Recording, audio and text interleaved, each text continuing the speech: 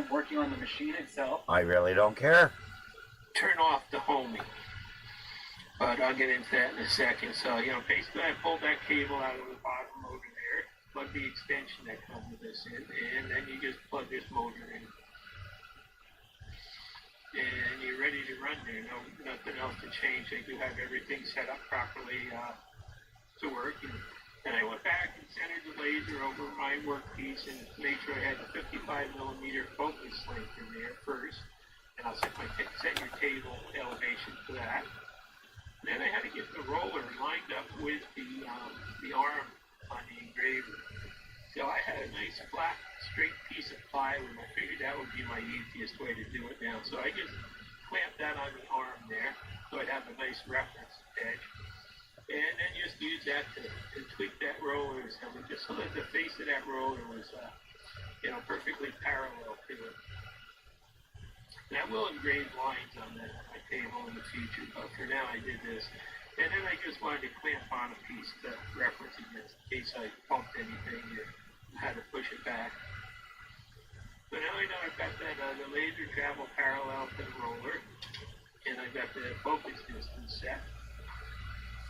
I'm just going to go back and take that laser and bring it out, and I'm using a straight edge here, vertical, and just try to eyeball it so you're right on the center of the part that you're going to be engraving. And once I did that, I actually took some of these little post-it type clamps and just put them on the extrusion up there, just to keep it from moving, because I have a habit of bumping into things and stuff, and this will keep everything all set in place. But now, if you haven't built any kind of an adjustable table or anything, you're going to need spacers under it to get it up off the table. And you may be able to build this great spacer right into it. But there I am, pretty much all set to go now, and just had to focus the laser when I fired it up. And you have to make sure that you disable those home switches. I'll show you that little keyboard shelf on my laser card here. They pin up a couple little steel brackets, so I got a keyboard mouse shelf there, and I finally got that cheap monitor mount that I found on Amazon, and I got the monitor on there. So this is a totally self-contained unit now for running both lasers. And when I do the longer parts, what I'm going to do is I'm going to run them that way. I'm going to turn the roller around the other way, and then I'm going to plug into that top motor there and run it that way. So now I've, pretty much got it all set to go and do a little burn. And what I did is I just fired up laser DRBL and turned it down on there to focus it. And I just called up one of my, the artwork that I've been burning on a lot of things lately. And, got that all set to go. And, I made sure I did disable the homing. And then I went back and just did a frame, and it does a frame just like you're on a flat surface, but it rolls it. And then I just went back through and I hit the run button, and now this is, pretty much actually my second time running it. But you can see it's really simple, and when you lay out your artwork, it's not working off the radius, it's working off the circumference of traveling this unit. So, basically you have to make sure that if you're going to do a full 360 on it, you have to make sure you figure out that circumference and, use that for the artworks. And I haven't tried that yet.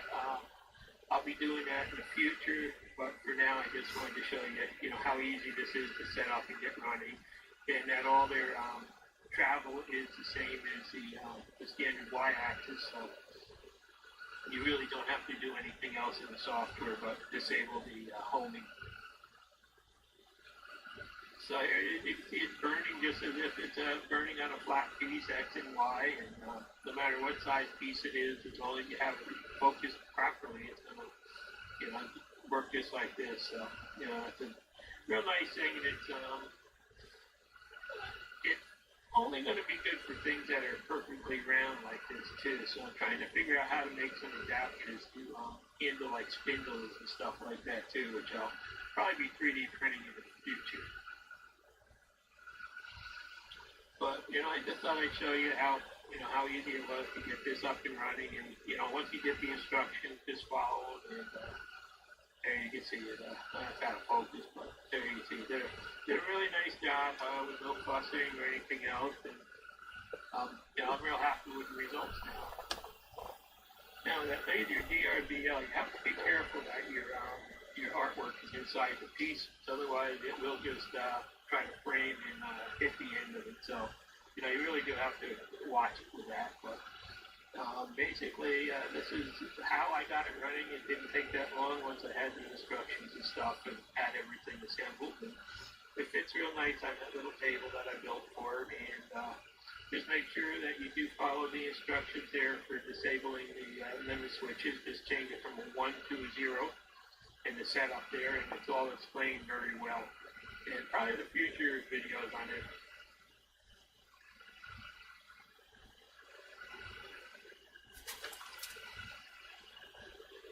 Welcome to Papa's workshop.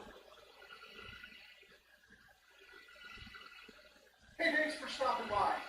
I'm going to get my rotary fired up today, but before I do that, there's some things that I need to make sure we set up in the software so when we lay out our designs in Lightburn and burn it on a 30-ounce tumbler, we'll be assured that our designs are going to go on the tumbler exactly as you see in Lightburn. Steps per rotation are pretty critical in that respect. This is a 30-ounce tumbler. It's 4 inches in diameter, about 12¼ inches in circumference.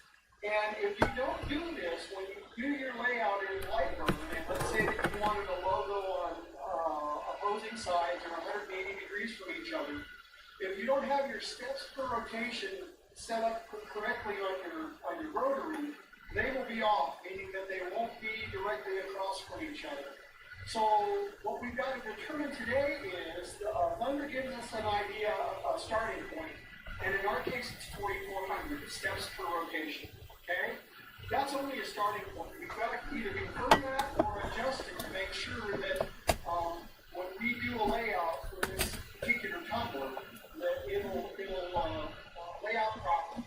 And I'll show you what it looks like where it's not right and how you fix it or how you dial it in. So stay tuned, we'll go ahead and try to get that done.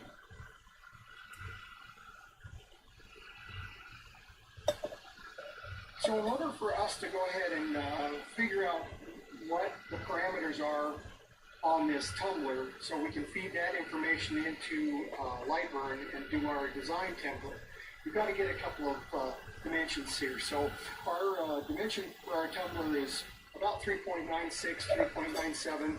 It's going to be a little wider with this tape on it. And the reason why I put this tape on here is the process that we're going to do.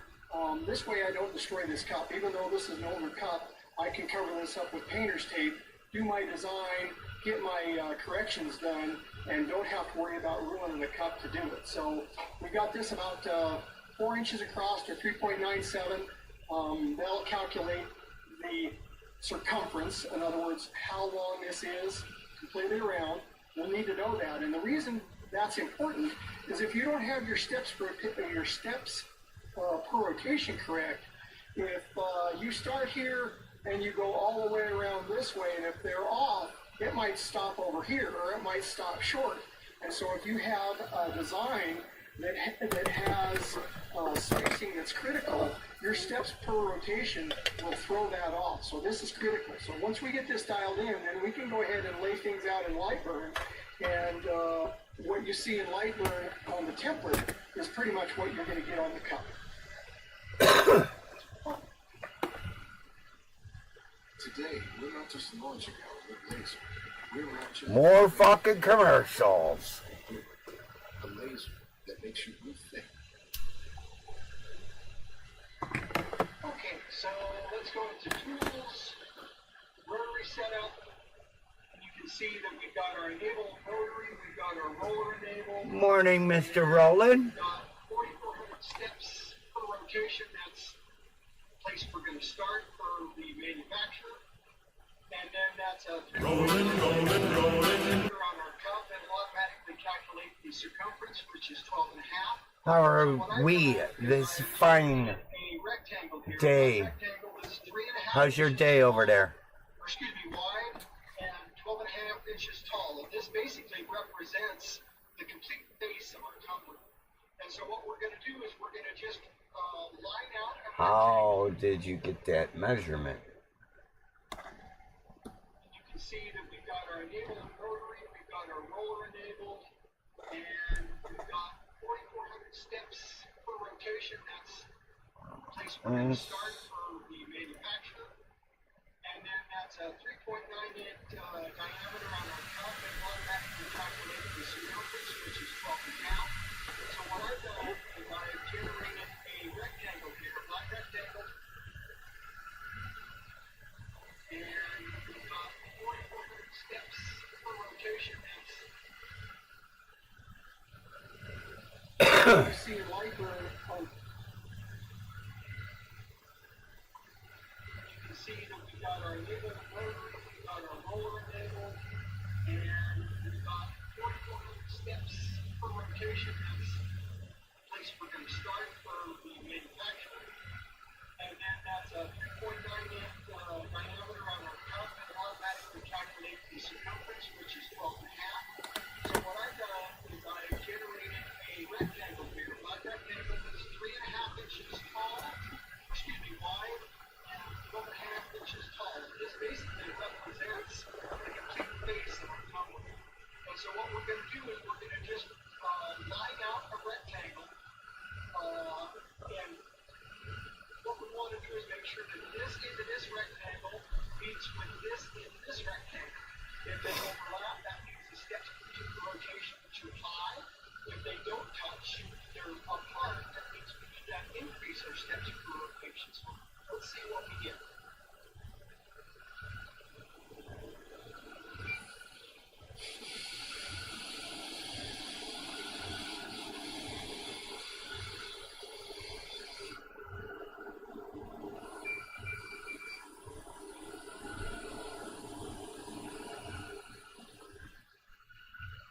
Okay, so we did our first test pattern, and you can see that actually we've overlapped this rectangle by about, probably 3/4 of an inch to an inch.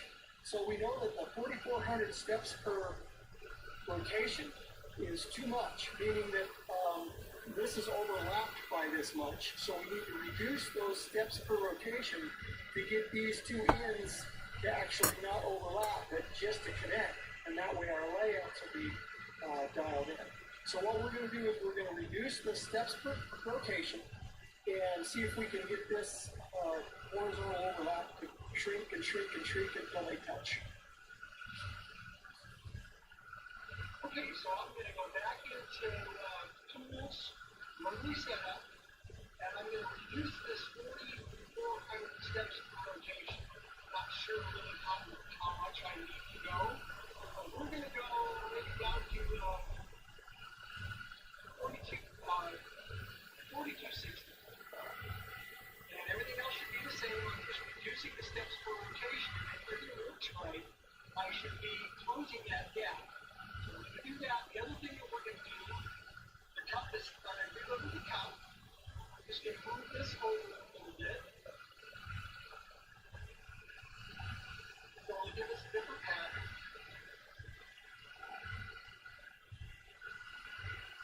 Let's see what that does. Okay, so we made a little headway.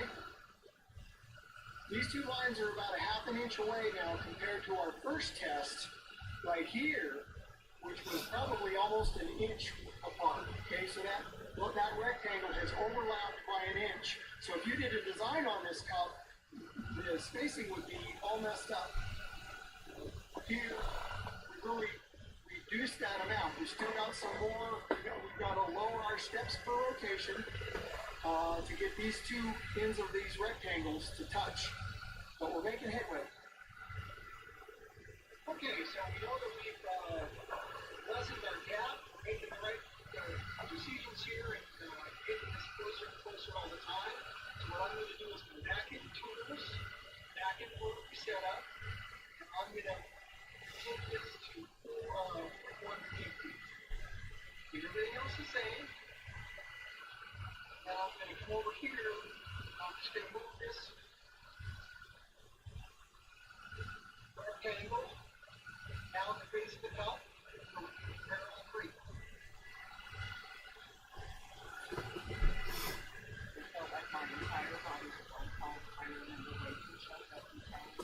really don't care about Chuck Norris and his fucking...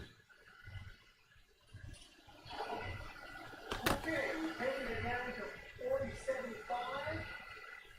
Send new file here. Left.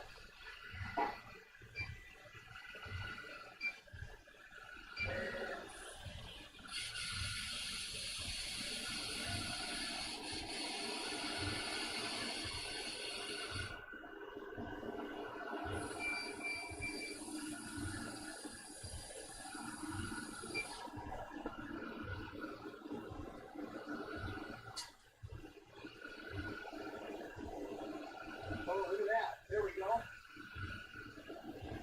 Pretty much touching right there. Two lines, they're just very far apart. Now the real test will be, I'll take this tape off, put some new tape on, and just do some simple designs. It should be 180 degrees across the cup, and we'll see how that works. Okay, so what I did is I got rid of the rectangle. 2 quarter-inch, this is 12 and a half inches from here to here. So I drew a quarter-inch circle here, a quarter-inch circle here. That's a half an inch. So there's 6 inches from here to this edge of this circle to the edge of this circle, and 6 inches from this circle, edge of this circle to here. And so we go ahead and engrave these 2 little circles and measure between them. It should be pretty close to 6 inches apart, edge to edge. Okay, so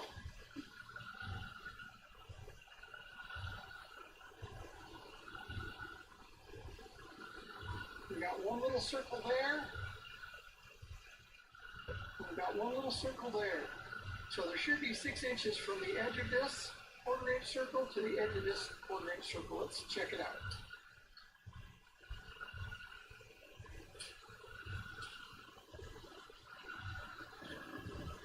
Excuse me. Yep, pretty close. And so with that being said, if you measure this other side, it's gonna have to be that. There you go. Just a little bit off. Close enough. And that's how you get your steps per rotation. Dial it a little bit better. Well, now that we've got our steps per rotation down, we should be able to go ahead and create some really cool designs on these numbers. Until next time, appreciate you stopping by. Don't forget to like and subscribe. Have a great day.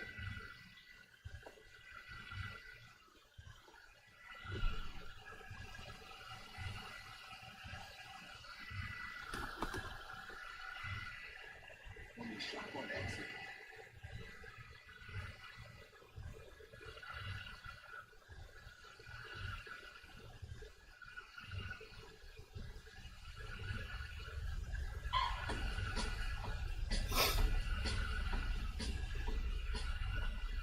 welcome to House of Lasers. We are going to do another quick demonstration or tutorial.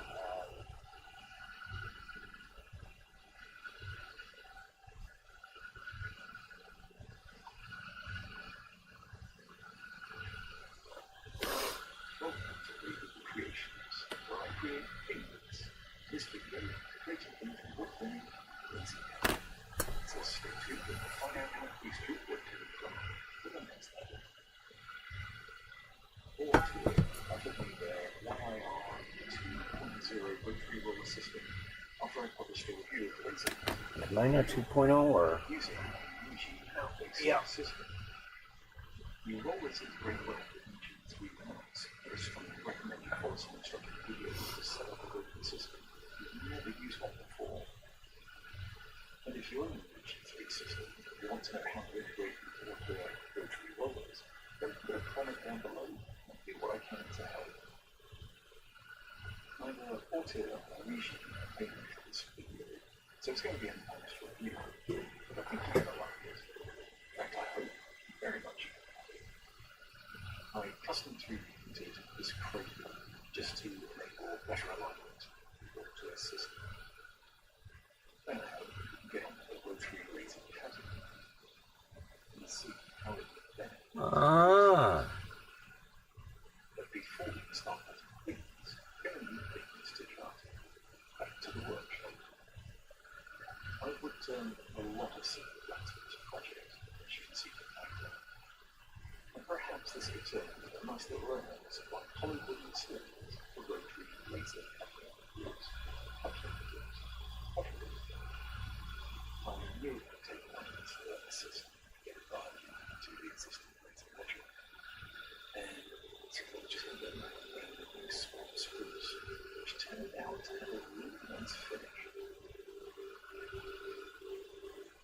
When thin and small spruce used to cut slightly larger than the size, and either seal this or sand it to your size. If you've got a lot of time to spend sanding it a lot, turn it into something really satisfying. The use of water rotary rollers is simple because it's consistent as possible by hand along the blades. The thickness chosen for the wall will be critical. It will depend Oh my god, this fucking... You'll slip around the center. Then you'll like a horizontal one that has an area then draw a box which has the same as the cylinder. And use L-shaped lines to test which height matches the circumference.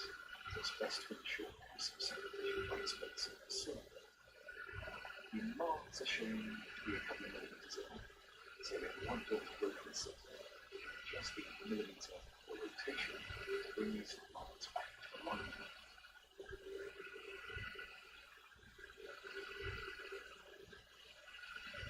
You can then run the alignment test again and further adjust this until the marks move.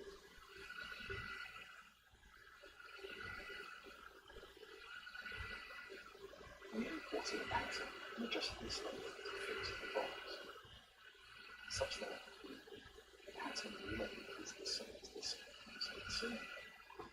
That is just a case of position precisely into the box. Of course, it's wise to check that the pattern does repeat itself before trying to burn or cut it later. Lightburn has a trace function. They only want to cut the outlines of this pattern. Once the trace is generated, the main image can be ignored. To check that the pattern does align around the cylinder, only with the trace lines and select two small parts that cross over the top and bottom of the box. I set the button for a low power burn. A laser will then deploy it from the top and then the bottom of the pattern on the cylinder, and that should be continuous on the actual cylinder. Assume that the ORTUR rotary rollers are properly set up.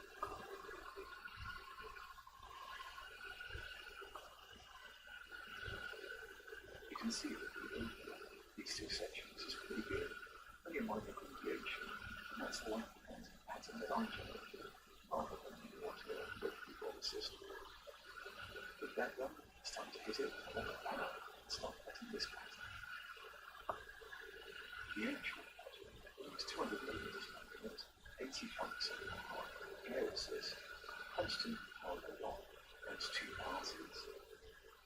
Now you have to be careful with the design, such that the pieces that are cutting do not fall out and interfere with the rollers, and then somehow dislodge the cylinder. I think this is potentially one of the main drawbacks to using the rotary rollers. However, this design is difficult. In fact, it gets real pain trying to remove the pieces off the fucking parts.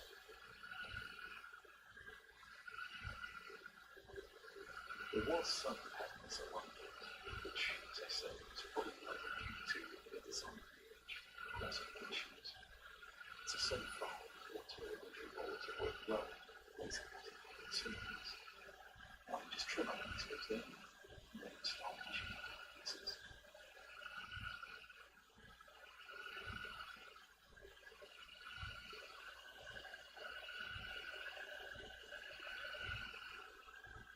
Hopefully, this will give you an idea of what we do makes sense method.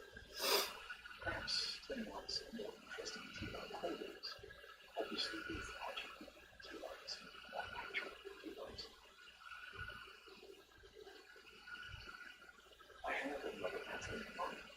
maintain the spine of the wood and then set back like those. You can see I'm using the wooden slits so that you can see. This was to stop scorch inside the surface. The run was going well until one of the pieces fell and jammed, so there's the rollers. If you leave it till 1 to 8 is removed, then you position the circuit and it's getting it through, and then resume the run. Although I've not shown it here, I do have ventilation over it there. Alas, it's not as bad. But I'm wearing the face mask for these used to use reserve streams, which I get the exposed to whilst filming all this video. The final effect was pretty awful, but because of having moved the circle during the painting run, I miss a lot of it and that caused a lot of issues. So the continuous area. Any news? Any news on what?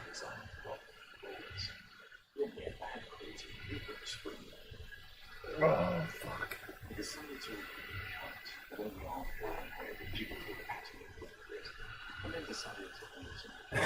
Just playing with the new rotary tool. Trying to learn and figure it out. In the world. I don't know, man. It's still fucked. Hasn't changed, Roland.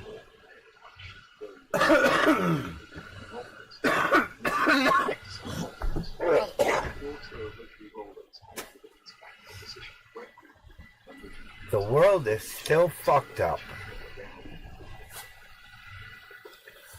Has not changed.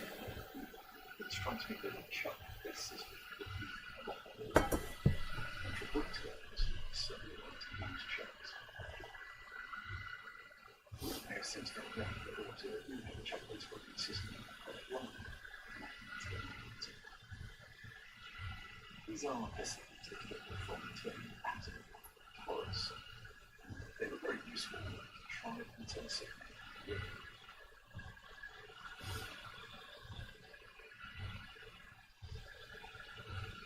I won't go into too much detail about working with this view. Only that it was mounted on the 10 turn, centered, cut, and centered.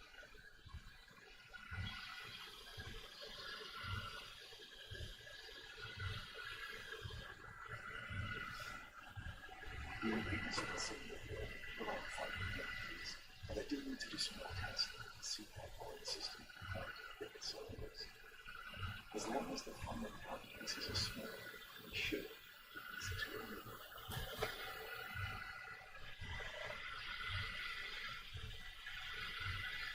Because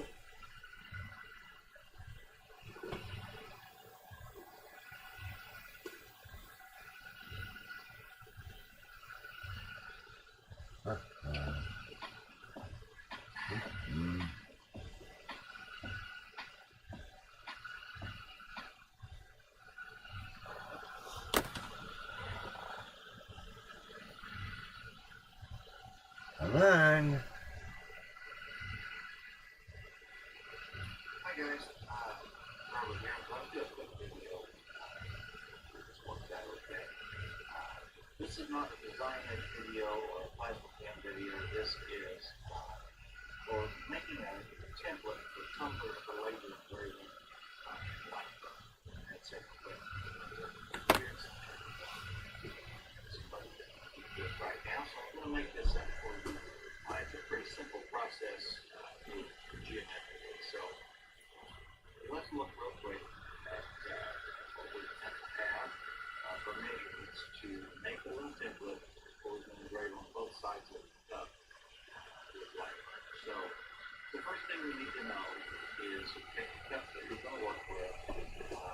Let's use the diameter. And so what I'm going to do is just measure this cup to see right at 4. Okay, so 4 inches will work like you can. We'll go with that. So then, the next thing I need to know is if there's a red at the top, how far down that comes. Okay, with that, it's about going to call it 5/8 so that we're not in the way. So we've got 5/8 there, down from the top, and then let's look from the top edge down about how far we can go to bring the regular area. Okay, and to do that, I'm going to say that's about 3 7/8. So go down 3 7/8. That means that the engravable area here is the 5/8 at the top of the ground. Subtract 3 7/8 like this. That's 3 engravable area. Okay, so that's what we're going to work with right here. We're going to go 3 1/4 for the engravable area height. We'll do a set the width in a moment. Know that we've got 5/8 that we cannot engrave on up here at the top, but I want to put it in there so I can reference my laser starting point from the edge of the cup, and I know that the diameter is 4 inches.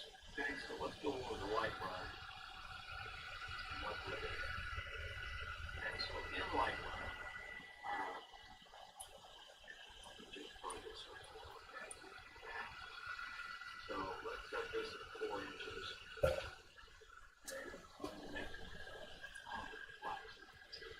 So with a 4-inch circle, this is the cup if I were maybe looking down from the top of it. And so I want to engrave on this side over here, on this left, and I want to engrave on the right.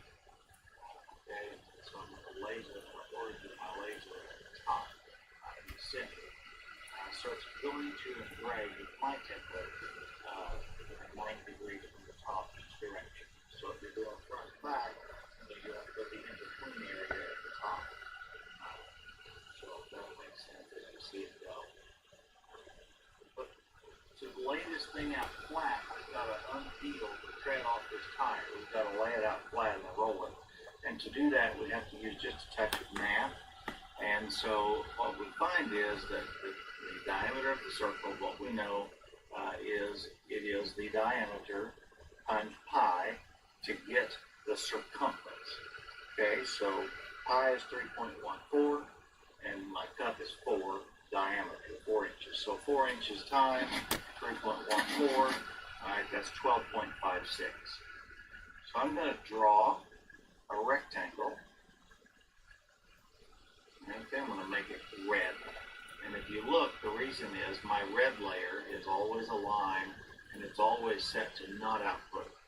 Okay, that way I can use this for my templates and not have to worry about messing up my cup. And I've got a layer that doesn't output, but I do reference from. I'm going to unlock this little aspect ratio padlock so that I can set the dimensions of this. All right, and I need, since I'm laying up sideways, I need the width of that to be the height of that little middle band. So that's 5/8, right? 5/8, which is 0.65, and the height is the circumference. All the way around the cup, that little band is that high. So that height is the circumference of the cup, which is 12.56. Okay, so there is a band drawn out, laying flat of the circumference of the cup and the band. Okay, so let me get this.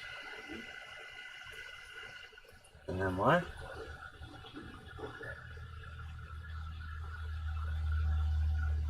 But all the way around the cup, that little band is that high. So that height is the circumference of the cup, which is 12.56. Okay, so there is a band drawn out, laying flat of the circumference of the cup and the band. Okay, so let me get this, maybe.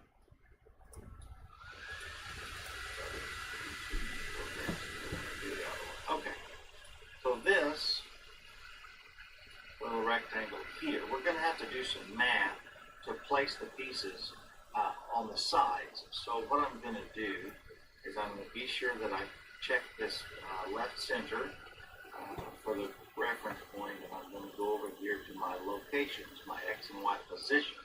I'm going to put 10 and 10 in So that now this little rectangle, my little green dot for my origin, is at 10, 10. So that'll come in handy for some math. So let me draw myself a little rectangle here. And this is going to be the engravable area of the cup. So I'll unlock my padlock, and I'm going to say a 3.5-inch width, okay, because it's a 4-inch diameter cup. You go much past the diameter wide, and you've got to really kind of roll the cup to look at the outside edges. So I try to keep it in 3.5. And keep in mind, this is just a template. So if I put a piece of art in that's 4 inches wide that hangs over the edges, that's okay. You can let it go on around, but for design's sake, I'm going to set it up to be 3.5-inch wide, and the height, you remember, was 3 1/4. Right? It was 3 1/4 because the top end was about 5/8, and down to the bottom of where we wanted to engrave was 3 7/8. So you subtract those two, or measure it, and you get 3.25. I'll lock this back so I don't forget it. And I'm going to rotate this negative 90 degrees, okay, so that that's laying it on its side now. If you're doing this development and your rotary's in the other way around, and you've got the chuck on the right-hand side rather than the left, then you'll just have to build this from the right and not the left. So you'll just be kind of nearer to what I'm doing here. Or you could build it like this and then flip it over. So, okay, so I'm going to grab my little square here, and I'm also going to grab it by the center and the left.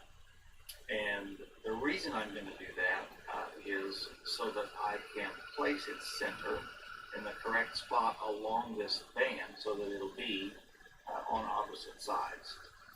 Okay, so my X dimension, well, I know for a fact that is 10 plus that 5/8 width, so 0.625. And so you see that slaps it against the band, like I would expect. Now up and down, I've got to go 1/4 of the way down, and then another one I've got to do 1/4 of the way up. That way it's on opposite sides of this cup. Okay, so you quarter it. I want one on top and one on bottom. Then I'm going to have to go 25% one direction, 25% the other. So I take the circumference, 12.56, and I divide that by 4 because I need to quarter up the circumference. I need to have it in 4 pieces. So what I'm going to do is divide that out, and that gives you 3.14 again. And this is relevant to whatever your real diameter is. Okay. The reason it works this way is because our 4-inch diameter, and we divide it back out, so we wind up with pi again. But don't let that throw you. It won't happen that way every time. So 12.56 divided by 4 is 3.14. So I need one of these rectangles to be 10 plus 3.14 for a coordinate, and the other one I need to be a 10 minus 3.14. Okay? So I can do the first one easily because it's 10, because that's where I set my little green reference. So 10 would be 13.14, right? So that will place that side in the correct spot. Now I can do a Control-C, Control-V, that went a little fast, and paste myself another identical square rectangle for the other side, okay?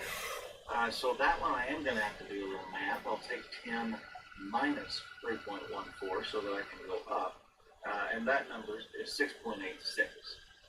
Okay, so my X position is the same, 10 and 5/8, 10.625. You can do the math in Lightburn also. I could say 10 plus 5 divided by 5/8, and that will get the same number. And then my Y position, remember, is 10 minus 3.14, 10 minus 1/4 of my circumference, that is 6.86, so 6.86. There it is. Okay? So all that work, now I'm done with the template itself. Now when you go into your rotary settings, when you load this later, you don't have to make yourself big notes, and you don't have to remember what the circumference of your 4-inch cup is, or go in and change by the diameter. All you got to do is come in here to your rotary settings, you select your top piece, all right, and it shows you its height is 12.56. So you go into your rotary setup, you're going to turn your rotary on. My laser is not connected, so I can't show you that. But you can go in, you turn your, enable your rotary, and you set not the diameter, but the circumference here on the bottom. Okay, set that to 12.56. And when you do the fractions up here of your diameter, it won't matter. Okay, and you tell that okay, and it's going to write it to your controller so that it will work. And if the diameter is fractionally different, it will make a bit of difference. As long as the diameter or the circumference here, the height of this piece, matches your rotary setting, then that'll be a full turn. Okay, so that'll work out right. So that's really all you have to do. And then when you import your artwork, if you've got DXFs or whatever you're doing, that is an idea. Yeah, there's a few things. And you can make my circle. So if I want to put that on this cup, all I've got to do is select it. And I'll of course have to rotate it. Make it on this one. And that flips it. Now the height of this thing is 7 inches. That's not going to work. Okay, so I'm going to need it about 4 inches tall. And that will be actually the width on the cup. So now I can put that over here on this side. All I've got to do is select my artwork, hold down shift, select my little square box, and push the center up video or center up button to place it right there in that spot. I had more artwork, I could center it up over here. Okay, and that's going to be the front and the back. You can do it in 2 steps. If you want to do one piece of artwork that's only on the top and the center, then you can center it to the box first, and then afterwards you can select the entire circumference and then only center it on the horizontal centers, and then that'll be right in the middle of the top. So there you see how to do it. That's the easiest way I know to explain it. It's not horribly complex, but that should get you a good process to make that happen for you. So thanks for spending some time with me, and hopefully that helps on your laser engraving of cups. Talk to you later.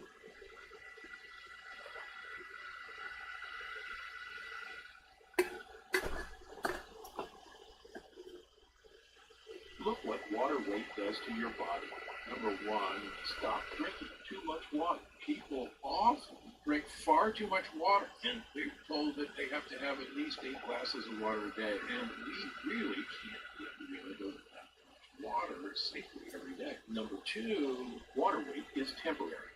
Women during their menstrual cycle will frequently notice that they'll have 2, 3, 4 pounds of weight, and it's actually a hormonal-induced change. Number 3, stop eating so-called healthy foods. We often hold on to water as a way of fighting inflammation. And there's some actual interesting papers that if you, for instance, take away inflammatory foods like tomatoes from someone's diet, that one of the first things they notice is the water weight comes off really quickly. Tomatoes. Now, remember, tomatoes are not a... Hey, it's Rich, the Louisiana hobby guy. You know, I've gotten a lot of questions in the last year or so about rotaries, and especially lately with the RA2 from X-Tool that came out, how to do double-sided tumblers, or, you know, tumblers that have graphics in different positions around the tumbler. Well, it's really simple to do, and I got an email last week from one of my patrons, Jeff Campora, and he had a special project that he had done, double-sided, and he couldn't find any information on how to get it done with the RA2. So today we're going to do it. I'm going to show you how to do it. It's the same with any roller. Doesn't matter what it is. But I'll show you on the RA2, and I'll show you on a regular roller how they come out. Yeah. And I will show you exactly how to do this in Lightburn to set up your template so that you get a perfect alignment every time. So let's jump over into Lightburn and get started. All right, so the first thing we're going to talk about is, let me bring in this tumbler and how we're going to use it. Let's pretend that this is the tumbler that you're going to use right here. And it could be any tumbler, it doesn't matter what it is. The first thing we need to determine is how big is the graphic. So let's say that we have a graphic that is 2 inches by 2 inches. So let's come up here. Let's put this into inches, unlock it, and we're just going to say 2, press tab, 2, press enter, and relock it again. We don't even need to relock it, doesn't matter. So this is our actual graphic, okay, 2 inches by 2 inches. And this is our tumbler over here. So what I'm going to do is I'm going to quickly trace this tumbler. And there we go. So there's our tumbler. Now let's say that this tumbler is 7 inches from top to bottom. Quickly what I'm going to do is clean up some of this stuff up on the top so that we have an accurate representation here. Alright, so we're going to come over here and we're just going to do the height. So the height we know is 7 inches from top to bottom. So I just did 7 and pressed enter, and of course it was locked. So now it's proportionately sized. So now we know from the top of the anodized part to the bottom is 7 inches. And this is a pretty good representation of our 2-inch graphic that we're going to put on there. That's about how it's going to look. So at this point, we have to determine where on the tumbler we need to take our measurement from. So if the graphic is going to be right here on the tumbler, then we need to take our measurement right here, across here, for our diameter, excuse me. So the diameter measurement is right here. Now if we were to take and put this graphic down here, let's say somewhere in the middle of that tumbler, and in fact we can absolutely put it in the middle, just like that. It's directly in the center now. Now we know that we have to take our measurement right here. And the reason for that is the focal distance is going to be different here than it is from here. So we're going to take a mean average, which is going to be right here. This is where we would take our caliper and make our measurement for the diameter of this cup. Does that make sense? Yeah. So now what we're going to do is we're going to come up here to the rotary icon. And if you don't see the icon, yours may have to be up here. It could be, anywhere on your workspace here. You can come into Laser Tools and go down to Rotary Setup right here. So now on your RA2, if you have the X tool, and it's going to be the chuck or the roller. So let's say we're going to use the chuck on this one. We're going to click Enable Rotary. We're going to come over here, and we're going to take our diameter measurement over here. Okay, so let's say we measured this and the diameter was, for argument's sake, 65 millimeters. Okay, actually let me put this into millimeters first, because that's what I like working with, is millimeters. So we'll bring this back up, and let's say our object diameter now, the measurement that we took right here across the center was, let's say it was 60 millimeters. Now it automatically calculates our circumference down here. And let's not forget that we have to turn on the Enable Rotary, and with the RA2, it needs to be the A-axis. Now if you have another roller, then you might have to use the Y-axis. If you're unplugging the Y-axis and plugging it into your roller, that's the one you'd select. On the RA2, you would select the A-axis because it has a separate port. So now we put our 60 millimeters in here, which is our diameter at the center, and we got this number right here, 188.496 as our circumference. Let's go ahead and copy that. We'll right-click on it and copy it, and we'll say OK. Now what we're going to do is take and draw a toolpath. Just like that, we're going to select it, unlock it, and in the width, we're going to paste that number that we just copied for the circumference. And we're going to press Enter. Now, what this is is our workspace. From here to here, think of this as a piece of tape. If you were going to take this and it was a piece of tape, and you're going to start right here and go all the way around the cup, and it would meet up in the same exact spot.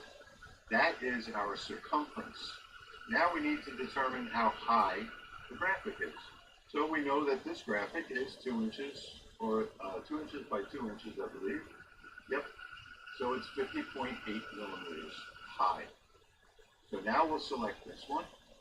We'll come to the height, and we'll put in 50.8 and press enter. Now we have our exact workspace. If we were to bring this over here, it's exactly the size of our graphic, and it will wrap all the way around the cup. Now, let's take a logo, any logo, it doesn't matter what it is. I'm going to use mine. And now, again, these are just toolpaths over here. This was just to describe to you how to get started doing this, okay? So we're going to get rid of at least one of those. Actually, we get rid of both of those. So what I'm going to do now is I'm going to determine where do I want this graphic. Do I want it directly in the center? Well, if that's the case, then I can just select this graphic and then press and hold down Shift, select this graphic, and come up to the top and hit the bullseye. And there we go. It's directly in the center. Now all I would need to do is size it to fit the area that I want it to. If I hold Control, it will size proportionately from the center out. There is my graphic right there. It's perfectly centered and it's ready to go.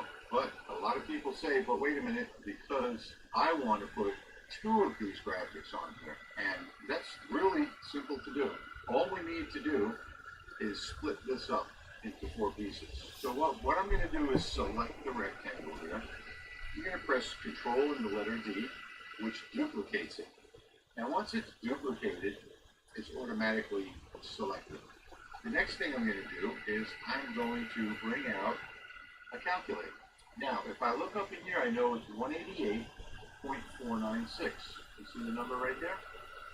So if I come over here, 188.496, and then I do divided by 4 equals 47.124. All we have to do is divide that number by 4. And I'll show you why in a second. So I'm going to copy that number.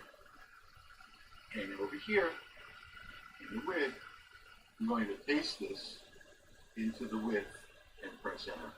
Now I have 1/4. So now what I'm going to do is press Control and the letter D again to duplicate it. It's already selected. Once I've duplicated it, I'm going to hold down Shift. I'm going to grab the outer one, and I'm going to line it to the right side, just like that, by using my align key right here.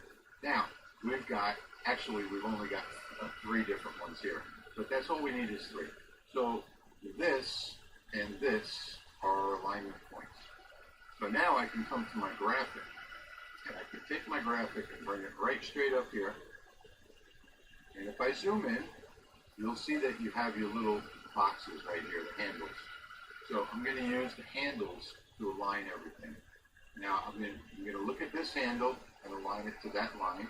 I'm going to look at this handle and maybe align it to that line. Well, I'll use probably just the top and bottom.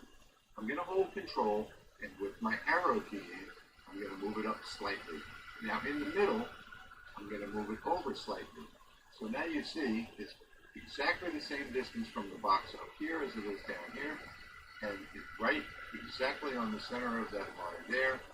And now I can hit Control and the letter D one more time to duplicate again, slide this over to here, get it aligned in the center, and there we have a double-sided tumbler. Now this is just our toolpath.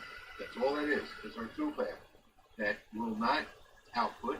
As you can see here, there's no output. All it will do is frame, and we don't even need it to do that. So we can even turn off the framing.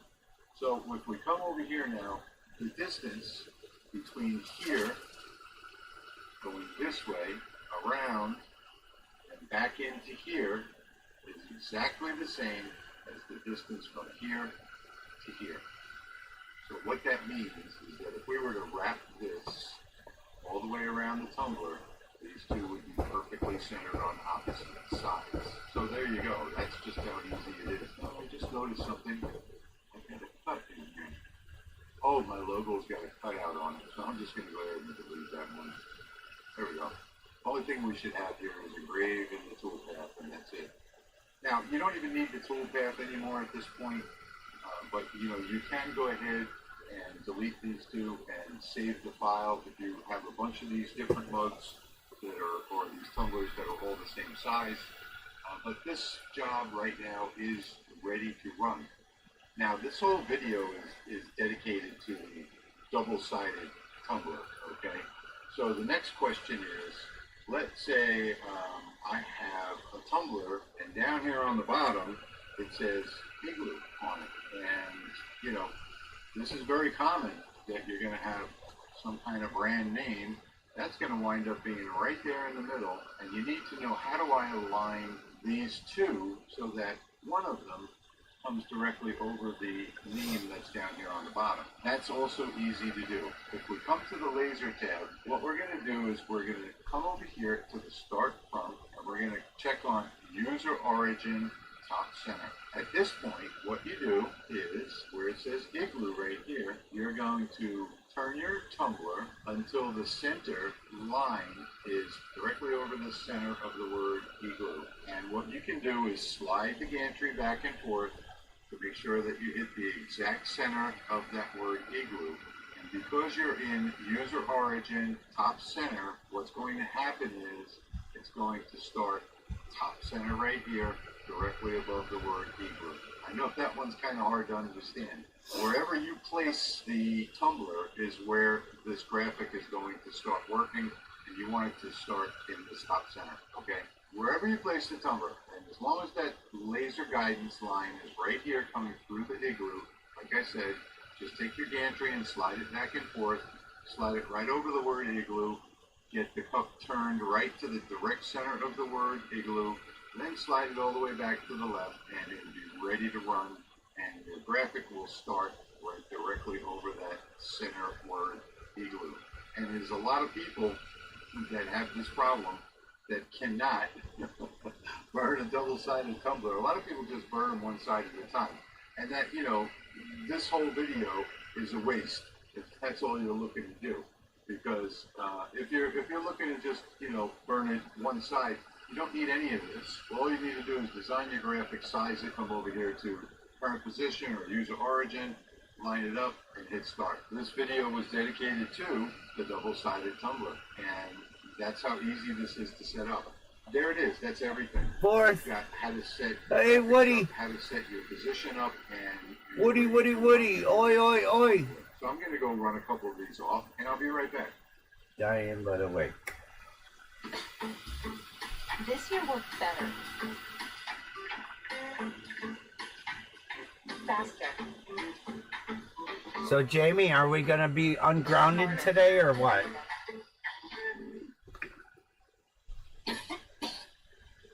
Look, NyQuil Vapor Cool.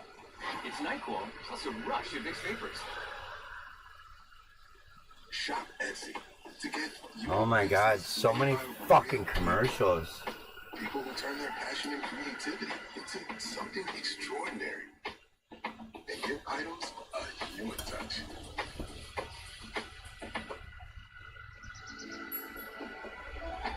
Welcome to the Waverhood. The Wayfair vibe at our place is Western. My thing, Jeff? There are a couple tips that I wanted to throw in there real quick, not to make this video any longer, but because I think they're important. So I've got my wife's design set up here, and I've got my template set up. Fuck is all this? So what I'm going to do Is is this come up paint? here, and I'm going to go to device settings. And the first thing I'm going to do is I think I'm it's gonna change paint. my white space scan Fuck. 50 millimeters per minute. Gonna try, And that's but really there's slow. really no That's guarantee. what I want. I want it to be really slow. Okay, so I'm going to say OK to that. Yeah. I'm going to double click on See what happens next time. That's all I'm gonna say. I put in here fill shapes individually down here at the bottom, okay? And the reason why I did this, and I put it at, this should be 308, 308 DPI. 308. Individually, I'm going to go 800 millimeters per minute, max power of 75. 800. This is a 5-watt diode. So I'm going to say okay, and let me show you the reason why I did this. So if we come back, 800 at 50%. That's fucking slow, man. Is that the laser is going to move the least amount of movements. Let's turn on show commercial moves here. So I really what I don't want is it going left and right like that between both graphics, because I'm going to use a regular standard roller with this one. So I want the least amount of left and right as possible. And you could even argue that you should change this from a scan angle of 0 to a scan angle of 90, and then do a preview again and watch what happens here. Now that took just a little bit of time off of it, but you'll see that there'll be less left to right rotation, where that tumbler is going to be spinning back and forth and actually walking down that roller. Now you don't have that problem, you know, with the RA2, because it's not going to walk anywhere. It's held in there by jaws. But you do have the problem with a regular roller, and this is probably one of the biggest reasons why people don't get good even burns on their rollers. So I should rotate back and forth. I should rotate the engraving to 90. Back and forth like this. Then the tumbler is going to walk down the roller. It may only be, you know, 2, 3, or 4 millimeters. 90. You might have it perfectly level, but that 2, 3, or 4 millimeters from here to here is going to make a big difference, and it's not going to come out right. So that's just a couple more settings that I wanted to touch on briefly before we actually get into the burn itself. And then finally, the very last thing is come over to the Move tab right here. And 800 this is one of the biggest problems that people have right here, speed. Some of you are going to know exactly what I'm talking about. When you go to start the burn and do the frame, the tumbler spins off the roller. Yes. It actually jumps completely off the roller. Well, this is your problem right here, your speed. What I'm going to do here is I'm going to lower this down to 50 millimeters per minute, and that is 50. The number that we're going to use. So it's going to be a real slow framing process. That's okay. I'm using the template so I want it to be really slow because I framing. don't want the tumbler to move Okay. on the rollers. If this speed is too high right here, what's going to happen is So it's 50. either going to walk left or right, or it's going to spin right off the I need roller a notebook. itself. So lower your speed down 50 to 100 and take that extra minute to do the framing where the tumbler's not going to move and you're not going to have any problems. Now we can go over and get that burn started and finally wrap all this up. Alright, so the setup part is also very important, and I've gotten the Diwali roller out, and I have found the center of the tumbler, and I've also made sure that the Diwali is square to the frame. So that's very important. Square to the frame, laser head, laser beam has to hit dead center, and I'm all set to go. Now, I did shim this up because I put my level on here to get it to dead center, and now that's perfectly level at the center. So what I did was I shimmed up the right side to make it level. And the reason I do that rather than keeping the whole accessory level is because the tumbler is going to walk, no matter how level you have it. As a matter of fact, if I can zoom in here, you'll see that I've used their champagne cup holder right here on the inside of the cup. So now that cup cannot move left, and I've got it just slightly higher on the right side so that if it's going to walk, it's going to walk left. But now I know for certain that it's not going to walk left because I've got that on the inside and it's hitting up against the metal. So that I think is very important. I don't always use that. I used to use just a block of 4x4 wood, that I put right there on the end and tip the right side up just a little bit so that when it walks, and these will always walk in one direction or the other, so I always tilt the right side. That's up the problem I had last night. Right side and make sure that it's coming up. And then I put a block of wood on the other side. So next what I'm going to do is I'm going to fire the laser at 1%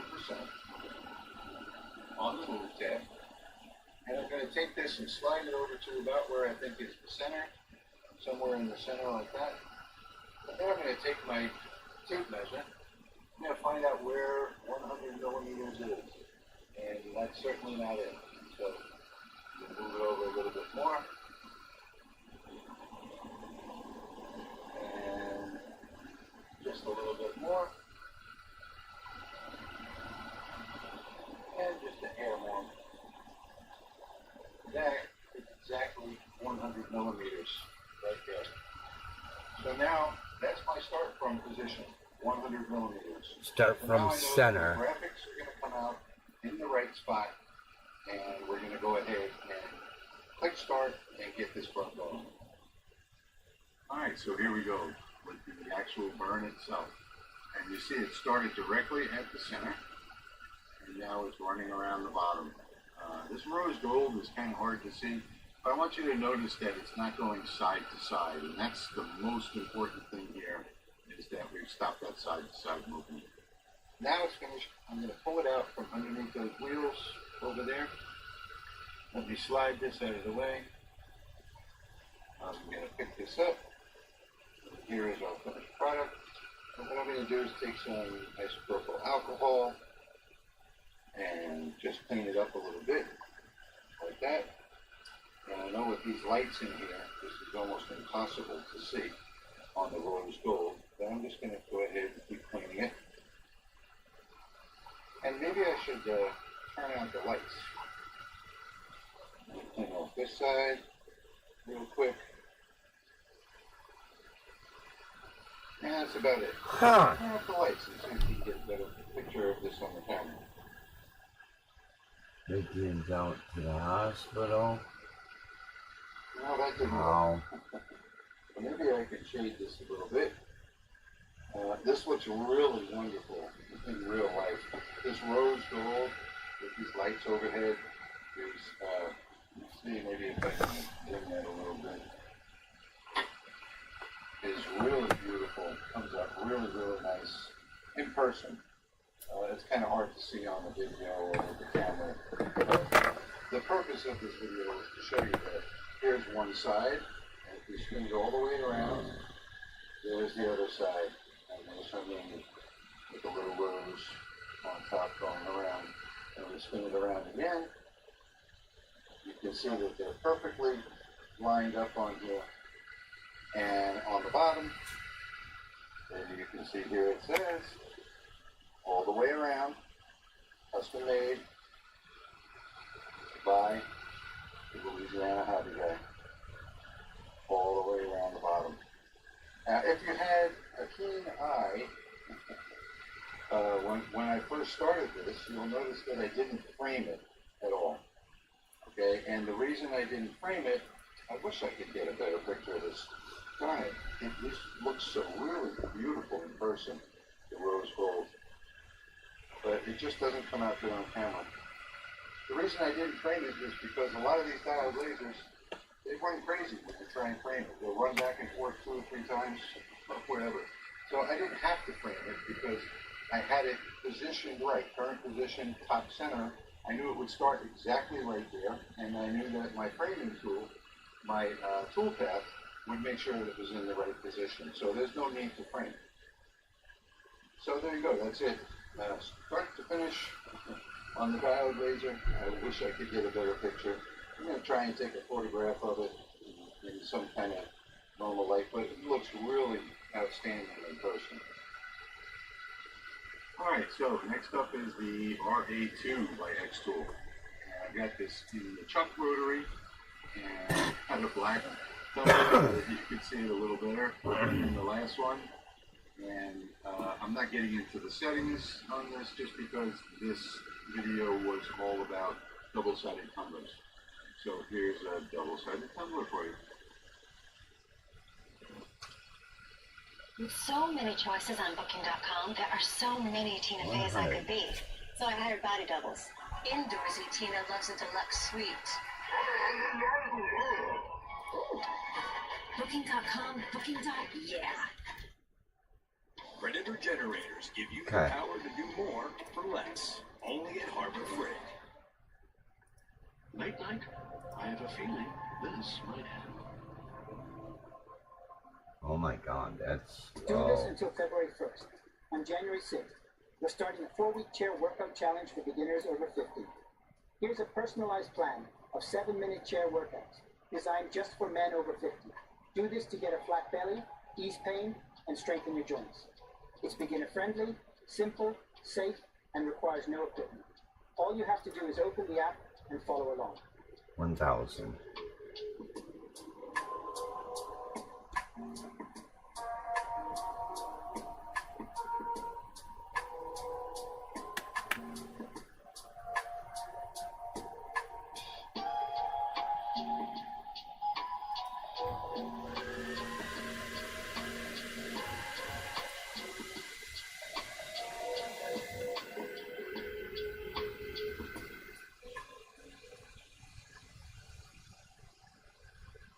Alright, well, let's get it open here. See what we got. And 2.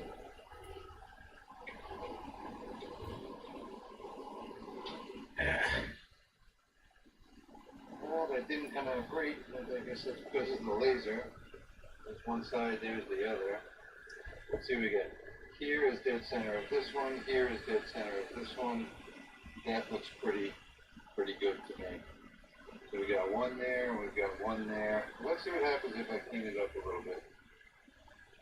So I'm just gonna take some alcohol and rub over it real quick. Because it never looks good when they first come off, you know that already. And, okay, well, how does that look?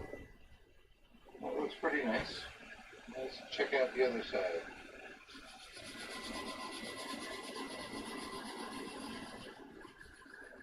I know a lot of people use other things, you know, like those pads, but I just use a little bit of alcohol, rubbing alcohol.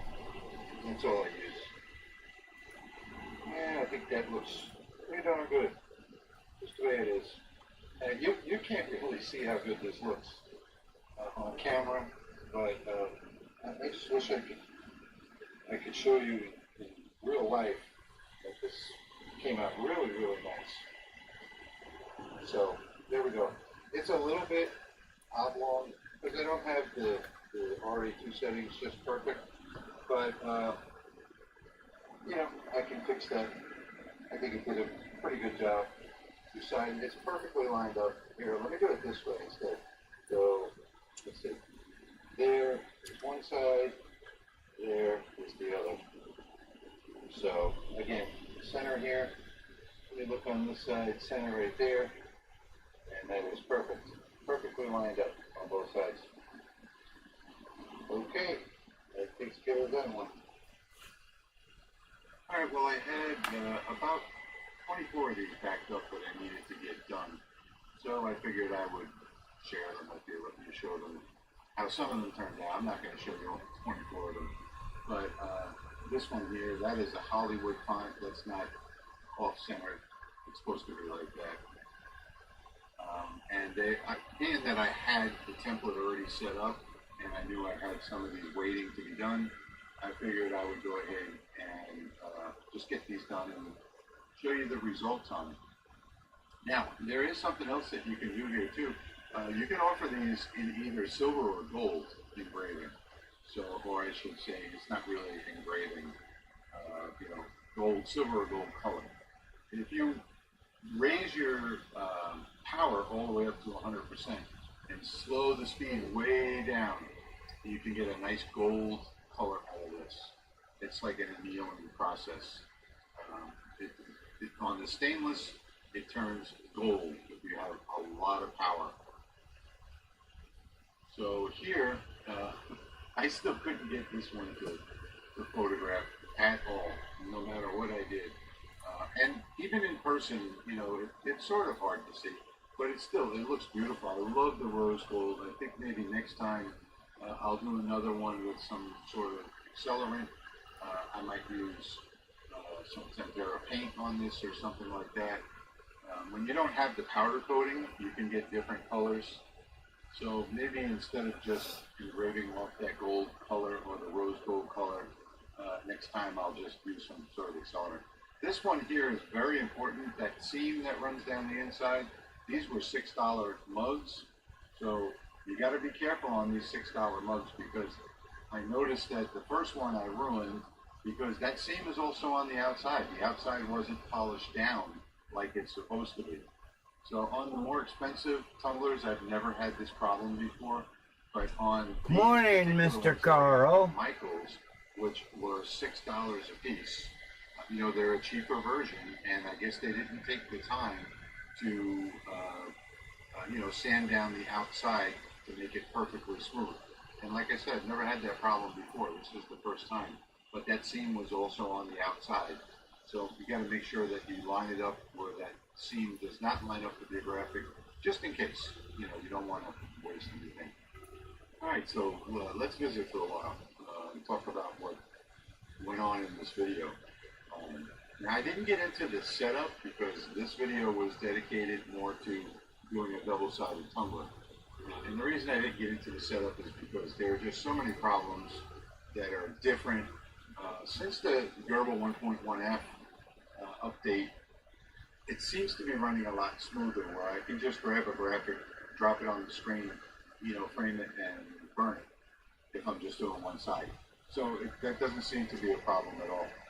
But oh my God, 35 minutes. Setups is always a problem, no matter what I do.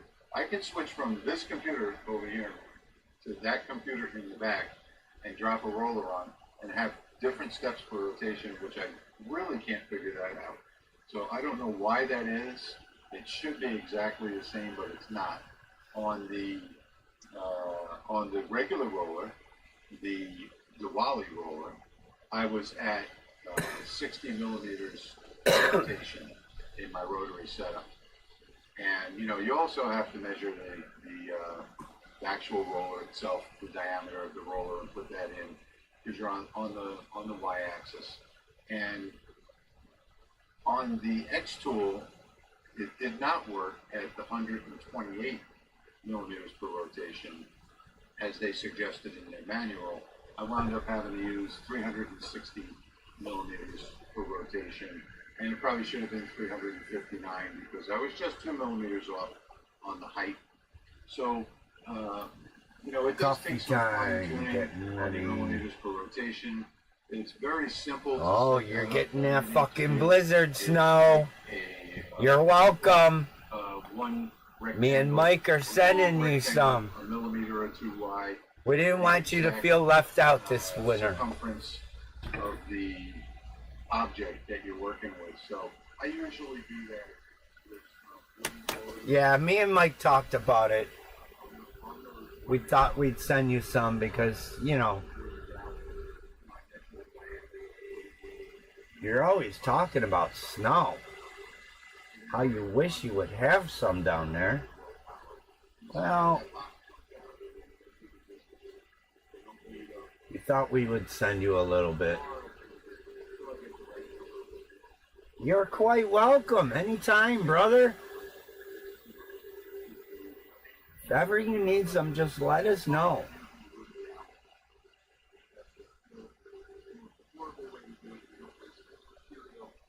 Me and Mike are more than happy to send you some.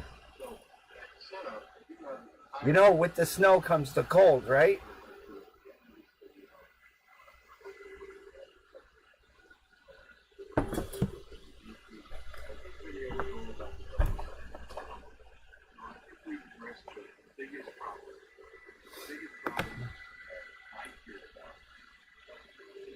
More than welcome.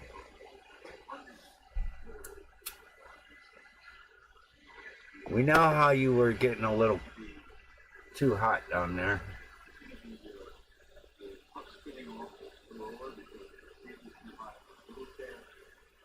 Oh, that's how it works. We sent Carl a care package. All of these things that I discussed, try to ensure that put all of these things into this video. So with that said, Sorry, Carl. You need the cold for the snow.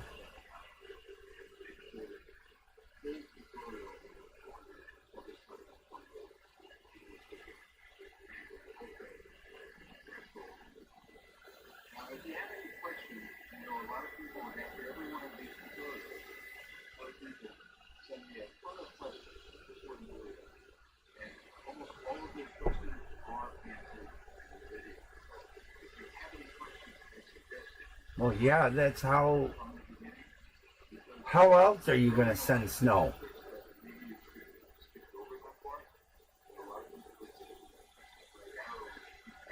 Can't send snow without a cold front.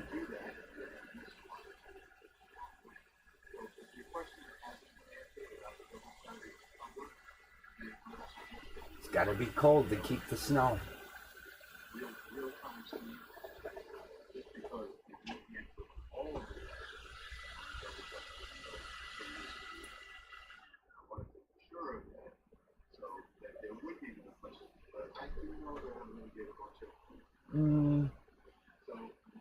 Where did it? There it is.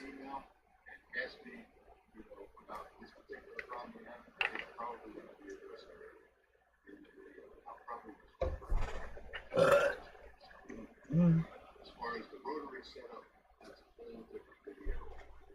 There are tons of problems. There's not so much problems with the textual roller. They seem to work pretty well.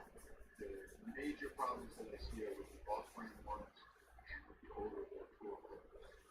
It doesn't quite make sense to me because they're just a stepper roller. So I'm not quite sure. I think maybe they just use different size stepper motors. You know, whatever was the cheapest at the time, that could possibly be it. Whereas the X-Tool is more consistent, they use the same stepper motor every time. I don't really know. But any problems with the setup are easily resolved just by running that test for your millimeter polarization. And once you dial in that millimeter polarization, you know, everything's going to work out. Anyway, it's another long video today. But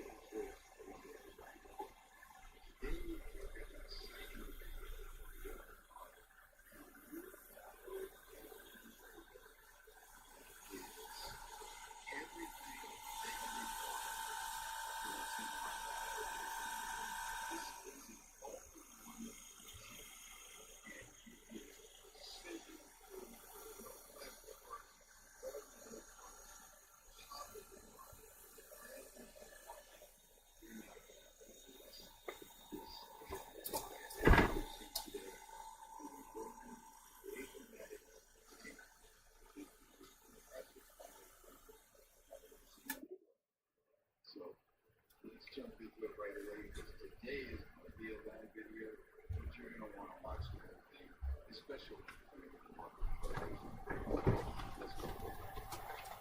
Alright, let's start at the beginning.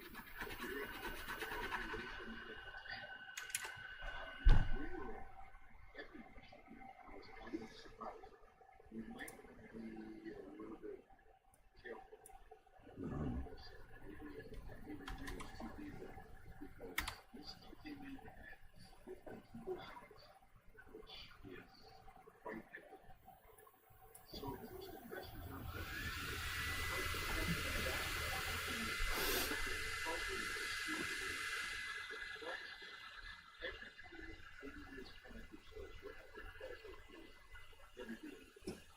Oh, I will.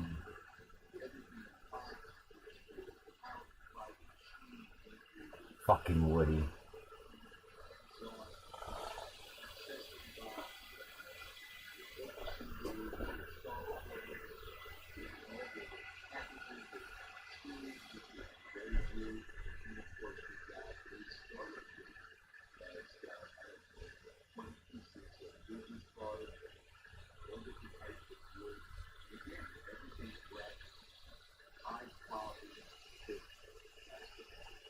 Fucking Woody.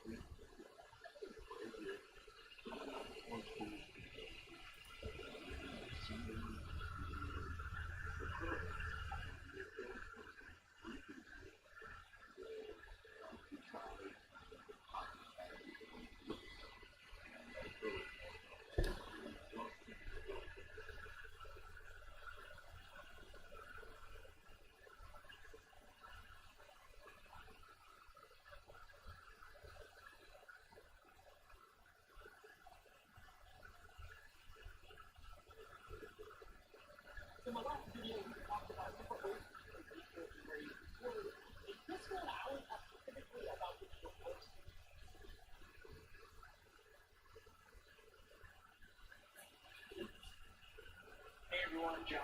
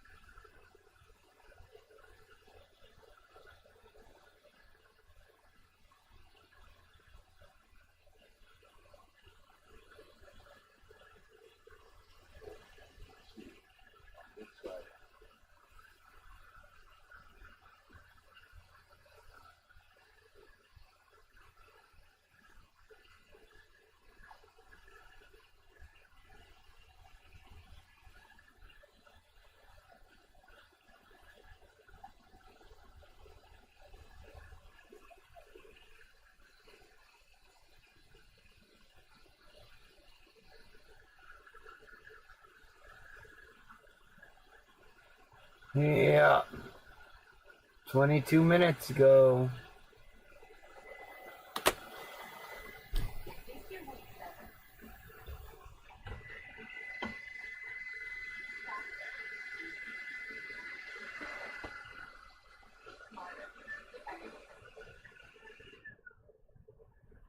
Have you seen this? It's absolutely insane. Look at the presentation of what's inside this can. All other canned tuna branch is shaking in the boots. This is natural catch yellowfin organic extra virgin olive. And it's like sushi grade quality tuna that's served with Michelin star sushi cuisine. All their cans are like this. I'll even look at Huh? this to show the consistency of this product. But first I'm gonna put this on a plate and break it apart. It's like a short rib falling off the bone. It doesn't even have that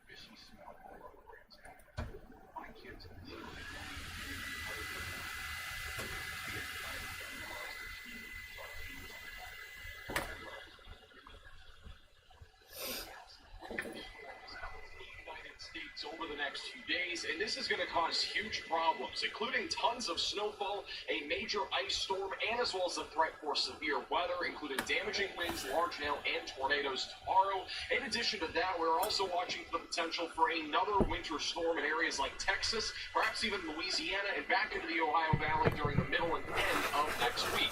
So in today's forecast, we're going to break down exactly what you need to know about the weather that will be impacting the United States over the next 7 days. And we'll begin with what's happening across the country today.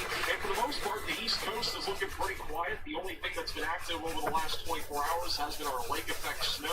We also had a few snow squalls move through areas like Washington, D.C. yesterday, and we saw a rare phenomenon called thunder snow. And we might actually see some of that today, tomorrow, and perhaps even into Monday across parts of the Central Plains, the Midwest, and the Ohio Valley once this winter storm really begins to ramp up. Back over in the Great Plains, things are starting to get a little bit more active. We have our big winter storm that is now crossing into the Rocky Mountains, and this is what's going to eventually transpire into a big winter storm. We are expecting the greatest impacts tomorrow and as well as Monday, but we will begin to see some light freezing rain and snow as we get closer to lunchtime today and even as we go into the afternoon hours. So things are about to get very active and very dangerous very quickly. By the way, if you see something in the background, that's my cat Cheese Curd. I did not realize that she was in the shot, so just a heads up, if you see something moving in the background, that is again my cat. Now let's go into the weather alerts across the country. We are beginning to see winter storm warnings and watches in effect for a large chunk of the United States. Winter storm warnings now in effect for Kansas, Missouri, Illinois, and as well as Nebraska. We have ice storm warnings also in effect across parts of southern Missouri. In addition to that, winter storm watches are in effect across the Ohio Valley. And I wouldn't rule out that we have blizzard warnings issued back over near Kansas City later today, as we are expecting a ton of snow in this area. And the winds are going to be strong enough to the point where there could be blowing snow. So blizzard warnings are definitely in play across parts of eastern Kansas and as well as western Missouri. Now, as we go through the day today, a big Did they say Missouri? Beginning with what's happening this morning, notice again we do have some light freezing rain that is beginning That's to rain odd. in parts of Kansas and as well as Missouri. Snow is also increasing across parts of the northern plains. Once we get closer to lunchtime, that is when the freezing rain is going to become more scattered and even at times numerous across parts of Kansas and as well as Nebraska. There will also be some sleet mixing in there. Eventually, as we get closer to about 2 to 3 o'clock in the afternoon, this will really start to ramp up. So again, travel impacts are going to become a lot more significant later this afternoon, especially to roads that are untreated due to moderate to heavy freezing rain that's going to be falling here across parts of Kansas and as well as western Missouri and southeast Nebraska.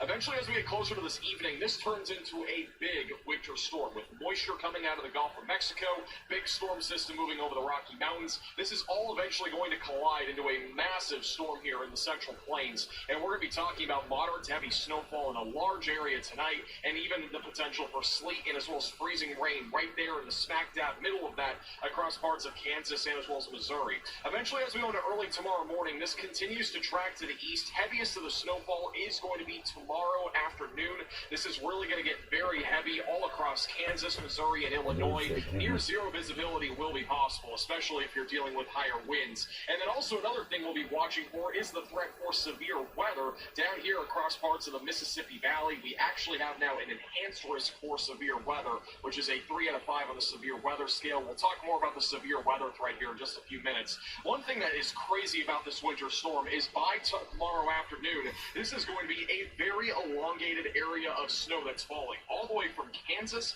into Virginia. It is very stretched out, and a lot of this will be moderate to heavy, so this is a very impressive winter storm.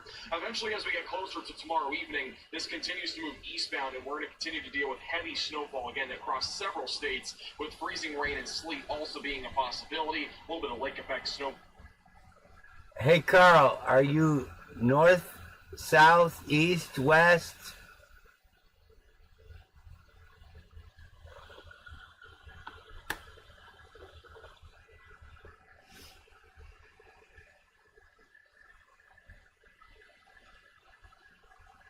Northwest. Yeah. You're in for it, buddy. By the way, we'll continue further to the north. Now, as we go late into Sunday night into early Monday morning, this will continue to track to the east, mostly just rain across the southeast United States. Heavy snowfall will be possible from Illinois, Missouri, all the way back towards Washington, D.C., and as well as New Jersey during early Monday morning. And then eventually, right around lunchtime, the snow is going to continue I would make sure you've 55 miles north of. I would make sure you guys got plenty of food. If you got a generator, get that ready. Yeah, you better prep, buddy, because you're gonna be. It's gonna be non-stop for a couple days for you. Make sure your car or truck has full tank of gas. That way if the power goes out, you can start the truck, charge your phone. We'll continue to see strong winds out of the north, which will lift the rain and snow line further to the north. So overall, there will be heavy snowfall, I think, around Washington, D.C. during the morning, and then eventually moves a bit further off to the north before eventually, maybe a little bit on the backside of this could also produce some snow. But overall, I think this will start to move offshore as we go into late Monday afternoon and evening, and then eventually by Tuesday, things are beginning to clear out for much of the United States. Now, you're probably wondering, how much snow are we expecting out of this winter storm? Well, the numbers actually continue to climb. We are expecting a pretty significant winter storm here, and there's a good shot that a large area will be dealing with between 8 to 14 inches of snow, anywhere from around Kansas City, back through parts of northern Missouri, and also back through parts of Indiana, and even also into parts of southern central Illinois. So a much larger area right now is going to be dealing with the potential for well over 8 inches of snowfall, and I think there will be some isolated locations, especially in northeast Kansas, that we actually could see over 16 inches of snowfall. So this is going to be, again, a big-time winter storm. Keep in mind that this is through Sunday night. We'll have a little backside of this winter storm that may bring a coating to a few inches of snow back over around and just to the east of Joplin, but for the most part, those areas are dealing with the ice storm threat. In terms of total snowfall accumulation across the Ohio Valley and as well as the mid-Atlantic region, right now we're expecting a swath again of between really 5 to 10 inches of snow at the bare minimum, but I think this area will be picking up between 7 to 13 inches of snow. I think back over here in southwestern Ohio could also be another spot where we see really significant accumulation. Again, maybe an isolated pocket, somewhere between 14 to 16 inches of snowfall. Areas like Dayton, Ohio, for example, definitely keep a close eye there. If you're back over near Columbus, I think more than anything, 3 to 6 inches of snow will be a possibility over there. And then back over near Washington, D.C., this is a place that a few people were asking me on my last video, what are we really expecting here? Because a lot of news stations are saying 2 to 4 inches of snow. I think overall this is going to be a tricky forecast depending on how far north the warm line essentially rises, meaning above freezing temperatures. But I think in this area, I would at least foresee 3 to 6 inches of snow. I think there's a chance, though, that we could even get more than that in the Washington, D.C. area and maybe even into parts of southern New Jersey. Now, in terms of total ice accumulation, we are expecting at least 1/10 of an inch of ice in a really large area across much of Kansas, central Missouri, and also back through southern Illinois and Indiana. Keep in mind, by the way, that this only runs through Sunday night, so areas like Kentucky are going to see ice accumulation pretty much in the entire state. You'll see that in just a moment. But back over in this area, again, we are expecting the potential for some big travel impacts. There will likely be several locations that are over 1/2 inch of ice accumulation, especially in southeast Missouri, where we have ice storm warnings in effect. So be prepared for the threat for some power outages due to this ice accumulation. Back over near St. Louis, I think we'll at least have a glazing of ice. If not, we could even have upwards of 1/10 of an inch of ice, maybe even a little bit over that if you are just south there of the St. Louis metro. Now, in terms of areas like Kentucky, Indiana, back through the Ohio Valley and the mid-Atlantic region, again, we are expecting the potential for ice accumulation across nearly all of Kentucky. So there will be slick roadways, especially if they are untreated. So take it slow on the roadways. West Virginia and as well as Virginia in general will be seeing the potential for at least 1/100 of an inch of ice, but there will likely be several areas over 1/10 of an inch of ice. Back over in Tennessee, it's a bit more of a question mark here, but I think we'll have at least a few areas with a glazing of ice. It should melt off somewhat quickly, especially near the surface, because we will have warmer temperatures that are going to be moving in behind this, and then eventually it'll cool down again. So I don't think we're going to see anything significant in Tennessee. Just be mindful that there could be some untreated roadways that are slick if we do end up seeing some ice accumulation there on Sunday. Now, there is also a threat of severe weather as we go into tomorrow. We do have now an enhanced risk for severe weather across parts of western Mississippi and as well as northeastern Louisiana, a slight risk across much of Mississippi, Arkansas, and back through Louisiana and Texas as well. Marginal threat goes as far north as even Tennessee, which is another area, again, that we might see a little bit of icing tomorrow night, so kind of crazy stuff here. Overall, the main concern for tomorrow will be the threat for damaging winds, but there is now a 5% tornado risk that is now in play for Mississippi, Arkansas, and as well as Louisiana, and I do think we have a chance of seeing a 10% hatched region, maybe near the Mississippi River. I wouldn't rule out an isolated strong tornado or two tomorrow, wouldn't even rule out a small-scale tornado outbreak. And by the way, there is a relatively high chance that we will be live tomorrow covering both severe weather and the winter storm, so make sure to subscribe to the channel and click the bell icon so you're notified when we do go live. And also, please leave a comment down below if you like or dislike the graphics that I'm using in today's video. These are completely different graphics than I usually use, so I'm definitely open to hearing about your feedback. And also, we've had a timestamp at the bottom right and also the legend at the bottom. A lot of people have been asking for that, so if you do like this sort here across parts of the Mississippi River, so there's definitely a chance that we get a 10%.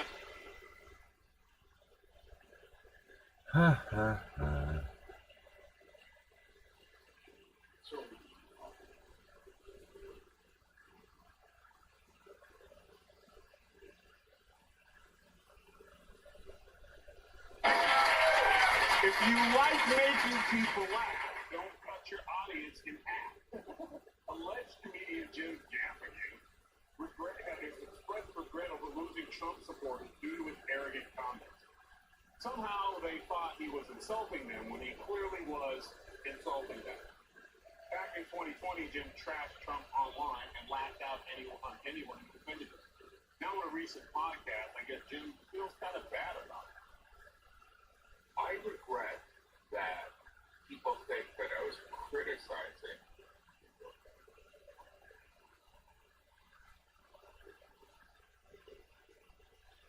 Today, we're going to turn this. This is the actual Oh my god. laser engraver and cutter. And here are my thoughts on how the machine compares to what used to be sitting here, which is a go for it. Today, we're going to turn this into this. Do you see all the cool engraved Yetis and water bottles and tumblers out there and think, oh, I really want to do that?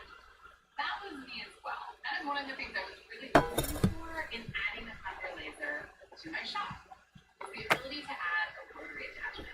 So today I'm going to walk you through all of the different things that you can set up the rotary. Tips and tricks to make sure you really get it set so that once you're done with it one time, you feel really confident making those tumblers over and over and over again. You can use this for glass, you can use this for all different things.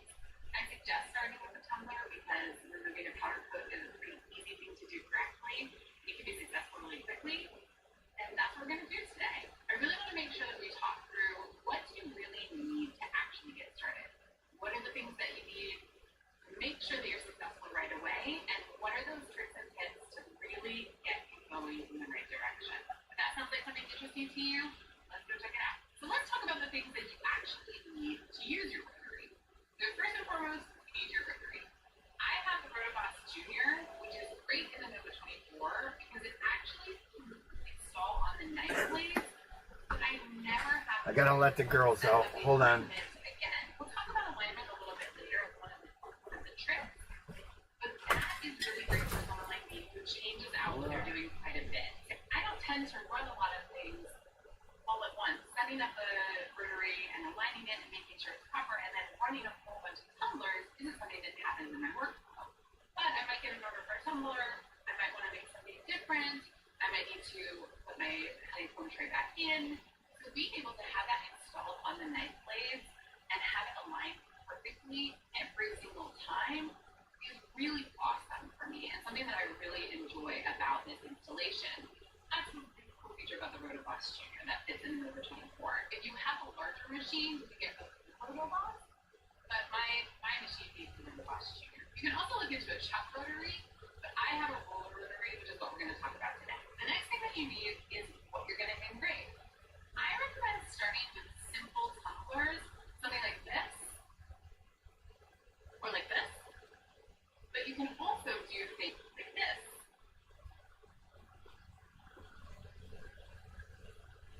Wine glasses, or larger water bottles. There are a few things that you're looking for in the items that you want to engrave, especially if you want to have success right out of the gate. You want to make it easy to understand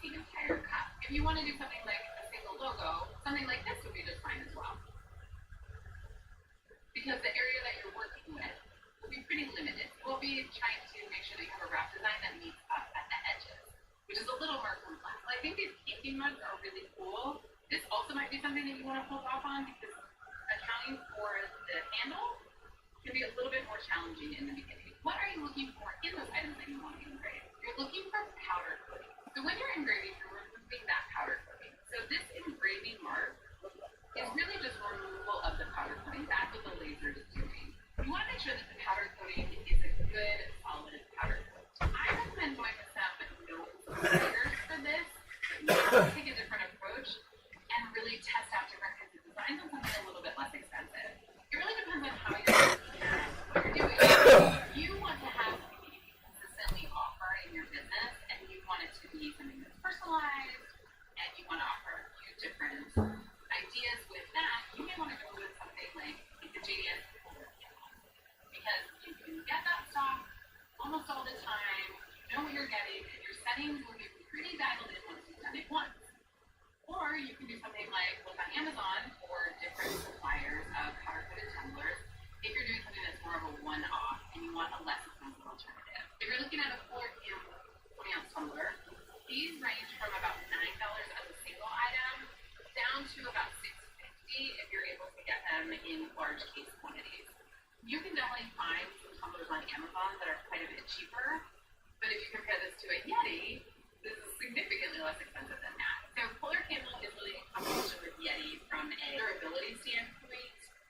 I found different blog posts about tests that have been done, and at a minimum it keeps things as cold and as hot as Yeti, but the tests would indicate that it does better. And it's not sponsored by JDS. I've done some little research and thought it might be useful for you. Just when I think about how I want to support my business, I like the idea that I can have something that I can really get comfortable and confident with and be really successful with, and then always be able to get it in stock. If I were to find something that I liked on Amazon and make something that I really wanted to be able to do over and over again, but I couldn't get that stock again, I might find that really frustrating. Also, the batch consistency might be a little more challenging, so you could look at that as an opportunity to really test something and learn something new. If you're working on wrap designs, or you want to try some wider placements, some different things like that, that might be a good reason to get some of those less expensive versions and then just sell off those items as a less expensive version. Just, you don't necessarily have the same quality control that you know you have with something like JDS. If you do want to engrave Yetis, you can do that as well. Make sure that you check before you start selling them what you are doing in terms of your marketing on those. I am not a lawyer, and I'm still a little bit confused about exactly how you can do this legally with Yeti names. The next thing that you need is a flexible measuring tape like this. Something that your mom might have used to measure you for a dress or a suit when you were younger. This will be used when you're measuring the circumference of the item that you're engraving for your setup of your template for your design. The next thing that you'll need is a level. This one was included with my Rotoboss, and I love it because it sits really nicely on top of my tumblers. So you'll need something to make sure that your cup is level. That's really important for your focus. The next thing that you'll need is whatever tool that you use to focus your laser head. So you can use your block of acrylic or your focal measure, whatever you use to actually measure that distance and get your focal height correct. I've seen a lot of videos that talk about setting at 7 millimeters, but from my discussions with other people who are familiar with this, I am still focusing at 6 millimeters and getting great results. The next thing that you'll need is a cleaner. So once you've removed that powder coating or you've etched your glass, you'll want to clean that up. I've been using the LA Awesome that you can get from Dollar Tree and just a magic eraser, but I've also heard good things about Endurance glue. You'll also need either masking tape or painter's tape. If you pick, you'll use this to outline your design or to check your specs for rotation to make sure that your design is going to turn out the way that you expect it. There's a couple of different methods for testing this, and I'll walk you through a few later in this video. If you plan to engrave glass, you might want to have some dish soap on hand. Dish soap is a natural fire retardant, so it's great to put on glass to make sure that you're not overheating using the laser to etch the glass. So those are all the things that you need. Now we'll go walk through what this setup looks like and how you're going to use all of these things to be successful with that first. First thing that you're going to do when you get your rotary out is you're going to go and look at the user manual and you're going to watch the videos on how to set it up properly. I recommend doing this because there are some details on the knife blades that Jason does a really great job of explaining in his videos. Much better than I would be able to explain it to you. But the goal there is to really make sure that the hangers or the rotary attachment are attached properly to your knife blades so that they don't move. So that once you get your alignment correct, you are good to go. I will show you the trick that I use to get my alignment straight, so how I ran the laser beam across. There's also a video by Robert Coffin who you can see how to change the speed of your laser. So if you're trying to jump it into specific spots, you can slow it down from the movie to controller. So I link that video as well. This is what the Rotobus looks like installed in my Nova 24 on the knife blades. So you can see here is the clamp holding the cup, the rollers that the cup will sit on in the back, the adjustment wheel. I've seen some concerns that this Morning, Mr. Mike. how your fingers sit, but you can just as easily. I hope we are doing better because it's 8 o'clock. That's the motor. One of the things that you need to do when you're setting up your rotary is you need to make sure that it is traveling in a straight line across the x-axis. So the way that I did that is that I used this line here, and I traced my laser across that line. So you can see the red light. I located in that line, and I traced it up and down that line to make sure that it stayed straight.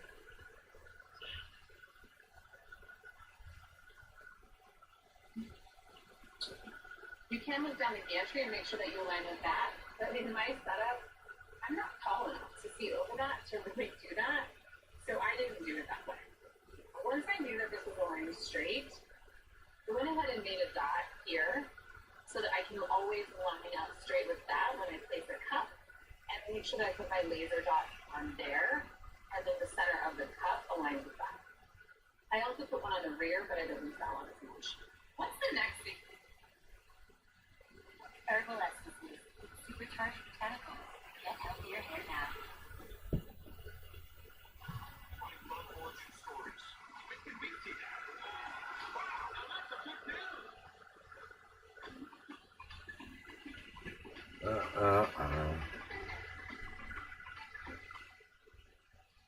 When you shop on Etsy, you'll find extraordinary pieces made by real. Next thing that you need to do, once you've ensured that your x-axis is nice and straight, you need to figure out the steps per rotation that your rotary travels every time that it makes a turn. This might get a little bit confusing because it isn't related to the circumference of your cup specifically. The only time that the circumference Holy of the cup fuck, matters in terms of your steps per rotation is when the neck of the cup that's resting on the wheels is different than the circumference that you're engraving. So if you do something like this, where the neck is actually resting on the wheels is a different size than this, that's when your steps per rotation will change. Once you've determined your steps per rotation, you really don't have to change that very often unless you're doing something, again, where the neck that you are resting on the wheels is a different size than the body of the engraving.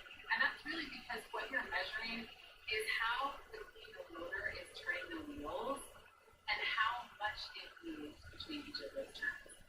When you make your design will tell the laser what to engrave in each one of those steps, but those steps really tell the laser how fast everything is moving.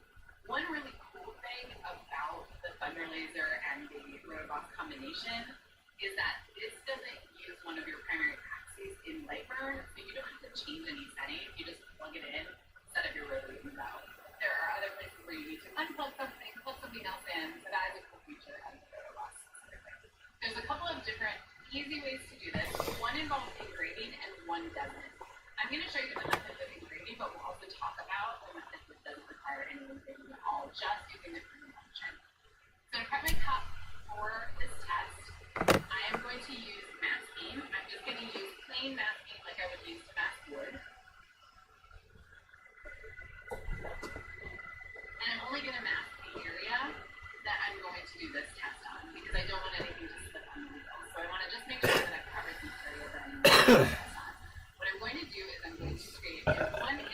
finishing coasters. that I'm going to measure. How'd them keychains turn out? Good? Millimeters by 25.4 millimeters.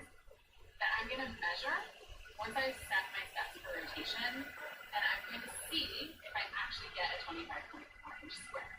25.4 millimeter square. If I don't, then I need to adjust my steps for rotation until I get that right. And I'll share with you a formula that I found that gets you pretty close in that math, and so you can dial that in a little bit more.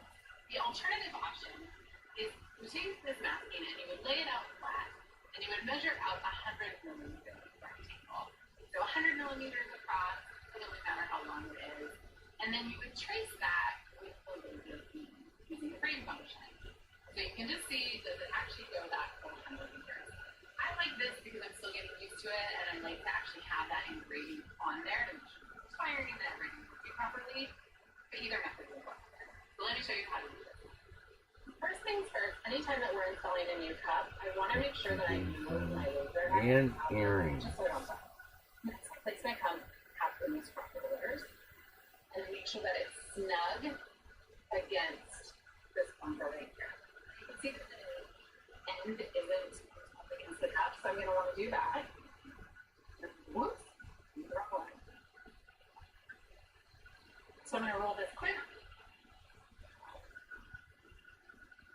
And I'm going to bump it all the way up against my cup. Once it's tight against my cup, I'm actually going to go and move it back slightly until I can see just a little bit through the roll, just so that I know that it's not going to bump up against it. Okay, so now that's set up for me to do this test. I'm going to bring the laser head to that dot that I set up.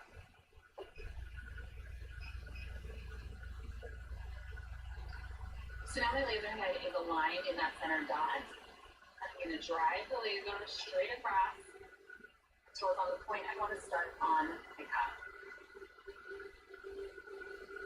So now I'm going to make sure to set my origin.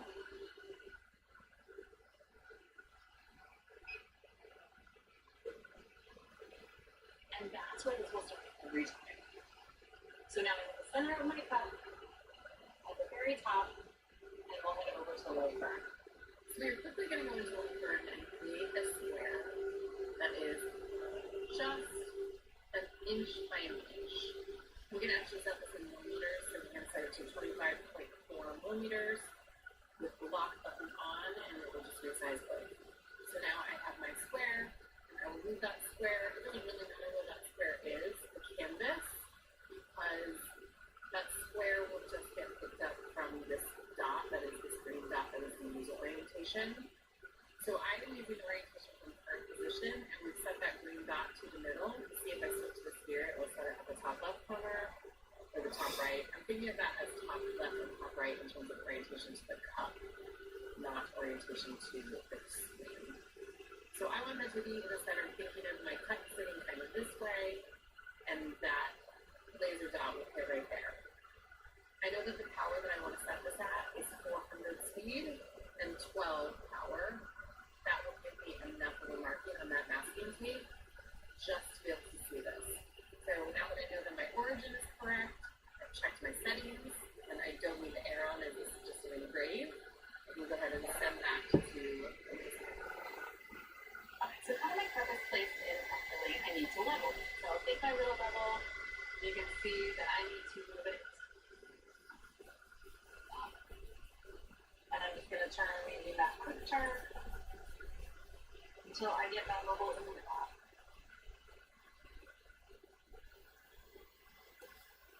Alright, so that looks good.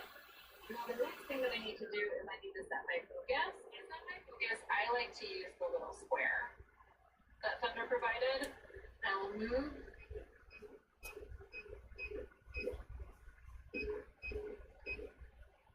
up until I'm close. But now that I'm close, I don't want to risk having my head crash. So I will just loosen this until it touches down, and then I'll tighten it back up. And then I can remove my square. It's nice and tight, and I'm ready to go. The first thing that I want to do when I get my file in there is I want to use the frame button.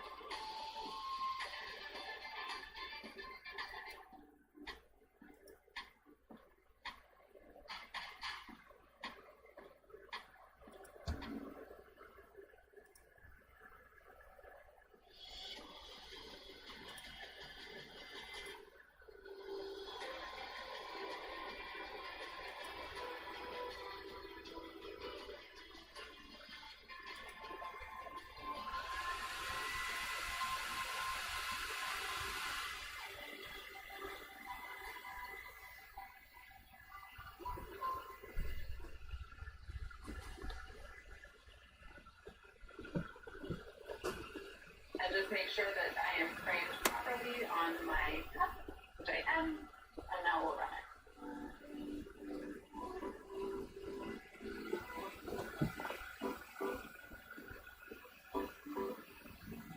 Alright, now that that job is finished, we are going to measure this full square. Now, what we're looking for is that steps per rotation got us exactly 25.4 millimeters square. If it were more, then we would need to adjust it, or if it were less. I'm going to put a formula down in the description that you can use to start adjusting your steps per rotation if you're off. This one came out perfect though, so we don't need to do that. So let me show you. Well, this is really difficult to see on the camera, but it was a perfect square. I'm going to show you another method. Next method that you can try to get your steps per inch, if you don't want to do any engraving, and if you trust your ability to draw a straight line a little better than I do, if you can draw a straight line and then test that. So in this case, it's 50 millimeters, and we will draw the frame of a 50 millimeter box on our laser and use the frame function to see if it lines up with that. Because we're going to trace the line using the frame function, in this case, we actually want the origin set right at the end of the line, then in the center. And make sure to use the left corner in our design light burn. So now that I go down on my file, I can use the frame function and watch if the laser makes a nice line.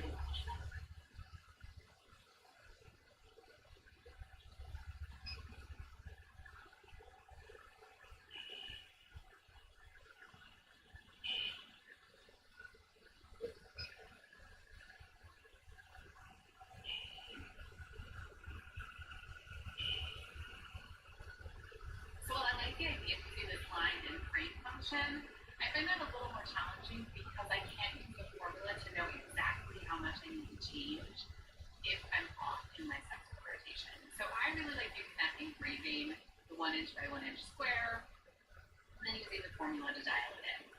Now, granted, because the formula doesn't get me exactly there, I may have to go a couple of different times, and in certain cases, close enough will work. But you will want to play with this, especially if you're doing really fine design or wrap design that you need for the edges to mesh together to make sure that your steps per rotation are as accurate as they can. I personally like working in millimeters because you can get more accuracy than in inches. So that's why I would suggest using millimeters as well. The formula also works out in millimeters. The closer you can get on your millimeters, the better how it's going to be. So once you have your steps per rotation dialed in, you're pretty much ready to go. And to really get started with all of the different things that you want to do. That step per rotation will work for, it should work for anything that is one circumference. Right. And there are tricks that you can use when you start to get fancy for things that may taper more, but really you should still be able to use that same steps per rotation. Again, if you are going to do something with the next different size, you will need to recalculate the steps per rotation. And that's really the only thing that you'll need to do. And once you've done it for that item, as long as you keep track of that, then you can use that over and over again. You won't want to change the diameter of your wheels, because those don't change. You just want to change the steps per rotation, I think. So now that we've checked that steps per rotation, let's put it to the test and try something else that is all one circumference, another 20 ounce tumbler, and see if we still get that perfect 1 inch, 25.4 millimeter square on some other item. I'll set that up and then I'll show you. I set this cup up using all those same steps that I did. I lined up my laser view back to that and got it straight on here, re-leveled the cup, and retook the focus. I will say, make sure if you're doing tumblers, as a good habit to move your origin to the top left corner when you're done with something, so you don't have to actually putting something taller in if you're turning off and off in between. So if you already have that square sent, we can just go ahead and find that file.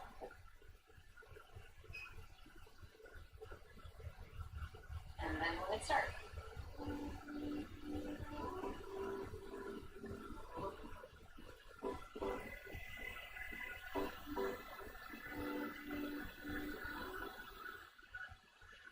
Okay, I know this is difficult to see, but you can see that little engraved square. That is, it looks like it's actually 26 millimeters. So I might dial this in a little bit tighter if I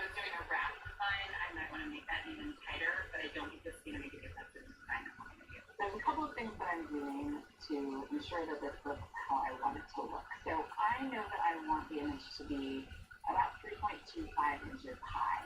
And that's just from some tests I've done. So I made the image 3.25 high, and then I rotated it 90 degrees. I also know that I want it to be offset from the top of the cup by about a half an inch. So I made a box that was 3.75 inches high, wide in this case, so that I could offset the image from that. And then the origin of my job will start at that central point that I am deciding, and then it will start actually engraving down that half an inch.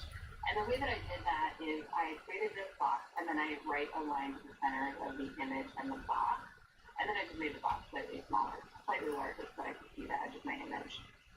I won't be outputting this line, but it will determine where this image is placed.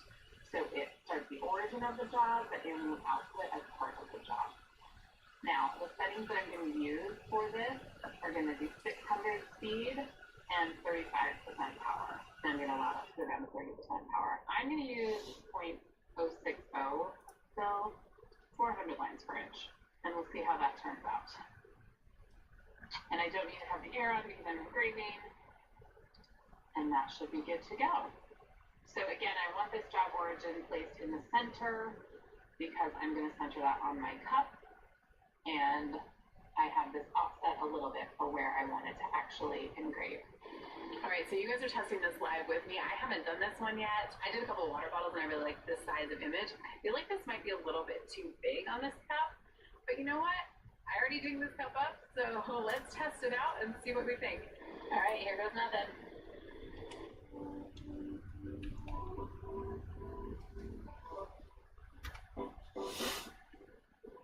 Another scammer in Facebook. Only 9 friends.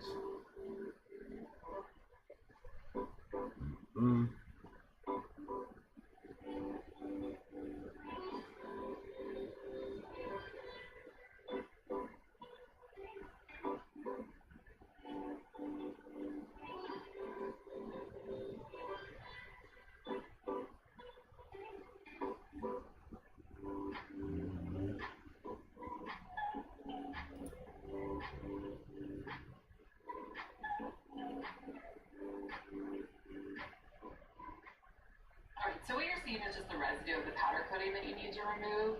So it looks really scary at first, but then we just spray it with some of our LA Awesome. We'll let it sit there for a second or two, and then we just take our magic eraser, wet it, and wipe it down.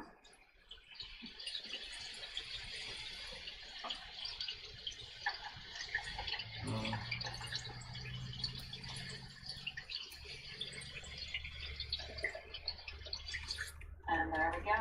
Nice, clean engraving. And I even managed to cover where I had my head crash. Now that we've cleaned up our cup, we're done. That's your first tumbler. You can do that probably start to finish in an hour. I took a little bit longer because I struggled a little bit with getting my hangers correct on my knife blades within my rotary. But after that, everything's pretty simple. I do recommend that you start with a straight cup or a not so tapered tumbler just to be successful and not to have issues with your focus. But that's a pretty easy first project. And all of those tips on how to make sure that you get your steps per rotation are really the big thing here in making sure that you're successful. Once you have that steps per rotation down and you know how to calculate it and you know how to look at it in any different version that you run into, you'll be successful with all of your different rotary projects. Let me know in the comments if you think this image is too big, or if you're really a fan of the dark side and you wish that I had used synth symbol instead. If you are starting a laser business and you would like some support in a group that is really focused on how do you make a profitable laser business, what are those things that you need to do, what are those tips and tricks to really get you as successful as you want to be as quickly as possible, we have a new Facebook group. It's hosted by myself, Jacqueline Kyle of the Fable Tree, and John Kykop, and you can find all the information for that down in the description below. If you're looking for inspiration on starting a successful laser business, you should check out this video with Sarah Heap. of Heat Design Co. and learn how she really grew her business in a Huh. smart way to something that is super successful today.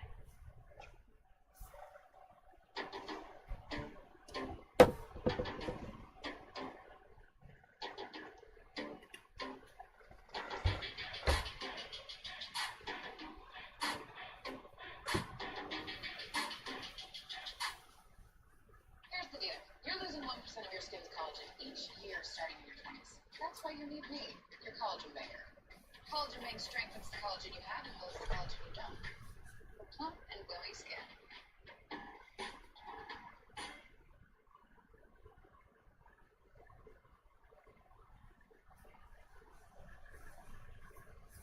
All wrapped in grapes templars seem to be growing in popularity rapidly. But it's not a complexity if you're doing something like this design, where not only are you dealing with a taper, but you're dealing with a system, where the cup is really two completely different sizes at the top and at the base. So I've been playing around with this idea and really trying to learn how to make it work. I'm going to share today some of the tips and tricks that I have learned as I've worked on this. Huge disclaimer here, I am not a pro at this and I am really still just learning. So I would love to hear from you if you have some ideas of things that I might be able to do differently or some explanations of why things work or don't work. My engineering math side is frustrated that I don't really understand this yet from an math perspective.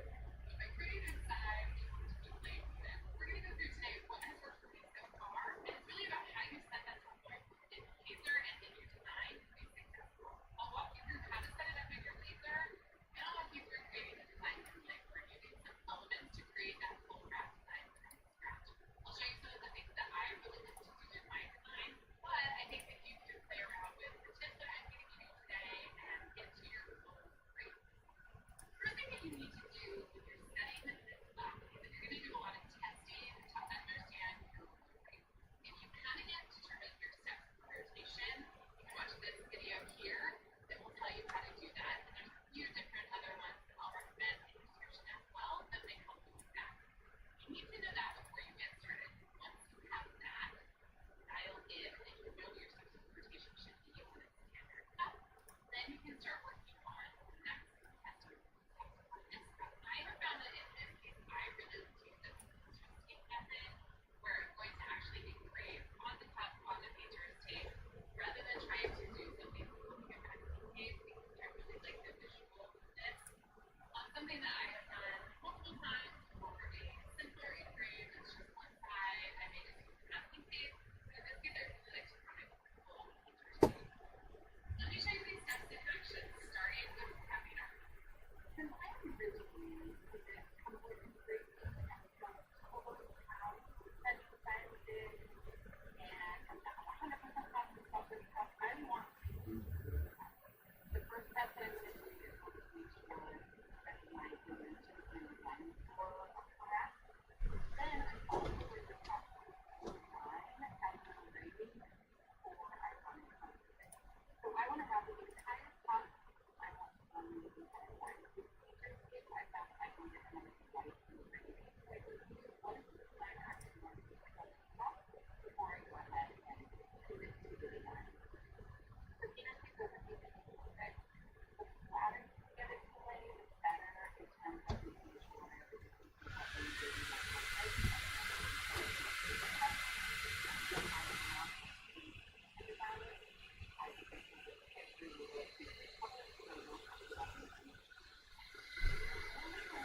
Oh.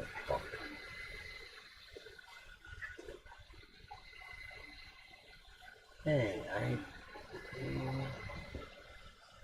don't know.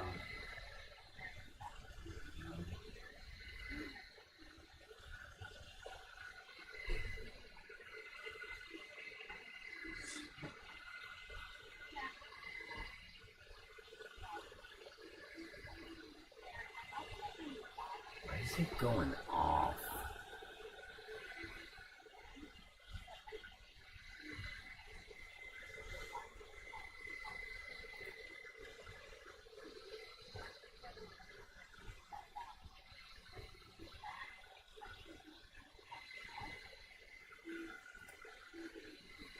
once I measured my cup, it's to have the test file that will make sure that my measurements and my actual circulation plus the design size will fit.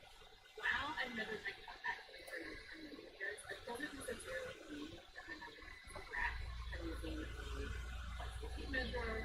I wrap that around the pump on the tape measure, and there could just be some other information at the circulation and the actual cup that make that not the right size for design. So what I want to do to test that is I'm just going to take a long rectangle, first, Ah.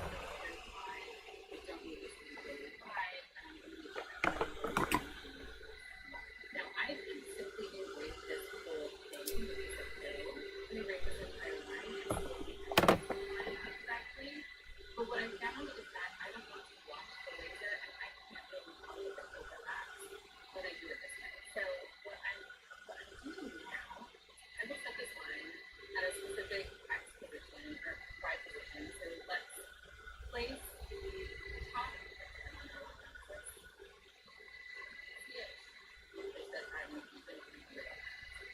so now what I want to do is I want to create two shapes that I can see if they're overlapping and I can measure those overlaps when I do this test. So I'm going to create a longer rectangle here at 10, and I know that I need that position. I'm going to check this position. My rectangle here, the bottom is at 200.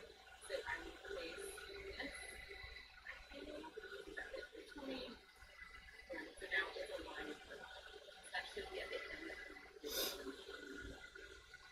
then I'm going to create a oval. Place that top here. Touch my rectangle top position. I'm placing that dot. Grid. So it is at 10 dot 7. So I'm going to also do this.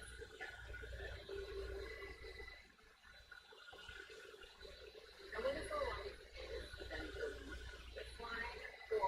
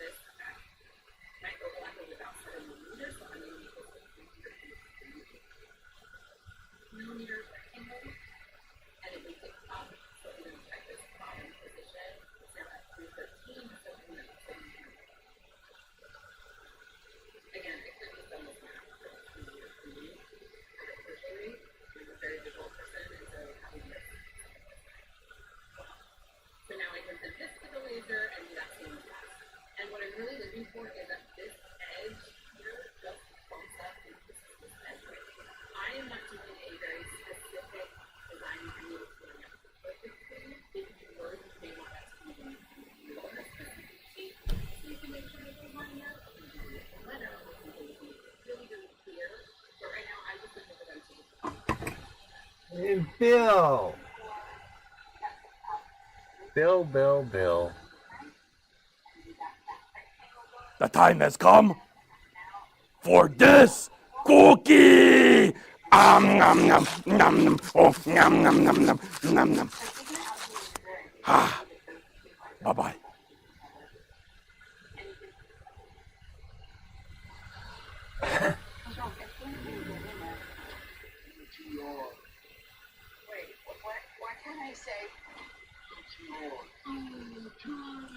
What if?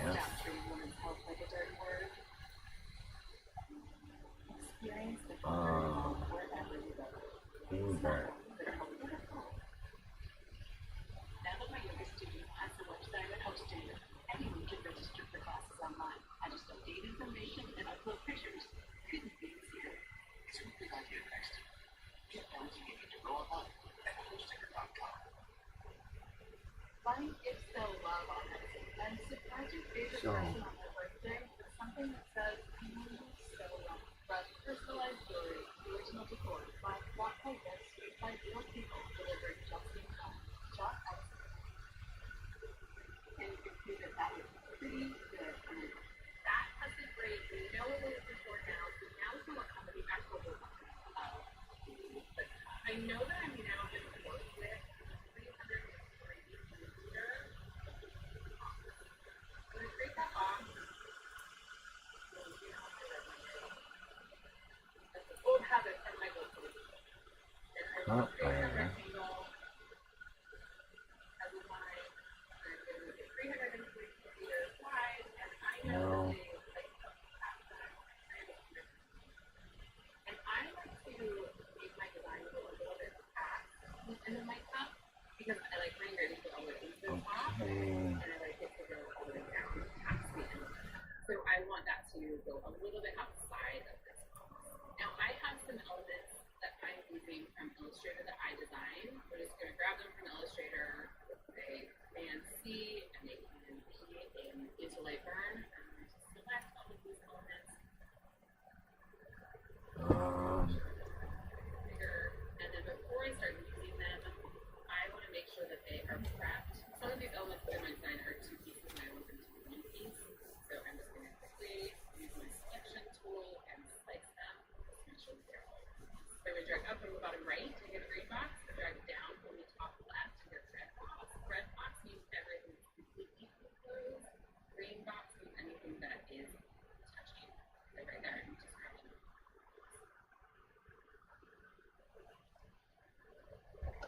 How can I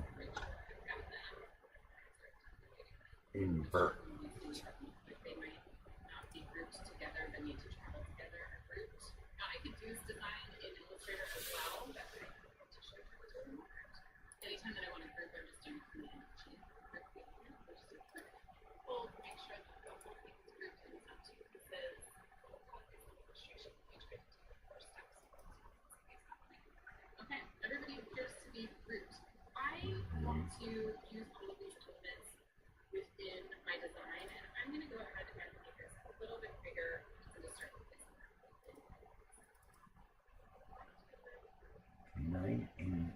When I'm doing one of these leopard signs, I like them a little bit loose because I like to have a lot of the color from the cup. I don't tend to want these to be very small elements. You can make these much smaller. You could play with this however you want. But right now, I'm just going to go ahead and duplicate these guys. Place this whole over here to start moving around some of the elements. So now I know that they're all the same size, and I can just move them around. And really, this is just visual. This is not a seamless pattern. It's really just eyeballing that direction.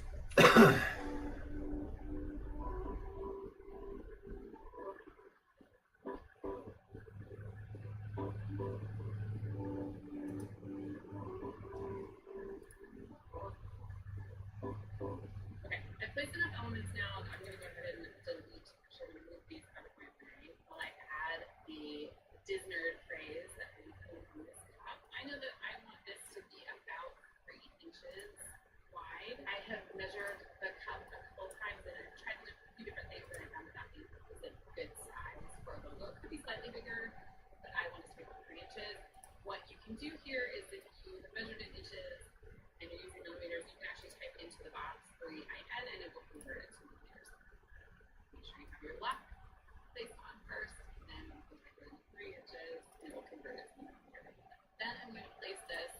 my box, I'm going to select my box and my word, and I'm going to center align those. And then I want to move that. So my box right now, the top of my box is at 8. I'm going to move it to like easy, and then I know that I want this to be about 1.5 inches down from the top of my cup. So right now I'm just going to eyeball that. So that's 110 millimeters. An inch is about 25 millimeters. So the difference between my 80 and my 110. And then I will move the elements around that.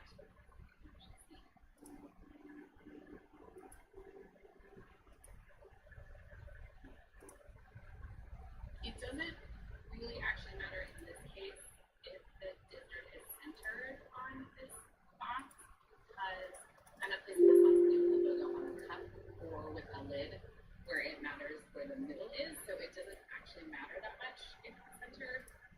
It's just a habit I used to be, so I do it all the time. Okay, we don't need any more of these elements, so I'm going to delete all of these. And then I'm going to place the dessert on a different layer. Normally I wouldn't do this for a full wrap engraving, but just for this test, for the first time around, I want it on a different layer so that I can see if I like the placement before I have the full wrap engraving. Because I'm still learning this and doing this, I am running the full job on a blue painter state version of the cup first to see if I like the results, to make sure that I like how it turns out before I wrap. But in this case, I'm actually just running a order first to see if I like it before I just put it.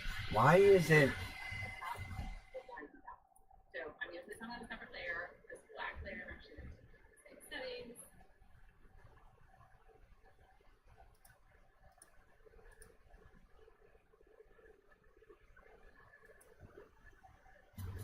The next thing we need to do is you can see I have all of the elements working out on the edges. And we know that edges are going to match up. I want to make sure that I just have a gap at this line, but I also make sure that the line is so clearly right now I'm going to have that line solve for each one of the elements. So I'm going to copy everything here, and I'm going to paste it and place the lines on top of each other and see what my overall. Okay, that looks crazy. So we're just going to do a little bit instead. So I know I have everything here there, so I'm going to do it. That's a little bit of a double up too, so Take it easy, Bill. now let's cut here. So we'll copy that. Line. You're still going with this one. Good. This makes me look over this one. Good. Definitely a little crowded here with a little gap here. So we're going to over. Gap.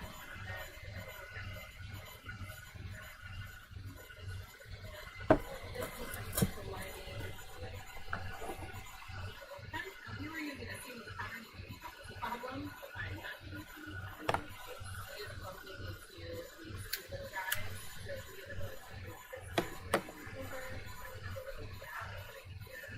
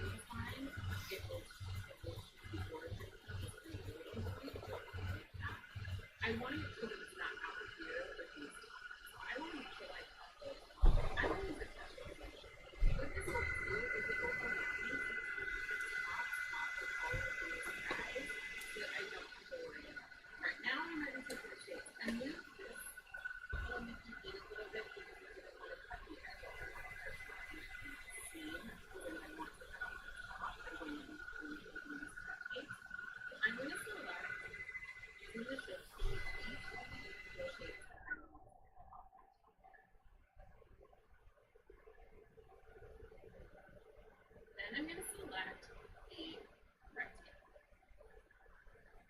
Now that I selected that rectangle, using the shift key, I can use that rectangle to cut that last one that you clicked is the operation, is the item that you're going to cut the shape.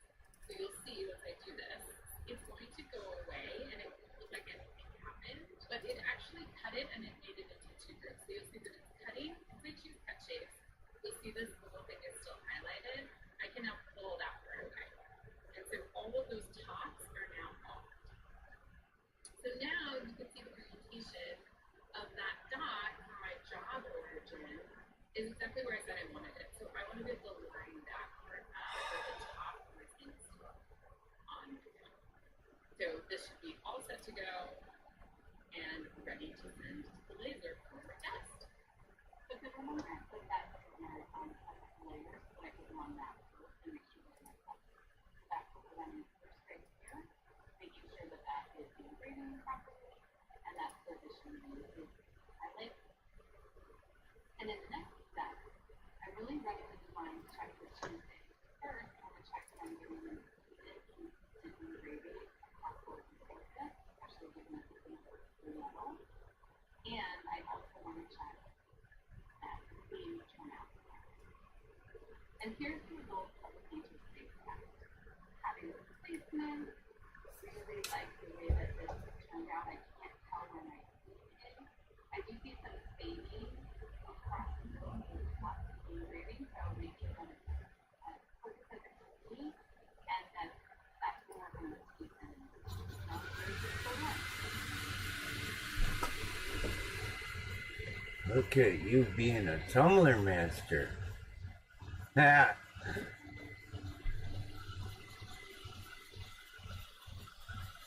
All your pain will go away.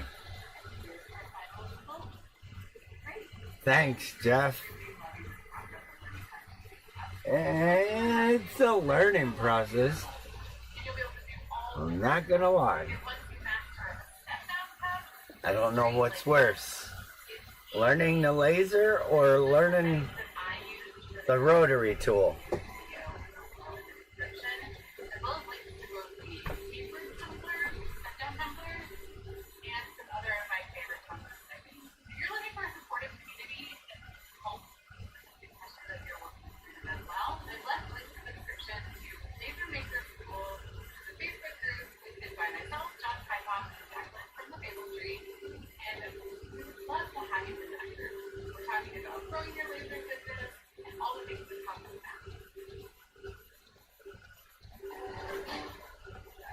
Your business made limitless. That's Life Unlimited. Try Bugs Plus Lotion when your allergies begin. They have sensitive skin.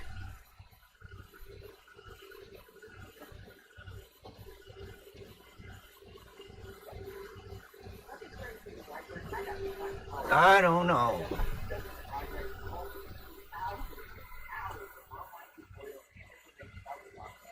So it's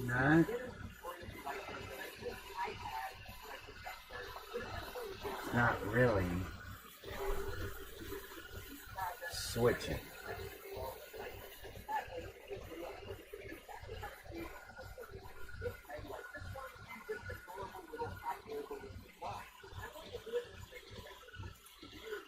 Not really making it a negative.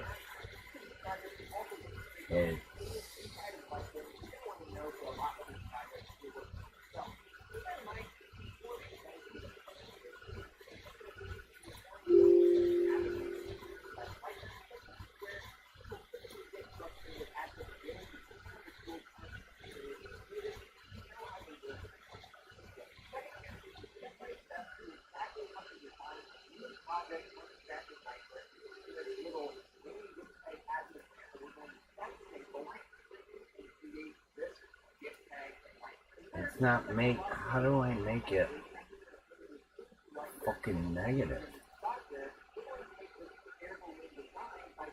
Cancel.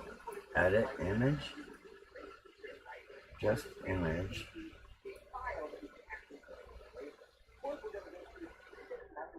how do I make it a negative? See, it's set to negative, but it's not changing it.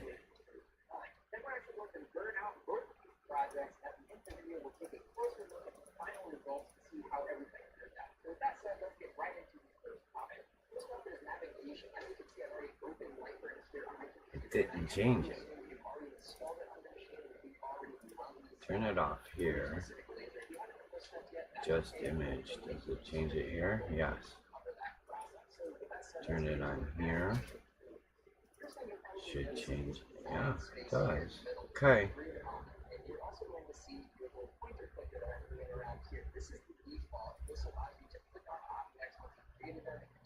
So how come it's not?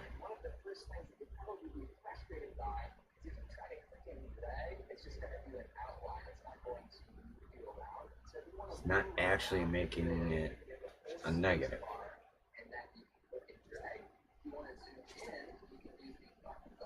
All the black should be engraved.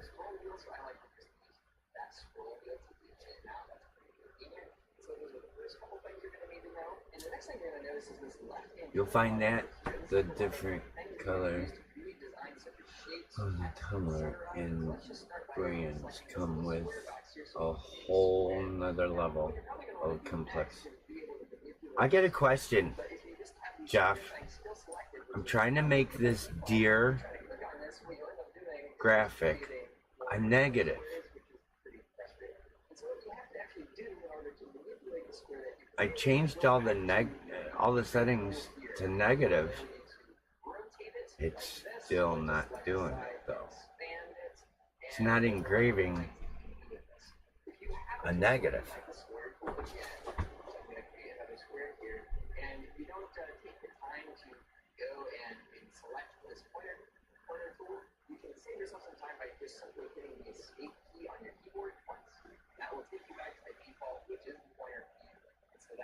I don't understand. Like, let me show you close.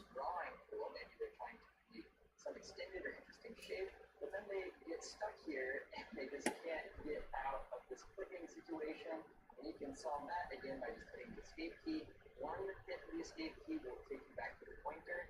If you hit it again, it will take you back to the pointer tool. I'm trying to turn that graphic into a negative. Try invert in the I did.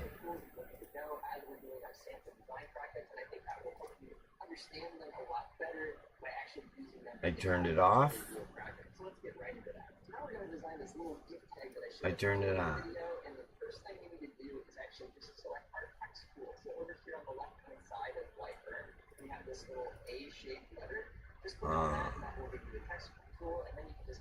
When enabled, draws the engraving as white line on black.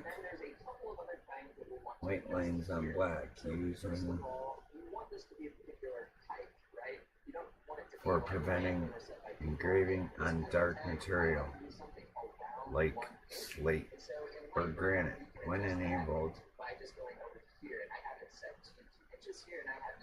yeah, I turned it on. Do I set in the layer, do I set it to negative or no? I would imagine, yeah. So I'm just going to set it there, and we're going to call that good what it's called. So the next thing we need to do is create some sort of outline around this, right? Because we also want to be able to cut it out. And if we just have this, we'll just have the engraved part for the letters. And so to get that outline, there is a very handy tool that we can use called offset. And it's this little O over here on the left-hand side of Lightburn. So I'm just going to go ahead and click that. And what it does is it just creates a line. I'm going to try turning it off and just changing invert in display.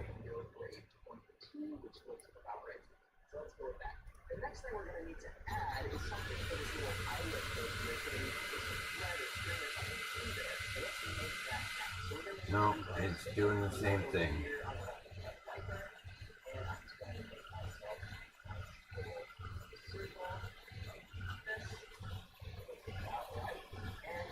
So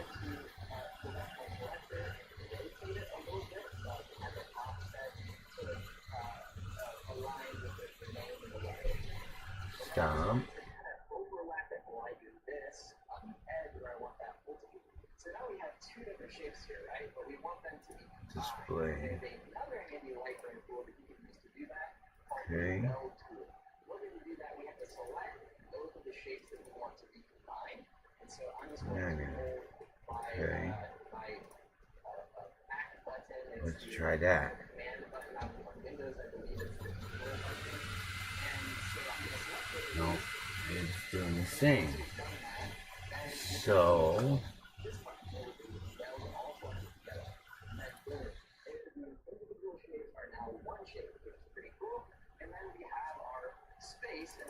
let's go to layer.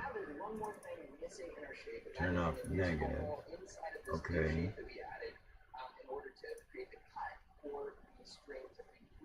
So now we're going to need our circle tool here again. And next, I want actually this one to be a perfect circle instead of a like cylinder or whatever. That's the way I'm looking for. So in order to do that, you can always create a perfect version of the shape you select. I got the circle selected. I'm going to hold shift on my keyboard, and that's going to give me a perfect circle. Turn on negative. So I've got my perfect circle here. I'm going to hit escape so that I can select this, and now I'm going to move it over here. Now, just like with the name, we want this circle to be a particular size, right? So I'm going to show you how to set that size again. So we know what size we want for this one. We kind of need to know the size of whatever you want to do it. So now, with this type of gift tag, my wife and I have actually made Turn off negative image. Go to preview. Turn on invert. Okay.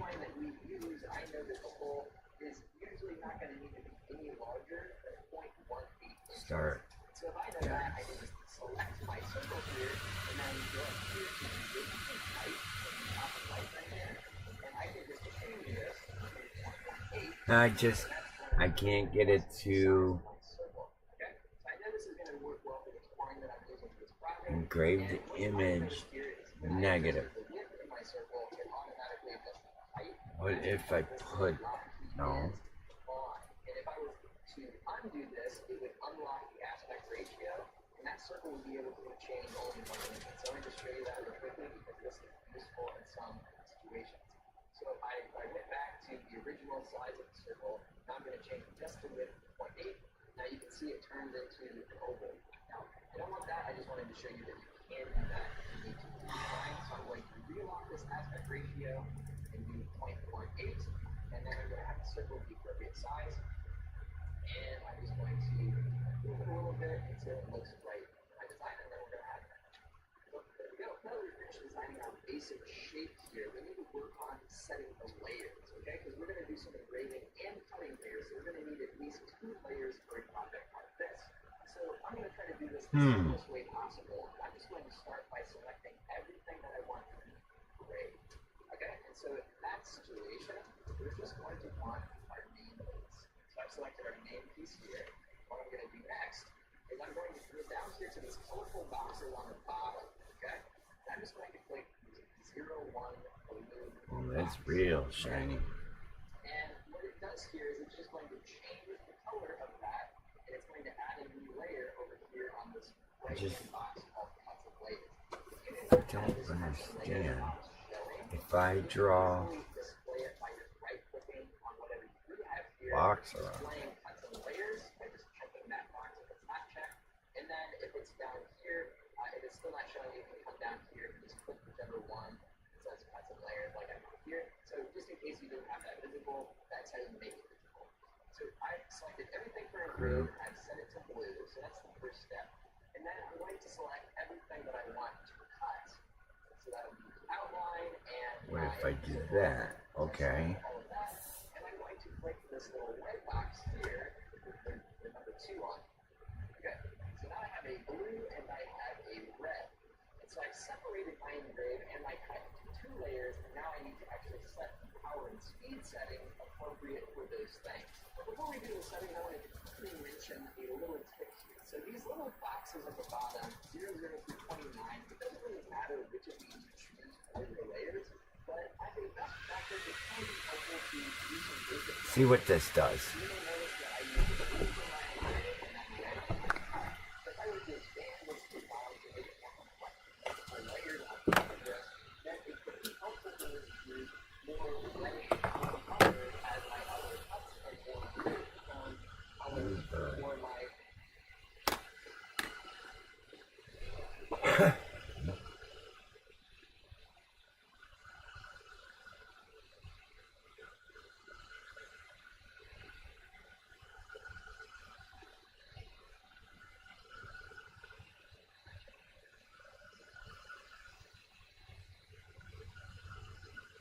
We're looking for a picture going around online of a 2002 episode of The Simpsons.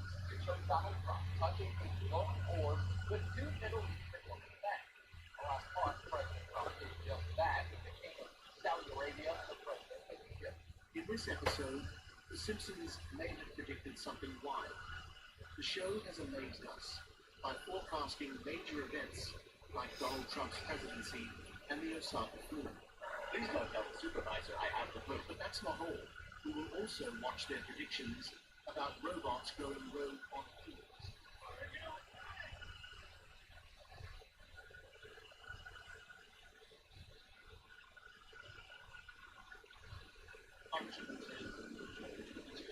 A serious disturbance occurred at a beach involving a 21-year-old woman who was intoxicated and emotionally unstable. Hello and welcome to Clarify Review Hub. When technology meets creativity, amazing tools like laser engravers come to life. Today we're diving into the best laser.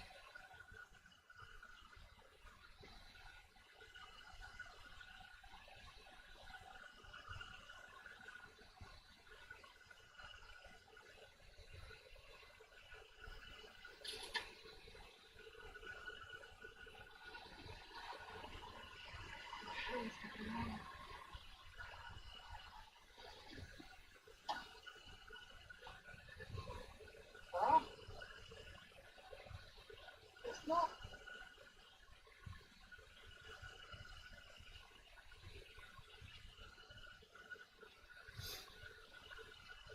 I've learned over the years that your body is your money maker. It's what I do. Obviously, I'm up for it. Expect heavy snow, potential sleet, and freezing rain, rated 6 to 10 inches. The watch is in effect for 2 hours and 30 minutes more, so please stay cautious as travel can be very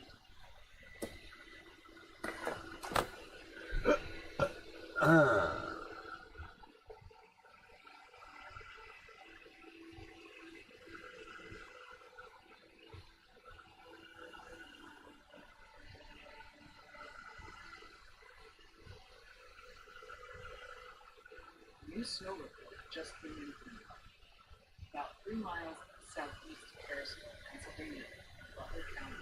Fresh details are emerging in just 3 minutes. Stay tuned for more updates.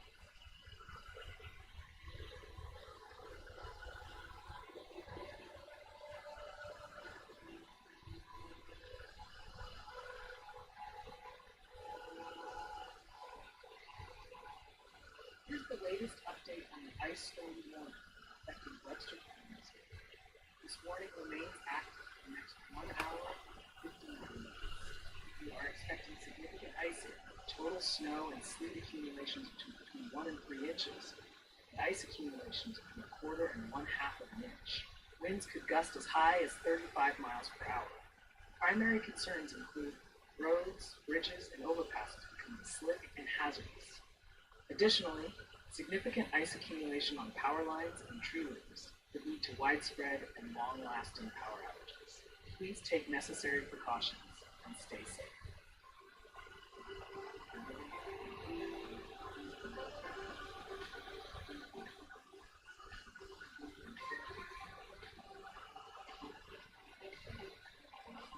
All right, folks, let's take a look at the Day 3 convective outlook from the Storm Prediction Center. We've got a marginal risk of severe thunderstorms brewing for Monday, and this is mainly targeting parts of the southeast, specifically northern Florida. Yeah, that's not. Here's what's happening. A big mid-level trough is That's moving not in working. an associated cold front, and it's expected to sweep through the southeast pretty quickly on Monday. ahead of this front, we're seeing surface dew points hitting the 60s Fahrenheit in this area, which means there's plenty of moisture in the air. As temperatures rise Monday morning, we're expecting some isolated thunderstorms to pop up. Now, while the overall severe threat seems to be on the lower side, there's still a chance for some isolated severe gusts. The main concern here is wind, especially along the What do I do? any fast-moving short line segments of storms. However, it's worth noting that the stronger portion from the trough is likely to pass north of the more moist areas, and the low-level convergence along the front isn't expected to be too strong. So while we should be prepared, the severe threat is expected to stay pretty localized. As always, stay tuned for more updates and make sure to keep an eye on the weather during those areas.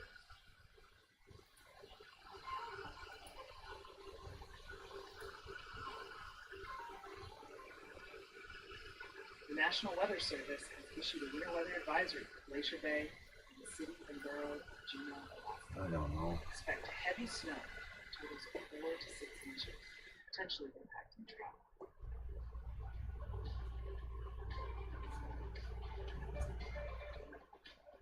Ooh, that's hot. That is Winter storm fucking warnings hot. from the city and borough of Yakutat, Skagway, and Haines in Alaska.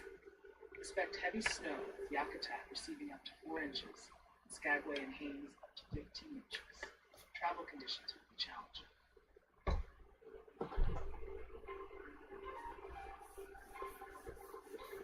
Let's check in on the special weather statement in Lycoming counties of Pennsylvania. The lake effect snow band is currently stationary, stretching from near Bradford to southeast of Boswell. This band is producing extremely heavy snow with rates of 1 inch per hour or more, and can rapidly reduce visibility to less than a quarter of a mile.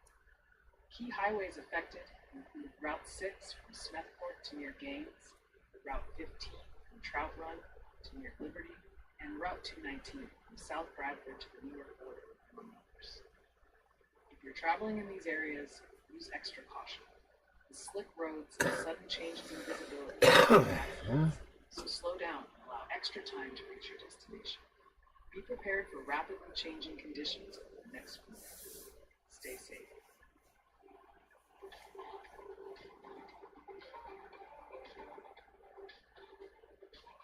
Hey y'all, it's time for a y'allcast from beautiful San Francisco, California. Right now, we're sitting at 49 degrees Fahrenheit, 100% humidity, which means it's a bit foggy out there. Classic San Francisco vibes. The wind is calm, so it might feel a bit brisk without that breeze to keep things quiet. Heads up, there's a high surf advisory in effect until 3 a.m. tomorrow, so if you're planning to hit the beach, be cautious of those strong waves. As for the day ahead, expect patchy fog hanging Piece of around until paper. about 9 a.m. Then the sun will break through, giving us a mostly sunny day, with highs reaching 57 degrees. As evening sets in, partly cloudy, temperatures dipping to a crisp 46 degrees. Looking a bit further Measurements. ahead, the weather is treating us to a lovely string of mostly sunny days all week, gradually warming up to mid-60s by Wednesday. So keep those sunglasses handy. That's all for today's Y'allcast, folks. Remember, you can always request more Y'allcasts through Super Chat. Stay sunny, San Francisco.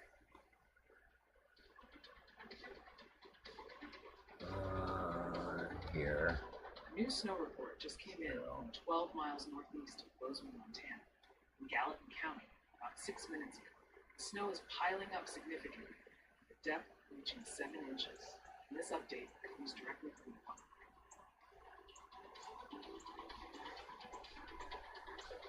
The weather intensity score, 54.4, indicates an increasingly volatile weather pattern.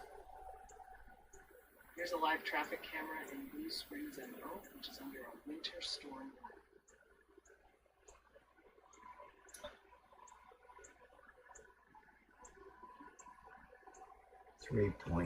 .3.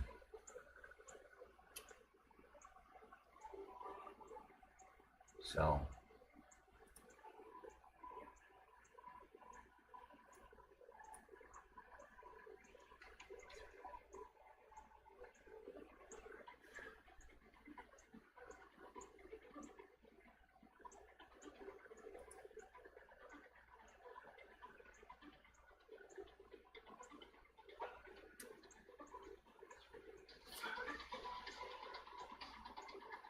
Here's a quick update on the winter storm warning for western Pendleton County in DC. Expect up to 1 inch of additional snow, wind gusts reaching 50 miles per hour. This warning expires in 2 hours and 22 minutes, so stay cautious if you're out and about.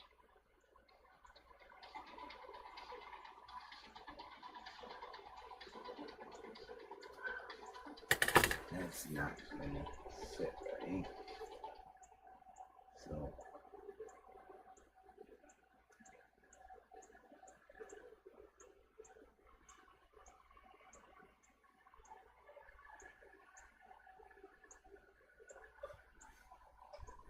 do it this way. And then put it on the roller. You're gonna move though.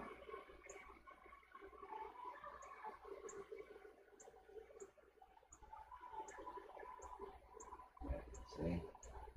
Fucking moves.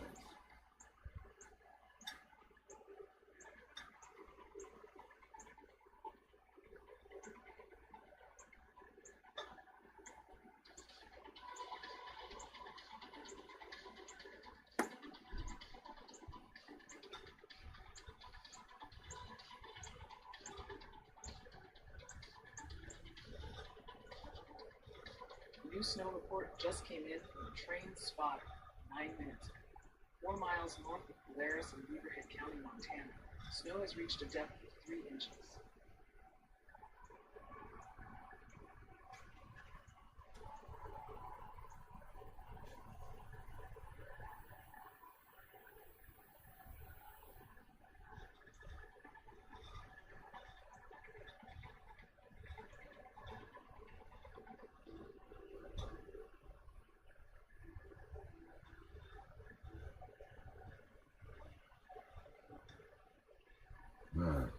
Here's the latest update on the lake effect snow warning for Warren County.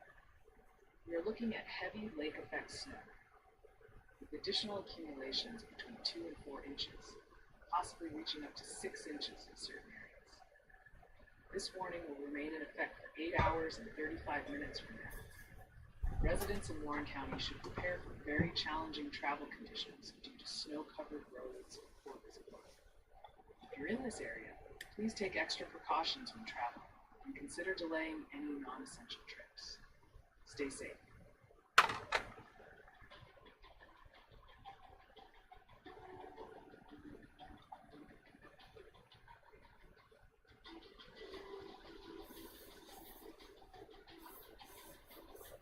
Let's check in on the special weather statement for those of you in Lorraine, Medina, Cuyahoga, and Summit counties.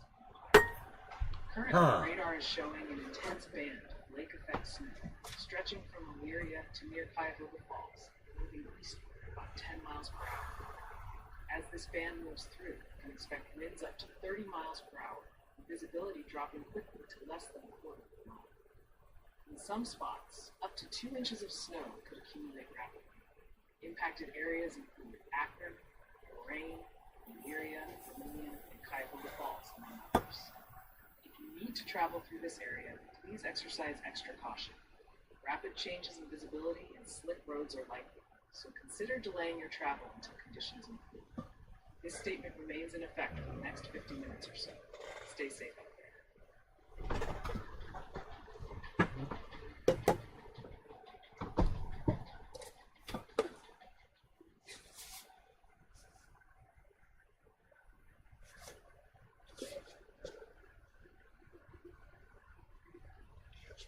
Thank you, Parrish, for your generous super chat of $4. Here's the Y'allcast for Henderson, Kentucky. Did you know that Henderson is known for being the hometown of the famous ornithologist John James Audubon? Let's dive into your forecast now. Currently, it's a cloudy day in Henderson. Temperatures at 24 degrees Fahrenheit, a bit breezy, a north wind at 5 miles per hour, and a relative humidity of about 71%. An ice storm warning is in effect, so be prepared for significant ice expected from early Sunday through Monday morning. For today, expect partly sunny skies with a high near 32. Tonight, there's a slight chance of light snow, so be cautious if you're heading out. Tomorrow looks quite eventful, with sleet and snow turning into freezing rain. Temperatures will reach a high of 31.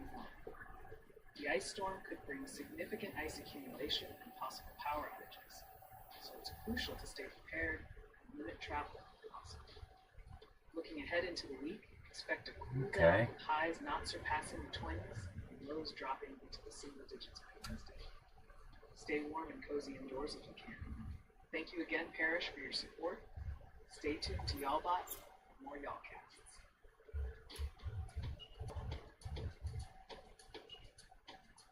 A new snow report just came in from the public, indicating snowfall about 4 miles west-northwest of Big Sky in Madison County, Montana. This was reported just 13 minutes ago.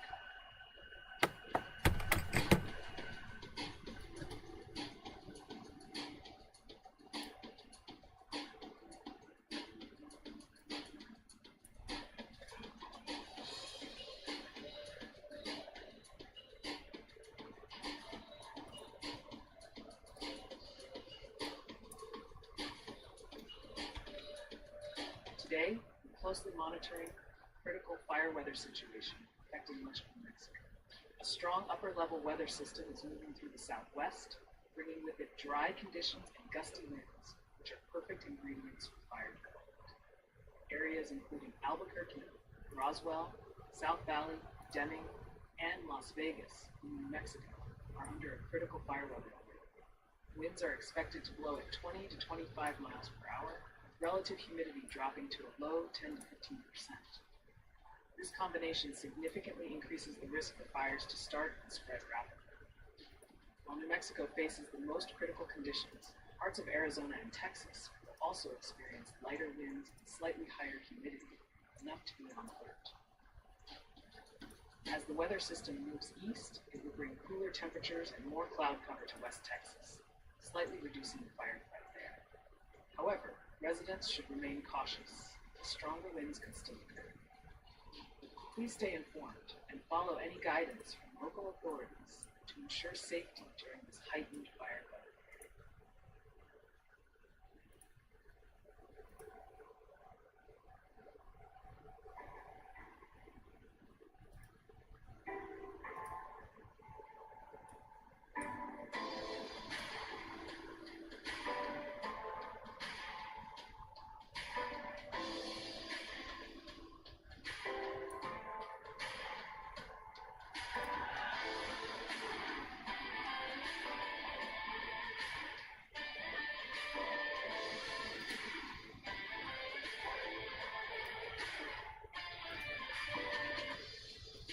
Here's a live traffic camera in Lee Summit Mall, which is under a winter storm warning.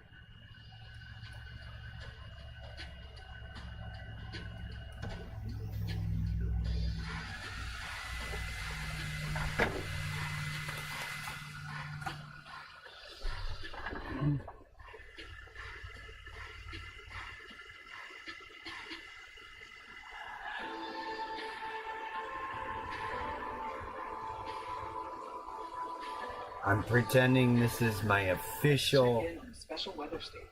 Fairfield, Center, Elk, Jefferson, and Midland. Tumblr We are currently monitoring job. snow bands impacting visibility and traffic conditions. It's gonna be a Tumblr for my kid. One of them.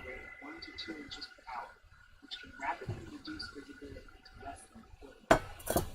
Key areas impacted include Belmonte, Colesburg, Pleasant Gap, and several other communities. For those traveling on Interstate 80, be particularly cautious between the snowshoe and Highlandtown. Watch for snow-covered roads on Interstate 99 between mile markers 75 and 80. Remember, conditions can change quickly. You must travel, please slow down, and allow extra time to reach your destination. Stay safe, everyone. Keep an eye on the weather.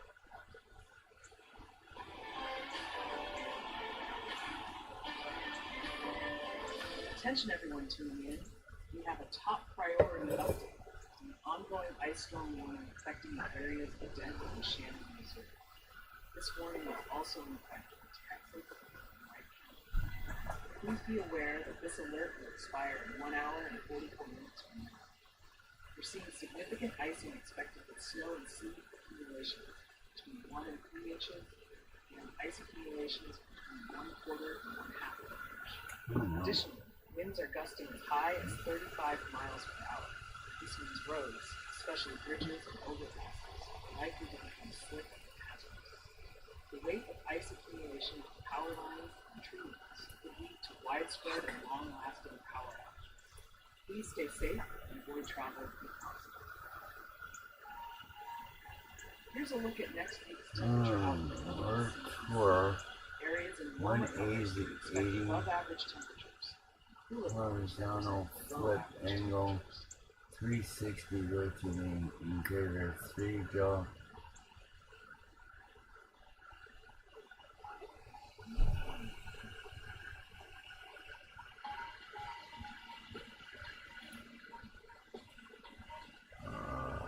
Here.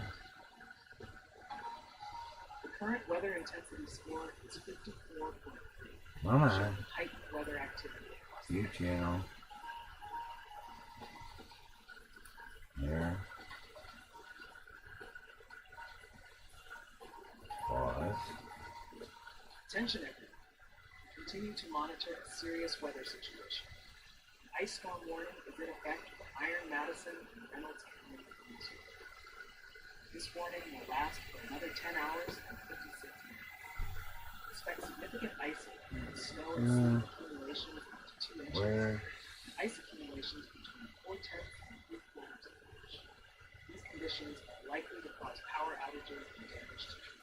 Please be aware that travel could be nearly impossible, and hazardous conditions could seriously affect your community.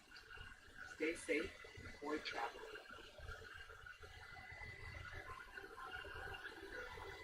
ORTUR.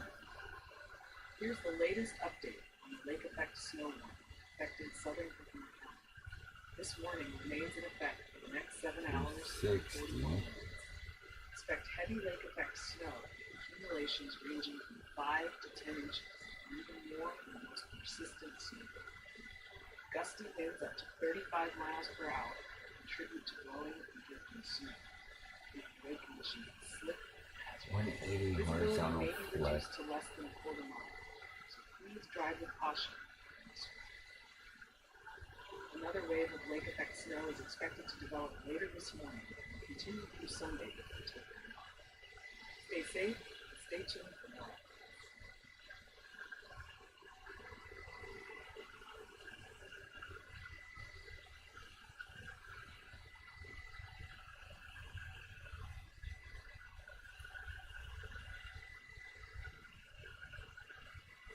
Hey y'all, big shout out to 161.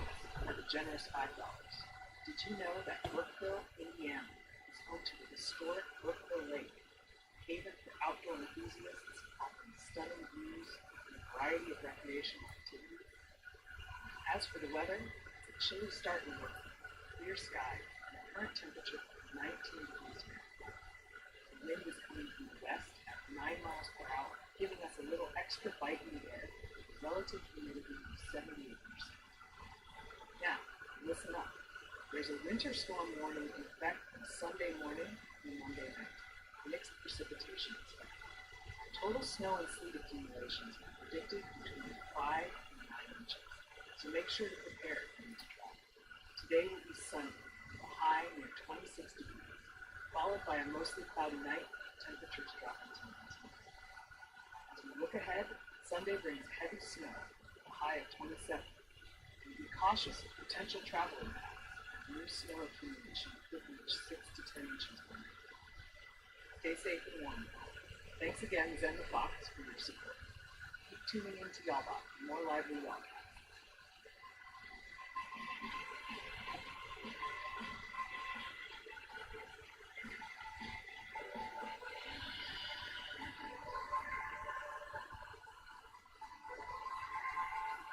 Let's check in on the special weather statement currently affecting the Keene and Montgomery County. A lake effect snow band is impacting the area, with visibility quickly dropping to less than a quarter of a mile. Snowfall rates are extremely heavy, up to 1 inch per hour. 161. This stationary band extends Keystone Light moment. 15 miles southeast of Richmond, affecting major No, routes like Route 6, not on this, dude. Route 290. Yeah, really, Keystone Light. Exercise caution. You should be able to find one for around 80 to 90 US, I think. This statement remains in effect for the next year, so stay tuned.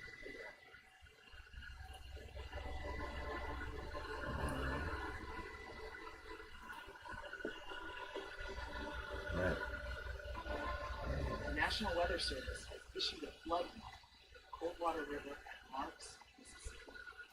Moderate flooding is occurring and expected to continue. Stay informed and take necessary precautions.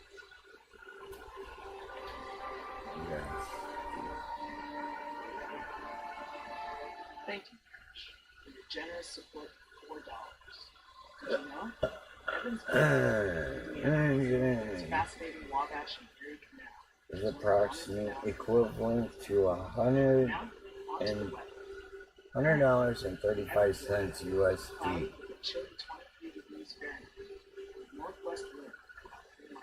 $100. Humidity is sitting at around 65%, so it feels quite brisk outside.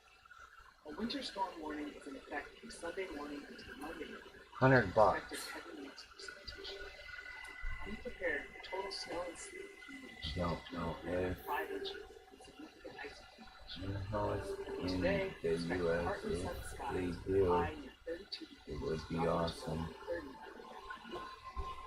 Tonight, clouds will thicken. Slight chance of snow afternoon. Temperatures dipping to 20 degrees. Looking ahead to Sunday, brace yourself for a wintry mix of snow, sleet, and freezing rain. The high and 30 degrees. According to Stay this, safe out there as the roads may be 161 in Aussie is 135. $100.35. Thank you so much, Sushi Mom, for your super chat of $2. Non-members, $165.99. Once a popular stop on the railway. Currently, the weather in Column is clear, with a chilly temperature of 8 degrees Fahrenheit. 14-day Relative humidity of 80%. Winds are calm today, making the cold feel just a bit more rare. $100. For the rest of today, expect mostly sunny skies with a high near 21. So do I pay $161 if I go through you, Mars? Creating a brisk west-northwest wind Or tonight, I'm fucked because I'm a non-member. I'd have to pay $165. Head to Sunday, there's a chance of snow in the morning. Cloudy skies and high near 20 degrees. Do I get the price through you? More snow, lows around 19, and a chance of accumulation up to an inch. Thanks again, Sushi Mom. Stay tuned to Y'allbot for more Y'allcast. Can get it for $125 all over. Hey y'all, it's time for a Y'allcast. We're looking at some chilly weather here in Montpelier. Oh! Right now, it's a frosty 11 degrees Fahrenheit. This is coming out okay, don't you think? 7 miles per hour, giving us a relative humidity. It's a cup for Joshua. Bundle up, folks, because it feels like it's 0 out there with the nation. As for the rest of today, expect Too bad I don't have $100. snow showers sneaking in this afternoon. Or 125 or whatever. Daytime highs will barely reach 18 degrees. And tonight, we dip down to a low of 10 degrees. No need to worry about heavy snow. Here goes the roller. Looking ahead, Sunday will continue to be mostly cloudy with highs around 14 and lows dropping to a chilly 4. Oh. Those no active weather alerts right now. Keep an eye on those clouds for any surprises. 229 for that one. On Thursday, we might see temperatures climbing to a balmy 21 degrees. So there's a light at the end of this cold time. Remember, if you want more Y'allcasts, 128 here. Stay warm.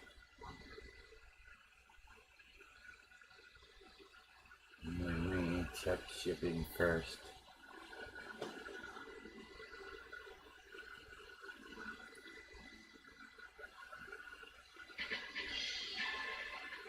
$169. Hey y'all, a big thanks to Michelle for sending in that super chat, $4. Let's dive into your Y'allcast. booster of high. Did you all know that booster is home to the Ohio Light Opera, the country's longest running professional light opera company? 169. Now let's talk about the weather. Where's Currently, it's a chilly 19 degrees Fahrenheit. where's the one that it's identical? It's blowing from the west at about 10 miles per hour, making it feel even colder with the wind chill. No weather alerts are activated. For today, expect a high near 23, with a chance of snow showers until about 8 p.m. Skies will remain mostly cloudy as the day progresses, with a west wind at 16 miles per hour. Tonight, temperatures will dip to around 12 degrees, so bundle up.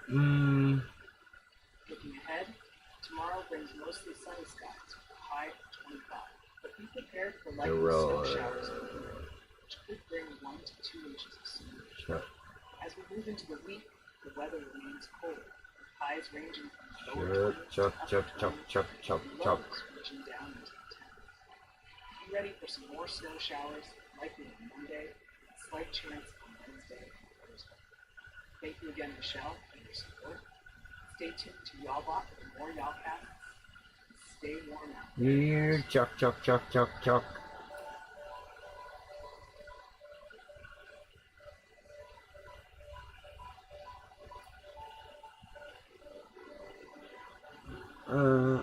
check in on the special weather statement for Rain, Medina, Cuyahoga, and Summit counties in Ohio. Currently, radar has detected an intense lake effect snow band extending from Elyria to near Cuyahoga Falls, moving east at 10 miles per hour. 20 watt optical power. Laser engraver. Visibility dropping rapidly. Laser tree. 159. Areas impacted: Akron, Lorraine, Elyria, Vermilion, Cuyahoga Falls, Strongsville, and more. You must travel. Use extra caution as rapid changes in visibility and potentially slip roads could lead to accidents. It might be wise to delay travel until this snow band is passed. Stay safe out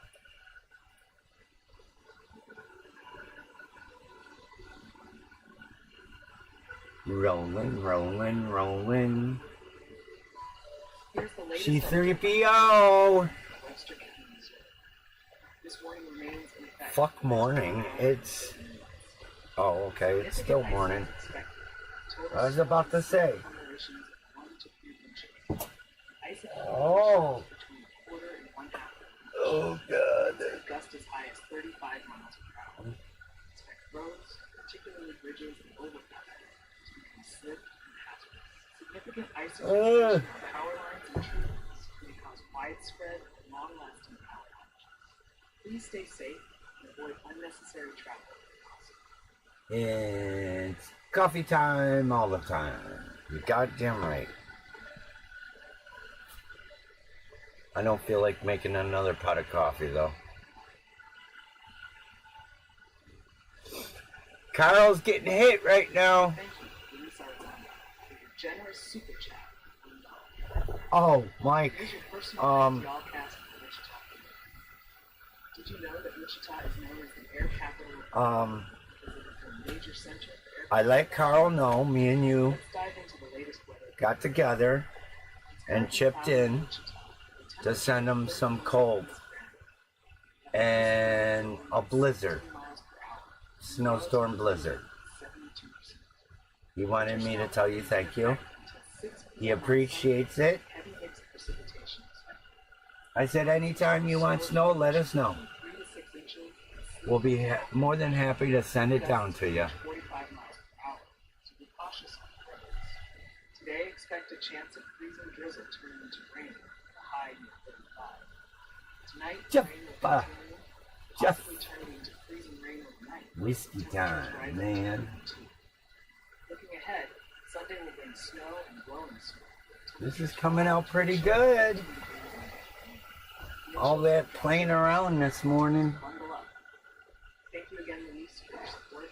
Stay tuned to Y'allbot for more Y'allcasts. Keep safe out there. Yeah, I told Carl this morning that me and you got together and we decided to send him some snow. Expect visibility of 1/4 mile or less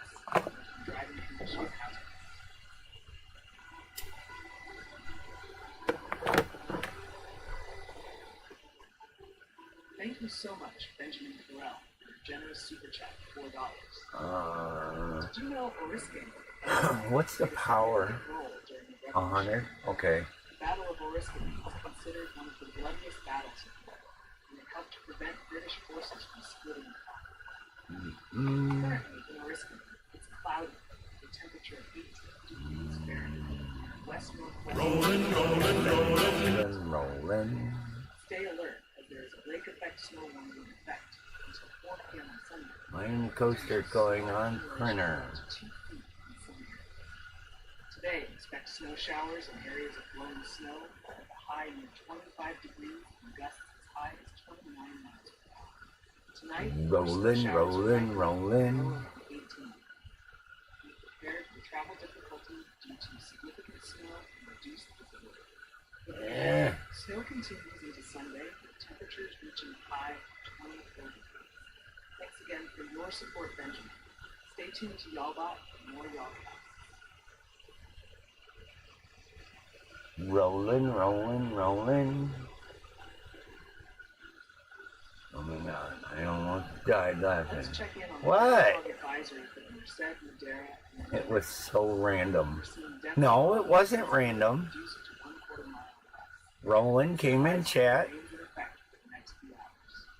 During these areas, please be aware that driving conditions could be hazardous to the road visibility. Take it slow, use your headlights, and allow extra time for your team. Stay safe out there.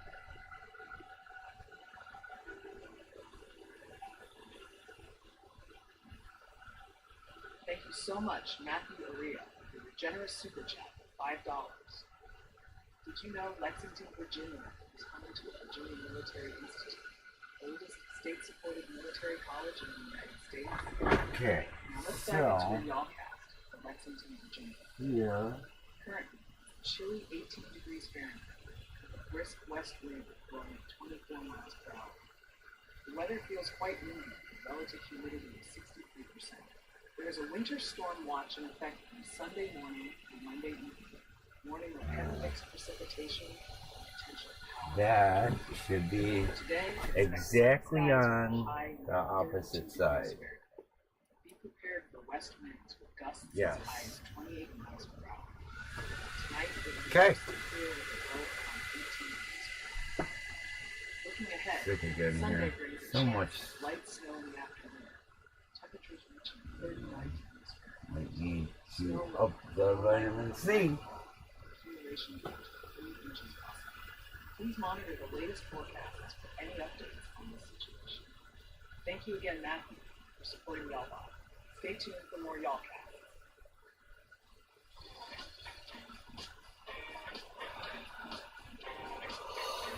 Oh, this is cheating.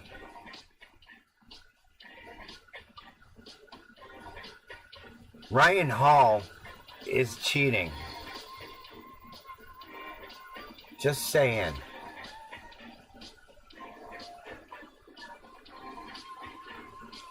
He's got an AI running his stream. To me, that's cheating.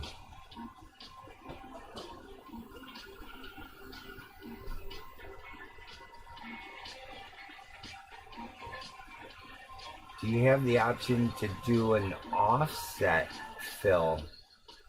No. We don't do offset. I hate offset.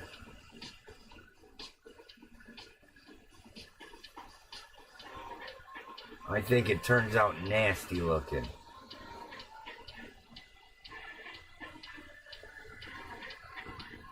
The National Weather Service has issued a special. That's alright. 14 minutes isn't long. Mifflin, Pennsylvania, Clearfield, Pennsylvania, Union, Pennsylvania, and Snyder, Pennsylvania. The lake effect snow band is rapidly reducing visibility and producing heavy snow. If you're traveling, use caution as roads may be slip.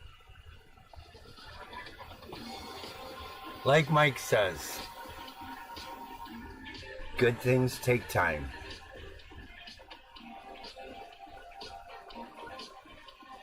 Before, when I first got this, 15 minutes fucking killed me. It really did. Then it went to 20 minutes, then a half hour, then 45 minutes, then an hour and a half. Then we did fucking 4-hour engraving. I think my longest was 5-hour engraving.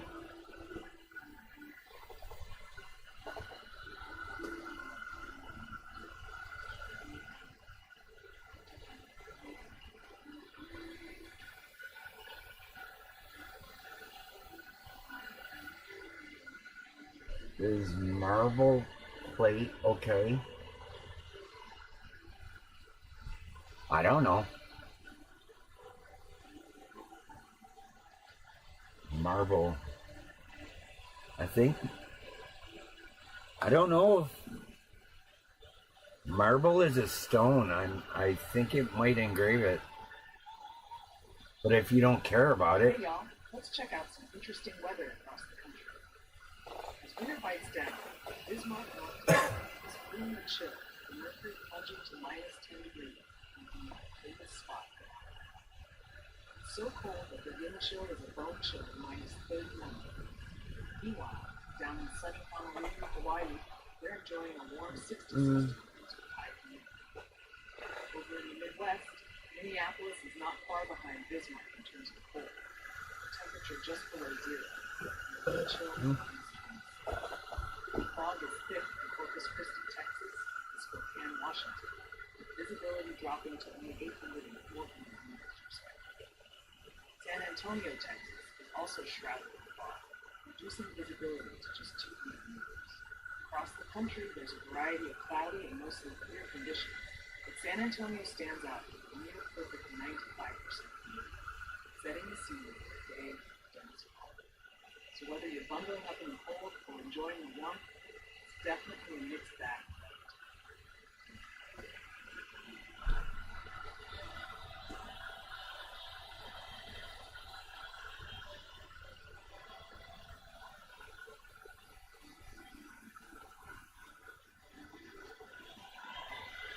Let's check in on the special weather statement for Central Norfolk, Clearfield, Union, and Snyder counties in Pennsylvania.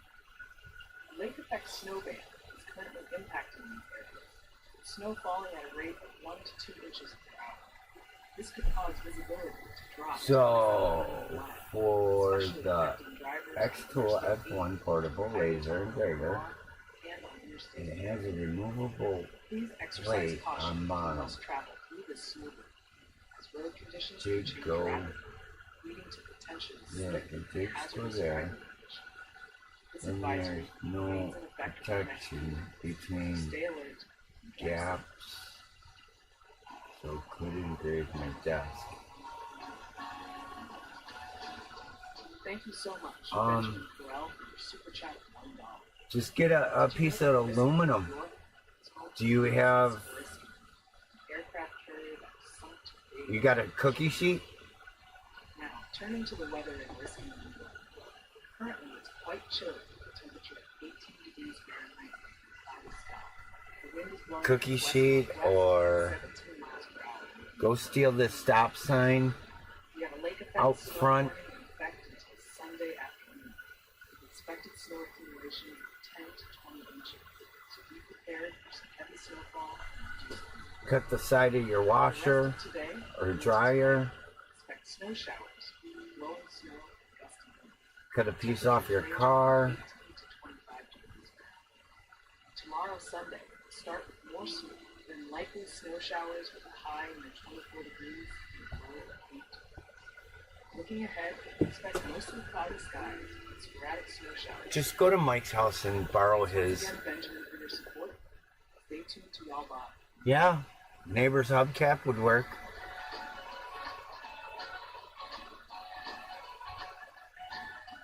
Thank you so much, Denise Ashius, for your super chat of $5.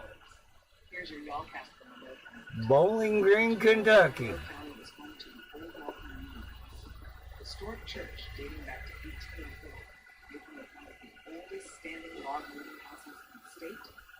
Now let's dive into the DJ, stop your Currently, making a chilly joke. 24 degrees Fahrenheit above the sky. The wind is gently blowing from the west-northwest at 3 miles per hour,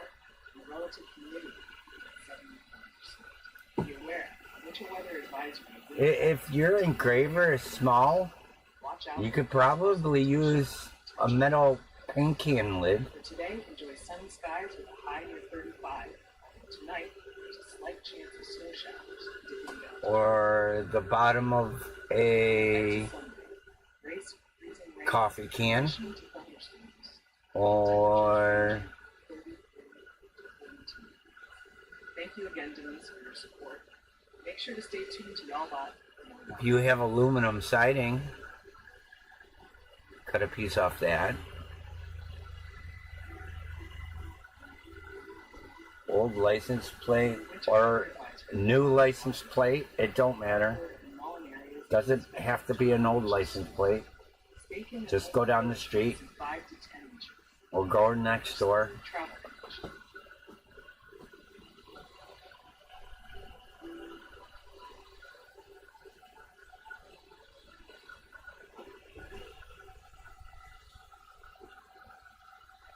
Yeah, he don't need it. He's been home for a few weeks now.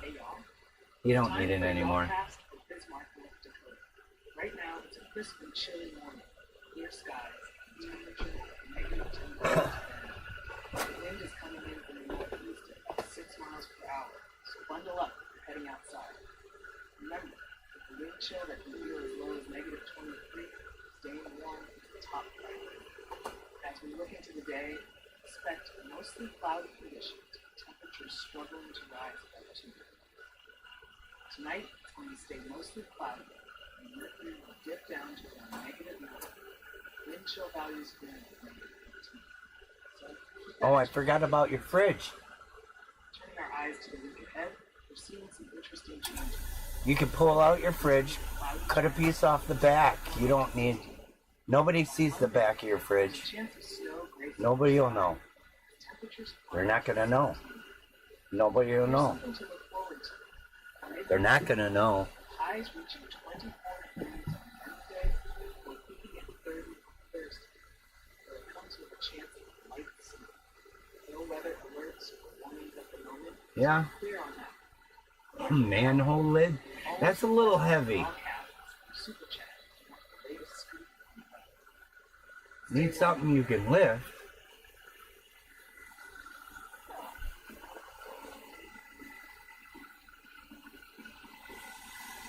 New winter storm watch issued for multiple counties across Virginia. Expect heavy mixed precipitation, significant snow. Oh. Travel may be hazardous. Power outages.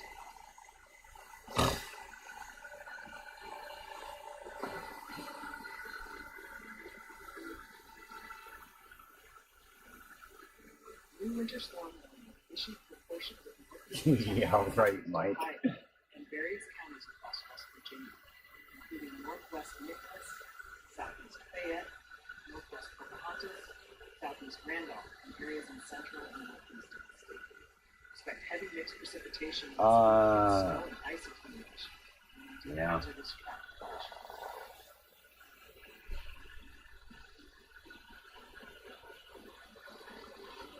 Let's check in on the special weather statement from Rain, Medina, Cuyahoga, and Summit County. Right now, radar shows an intense lake effect snowband stretching from Elyria to Cuyahoga Falls, moving east at about 10 miles per hour. This band is causing some notable hazards, including winds up to 30 miles per hour, visibility dropping quickly to less than 50 miles. You can expect up to 2 inches of fast snow accumulation. If you're in areas like Akron, Miami, Elyria, and Cuyahoga Falls, you might want to consider delaying any travel. The roads could be difficult, and visibility changes can lead to accidents. Remember, this advisory will be Major in effect for the upgrade. next few minutes, so stay cautious if you're out and about.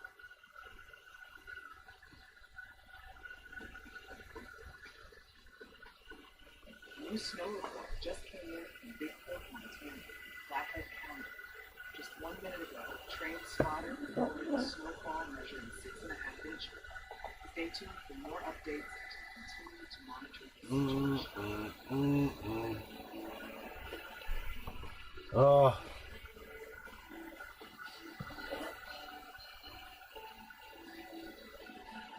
Here's a quick update on the winter winter storm warning affecting central and south central Indiana. Expect heavy mixed precipitation with snow and sleet accumulation between 4 and 8 inches, plus ice up to 1/10 of an inch. Winds could gust up to 35 miles per hour. This warning lasts for another 5 hours and 12 minutes, potentially causing slip roads, power outages, and travel disruption. Come on, talk about Carl. I want to see if Nicholas Shire Studios. our gift arrived yet.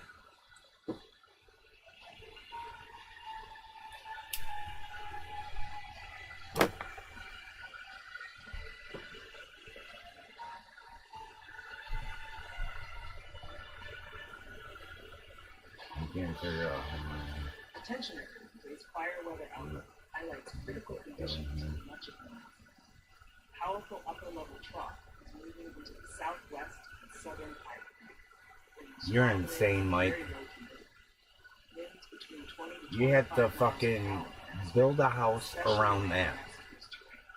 relative humidity dropping to as low as 10 to 15%. These conditions create a high risk for fire spread in areas including Albuquerque, Roswell, South Valley, Deming, and Las Vegas, Nevada. Within these areas, stay alert and follow any local advisories.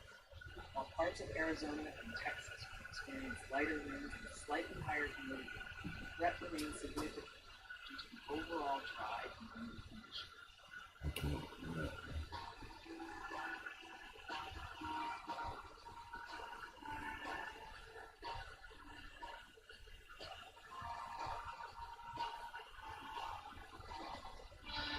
Attention everyone, we have a top priority update regarding the ongoing weather conditions. An ice storm warning is in effect for Iron, Madison, and Reynolds counties in Missouri.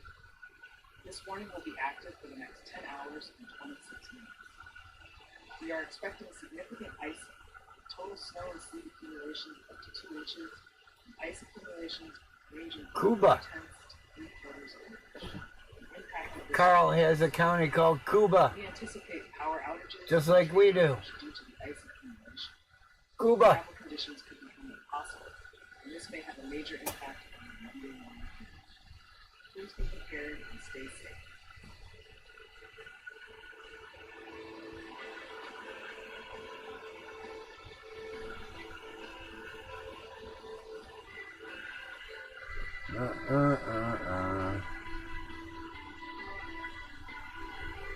Refill. You guys in your fucking teacups.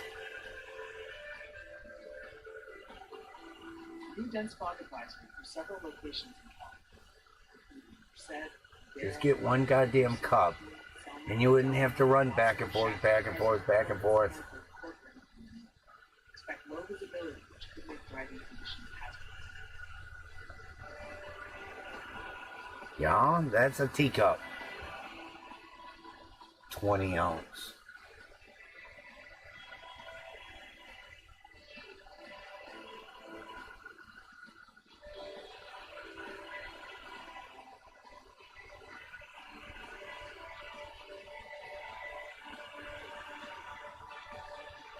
Nicholas Shire, Severe Studios.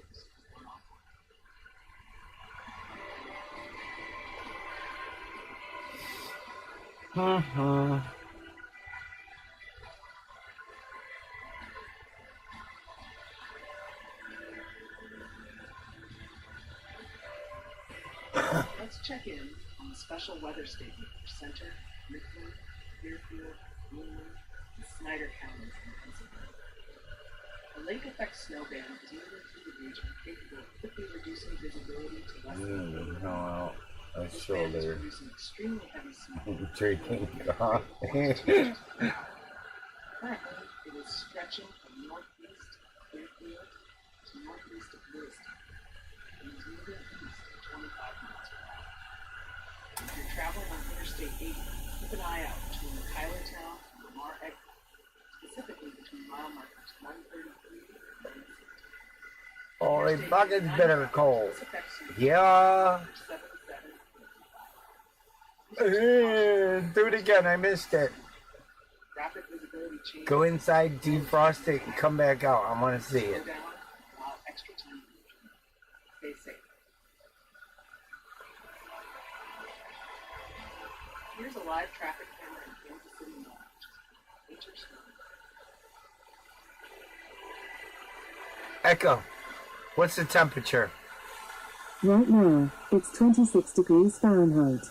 Today, expect a high of 32 degrees. Ooh, 32 degrees and high. Wow. Cool.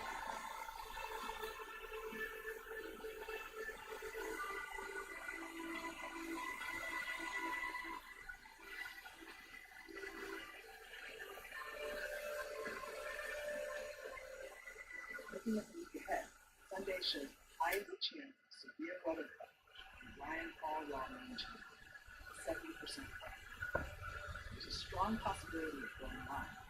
Be sure to enable notifications to stay updated.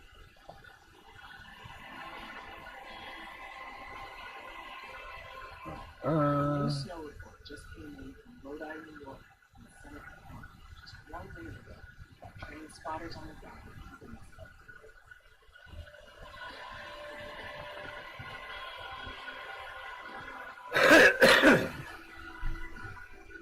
19 actual temp. Send it down to Carl. He's dying down there. It's really warm. All right, folks. Here we go.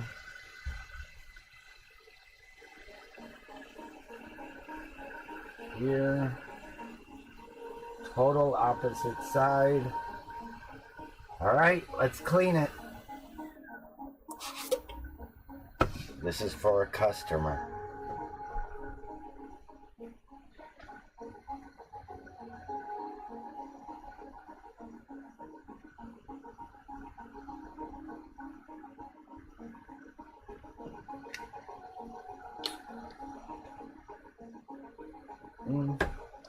Save that. Use this.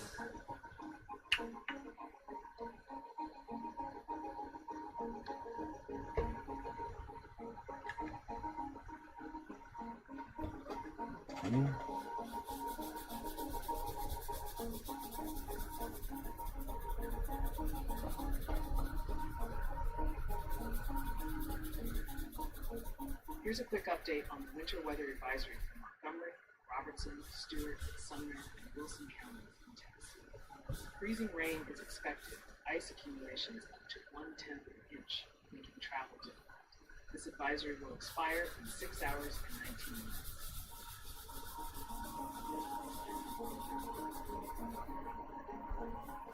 The weather intensity score of 54.3 indicates an increasingly volatile weather pattern. That's not bad.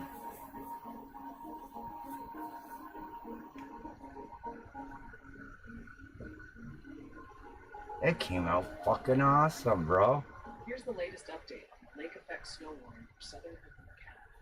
This warning Came out dark, effect for the next 7 hours and 3 minutes. but all the way down to the stainless steel. Accumulations ranging from 5 to 10 inches. Some areas seeing even higher amounts. Winds could gust up to 35 miles per hour. That's cool. This will likely make roads slick and hazardous, and reduce visibility to less than 1/4 mile. Cool. Another wave of snow is expected to develop later this morning and continue through Sunday before beginning to taper off.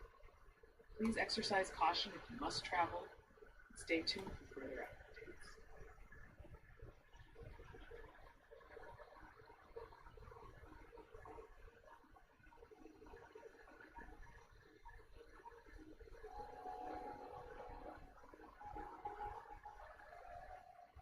The National Weather Service has issued Came out nice, dude. Sunflower River at Sunflower in Sunflower County, Mississippi.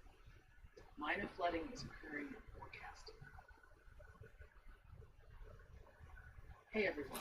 Shit, motherfuck piss cunt. Weather expected tomorrow. The Storm Prediction Center has issued an enhanced risk for severe thunderstorms that could impact parts of Louisiana, Mississippi, and Arkansas. So, if you're in these areas, keep an eye on the weather and stay prepared. Here's what we're looking for. As we go through the afternoon and evening on Sunday, we're going to see some pretty active weather, like severe straight into the lower Mississippi Valley, even reaching the central Gulf Coast states. The main threats here are damaging wind gusts, tornadoes, and hail. Now, let's break this down. We've got a mid-level trough making its way east from the southern plains, and that's going to bring a jet stream into the Ozarks. At the surface, a low-pressure system is moving along, dragging a cold front into the lower Mississippi Valley. This setup then is mixed with moist air mass ahead of the front, which means as temperatures rise, we're expecting thunderstorms to fire up late morning and really get going by early afternoon. In terms of specifics, we're watching southern Arkansas, northern Louisiana, and central Mississippi pretty closely. By the afternoon, the conditions there will be ripe for severe storms. I'm talking about strong shear and enough instability to support not just a line of storms, but ones that could produce wind damage and tornadoes, particularly if we get any rotating elements or discrete cells developing ahead of the main. So folks in these areas, make sure you have a way to get weather alerts and have your safety plans ready, just in case. Stay safe out there, and I'll keep you updated with any new developments. Cool. That goes on that one. Let's check in on the wind chill advisory for portions of northwest and north central North Dakota. We are currently facing dangerously cold wind chills that could drop as low as 35 below zero. This advisory is in effect until midday today, so for the next few hours, please take necessary precautions. Such extreme cold can cause frostbite on exposed skin in as little as 10 minutes, so it's crucial to bundle up And bundle up. Bundle up. You got to bundle up.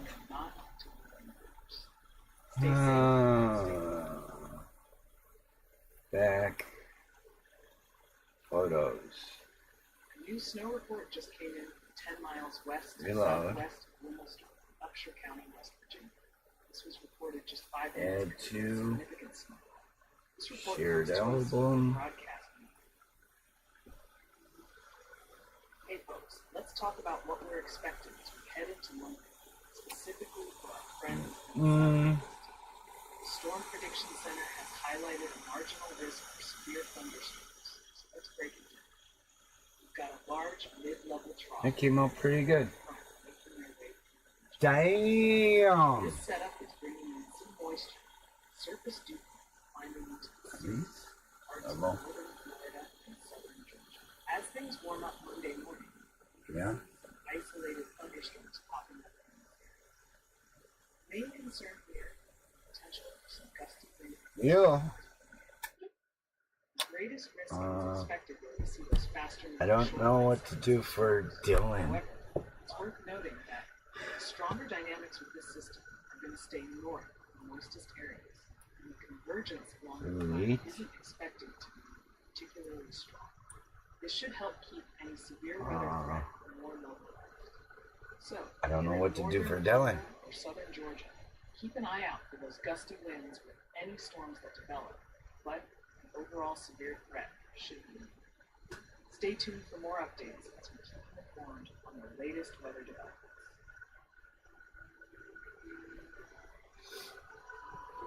A new snow report just came in from the National Weather Service.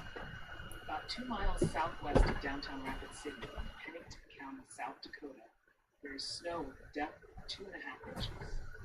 This update was reported just 1 minute ago by a National Weather Service.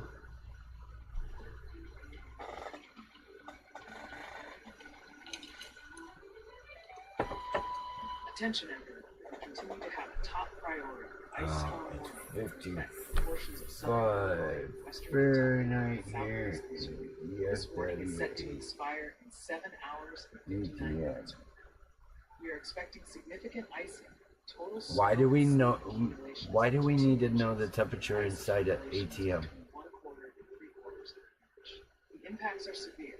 Roads, especially bridges and overpasses, Huh? are likely to become slick and hazardous. Significant Who wants to know ice excess the power temperature inside an ATM? cause widespread and long-lasting power outages.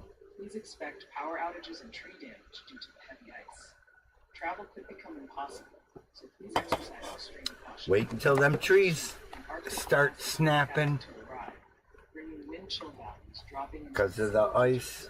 below zero. That's the scariest fucking sound all the time. Stay safe. Let me and stay tuned ask for further updates. ChatGPT.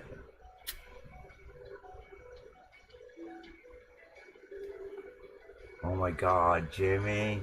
Go back to work, please. Portions of east central Ohio, southwest Pennsylvania, and northern West Virginia. Expect heavy mixed precipitation with snow accumulations up to 11 inches and light ice flakes possible.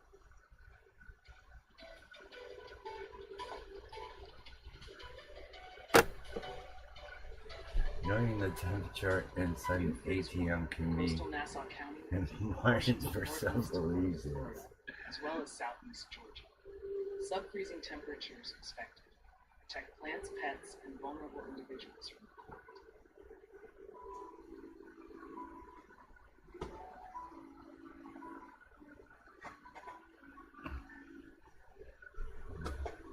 New winter storm warning for Detecting Gallup Valley, vandalism portion of or northern central security Montana, breaches. Highwood and Little Belt, Montana. Expect heavy snow with additional accumulations of up to 10 inches in some areas. Plan for slippery road conditions and reduced visibility.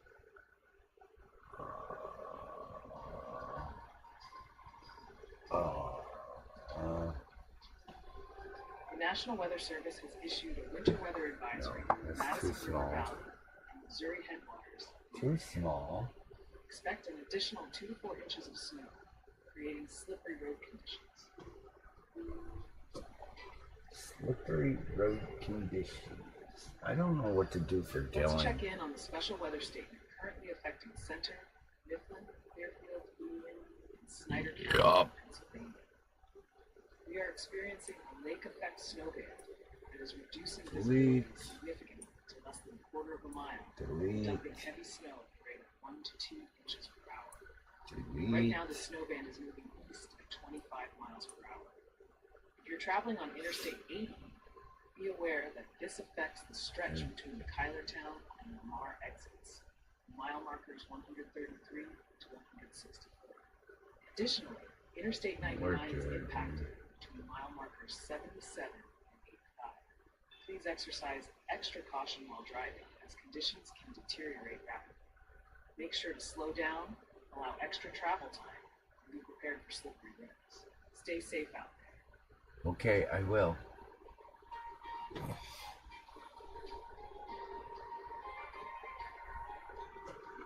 The National Weather Service has issued a lake effect snow warning for Warren County.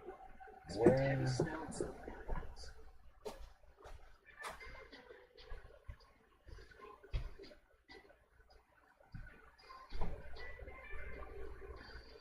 New winter storm watch for Somerset, Bedford, Fulton, Adams, Franklin, Lancaster, and York counties of Pennsylvania. Expecting heavy snow with accumulations of over 5 inches possible.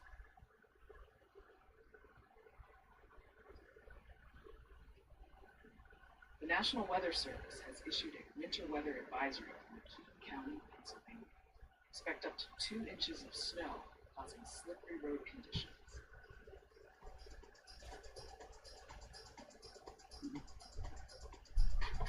The National Weather Service has issued a freeze watch for parts of Florida, including Trout River. Oh my God! Temperatures could drop. A freeze warning potentially affecting for Florida. I don't remember shipping anything to Florida. Hey y'all, it's time for a y'all cast for Grand Rapids, Michigan. Bundle up, because right now it's a chilly 18 degrees Fahrenheit, brisk northwest wind blowing at gusts of miles per hour. The sky is cloudy, and that sets the stage for some scattered snow showers. Expect a high. Temperatures will dip to around 20 by noon. Tonight, those snow showers will become more isolated. Very Temperatures drop to 17. Looking ahead to Sunday, it's mostly cloudy, a high 25 degrees. Not much change in the wind, so it should Didn't be show up. a calmer day. As we head into the week, temperatures will hover in the mid-20s. A mix of partly sunny and cloudy. Alright, I'll be right back. High on Wednesday for a chance of snow showers. No significant weather risks. That's all for your y'all cast. Remember, you can always request more updates from Super Chat. Stay warm out there.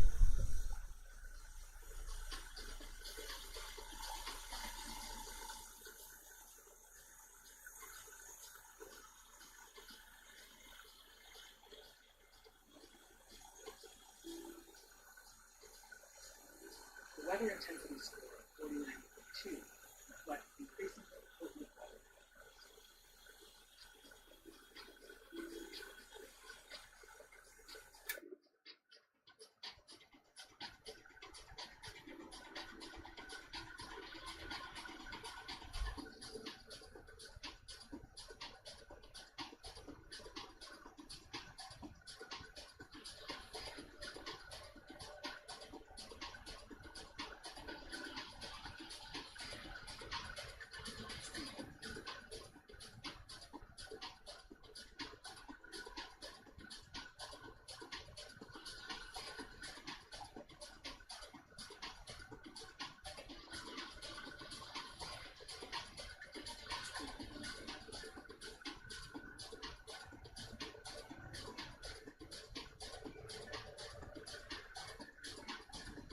Things are looking active this week. Ryan's planning on making a video on the main channel tomorrow. Be there.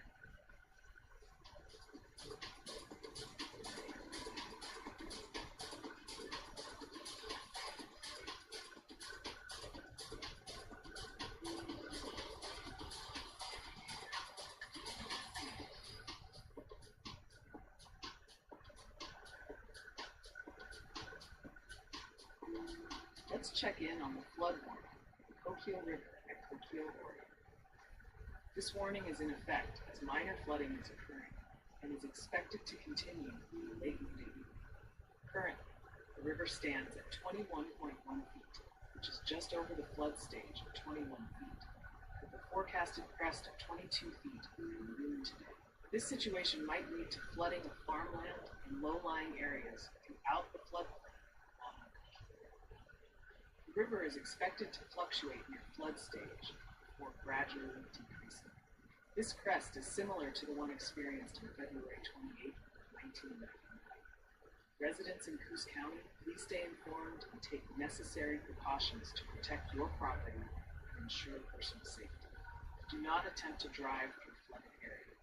More information can be found at the National Weather Service's website. Stay safe and stay tuned for further updates.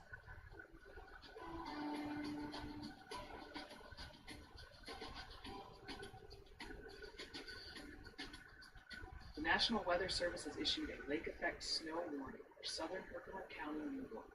Expect heavy snow with accumulations between 6 and 12 inches and strong winds up to 45 miles per hour, causing hazardous traffic conditions.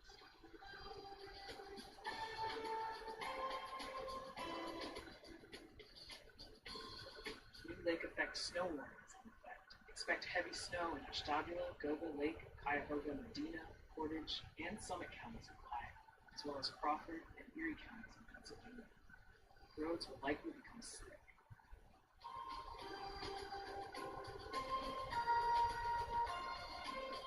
The National Weather Service has issued a winter weather advisory for Montgomery and Fulton, New York, due to lake effect snow with accumulations of 3 to 6 inches and winds up to 45 miles per hour, causing blowing and drifting snow.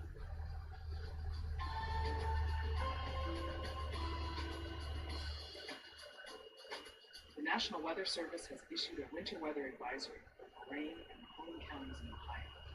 Expect lake effect snow with additional accumulations up to 1 inch. A new snow report just came in from 7 miles south-southeast of Home, Montana, in Cascade County. 11 minutes ago, a train spotter reported that snow began falling around 5 p.m., accumulating to a depth of 8 inches.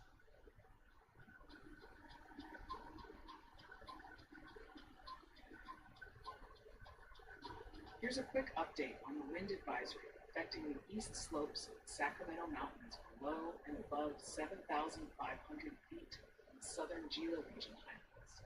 Expect west winds of 20 to 35 miles per hour with gusts up to 55 miles per hour, leading to potential power outages and increased wildfire risk due to dry conditions. This advisory will expire in 7 hours and 48 minutes.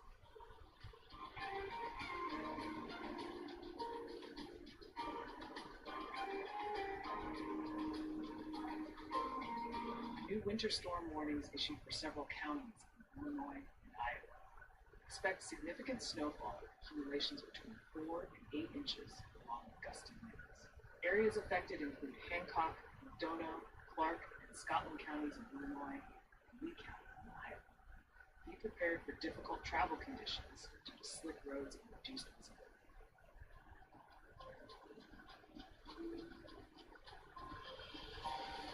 Winter weather advisory now in effect for Van Buren County in Illinois, Henderson, Warren, Des Moines, and Henry counties in Illinois and Iowa. Expect between 1 and 5 inches of snow with slick road conditions likely. Exercise caution in travel.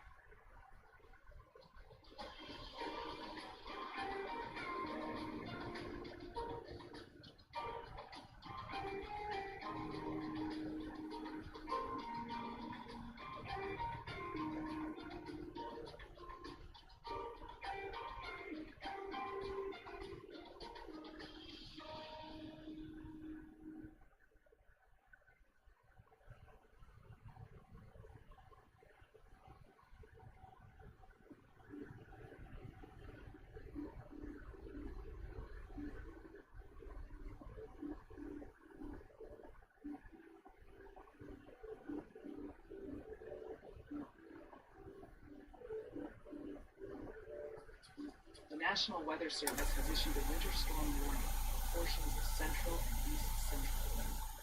Expect heavy snow with accumulations greater than 5 inches, especially south of Beardstown to Harrison.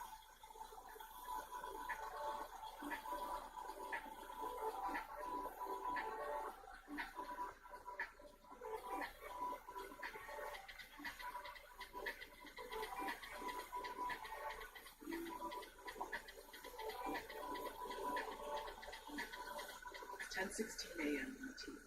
The temperature at the weather house is 26 degrees Fahrenheit. Dew point 17 degrees Fahrenheit. Love weather? Hit subscribe and join our growing community of weather enthusiasts.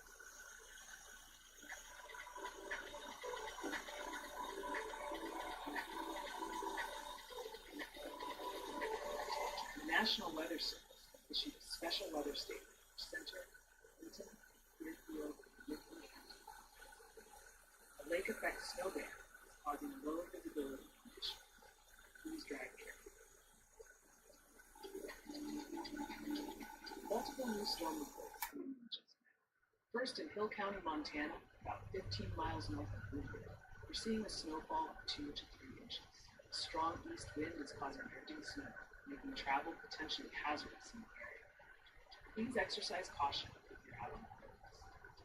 Meanwhile, over in Pocahontas County, West Virginia, near Marlington, we have another significant report.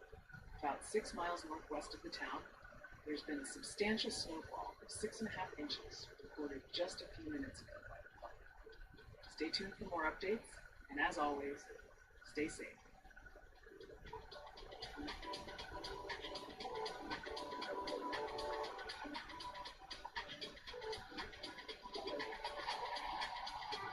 We just got a new snow report from Pleasant Gap, Pennsylvania, in Center County, about 12 minutes ago, with snow reaching up to 2 inches.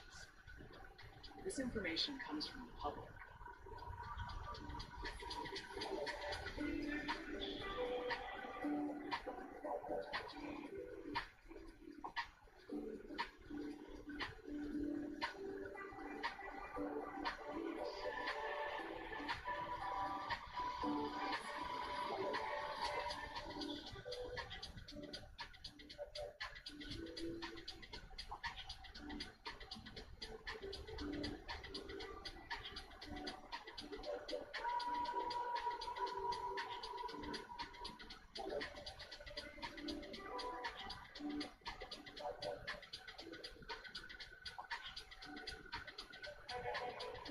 National Weather Service has issued a winter weather advisory for Slope and Hettinger, North Dakota, along with Grant, Bowman, Adams, and Sioux counties.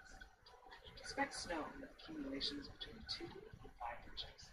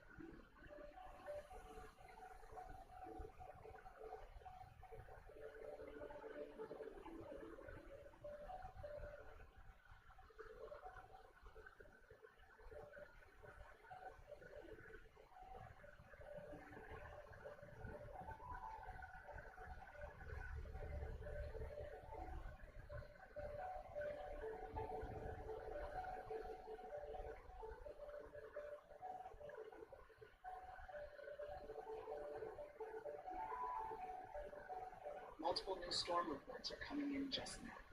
In Sherman County, Kansas, approximately 2 miles north-northeast of Goodland, we are observing freezing rain with an accumulation of 0.16 inches.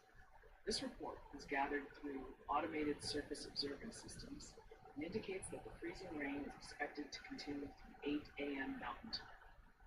Meanwhile, in Teton County, Montana, about 8 miles east-northeast of Choteau, there is a significant snowfall with a total accumulation of 6 inches. This information has been reported by a cooperative observer. Please stay tuned for further updates and take necessary precautions if you are in these areas.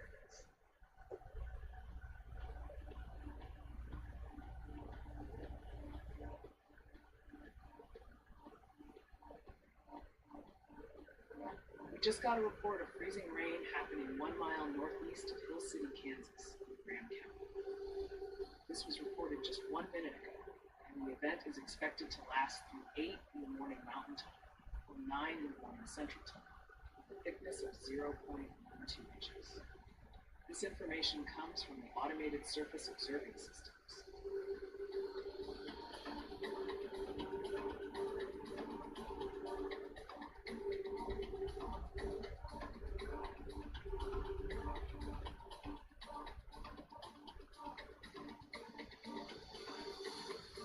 Let's check in on the special weather statement for Center, Clinton, Clearfield, and Mifflin counties in Pennsylvania. A lake-effect snow band is currently affecting the area, bringing winds of 20 miles per hour that can quickly reduce visibility to less than a quarter of a mile. This band is slowly moving northeast and is impacting major routes, including Interstate 8 between the Kylotown and Lamar exits, Interstate 99. Roads like Route 220, State Road 26, and State Road 45 are also affected. Please be cautious if you're traveling these routes. Conditions can change rapidly, so slow down and give yourself extra time to reach your destination. This warning is in effect for the next few minutes, so stay alert and travel safely.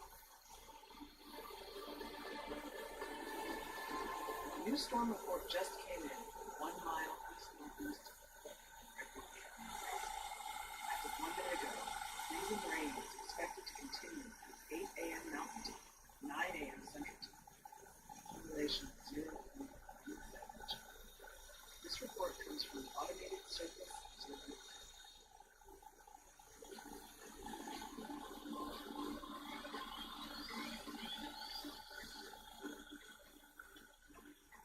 Here's a quick update on the winter weather advisory for Corsa and Dewey County. Expect an additional 2 to 4 inches of snow, creating slippery road conditions. This advisory will expire in 8 hours and 6 minutes.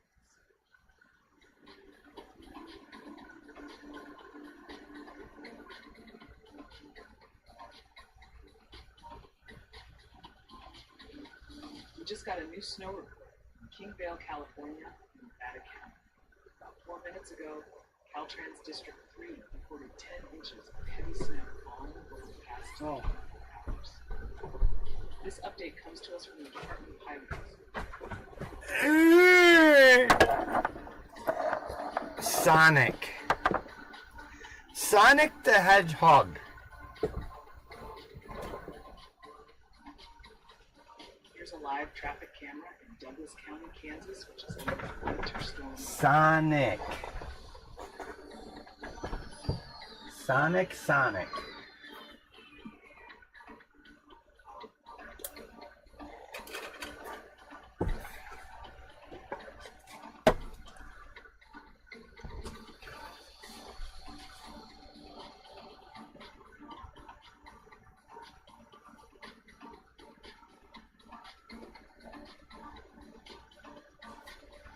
That don't look straight.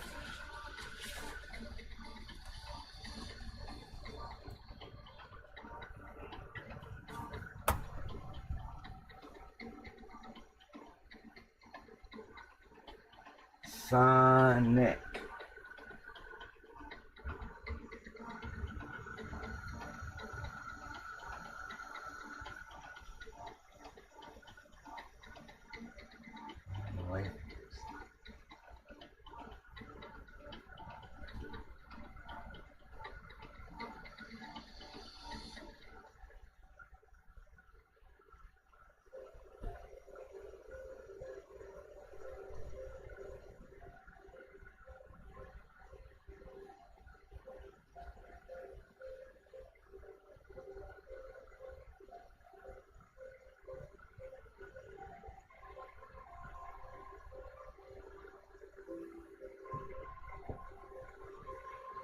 Lord Mike, he's royalty.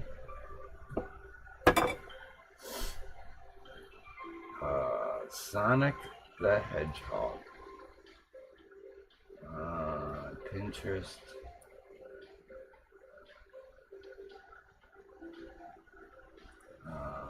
Sonic.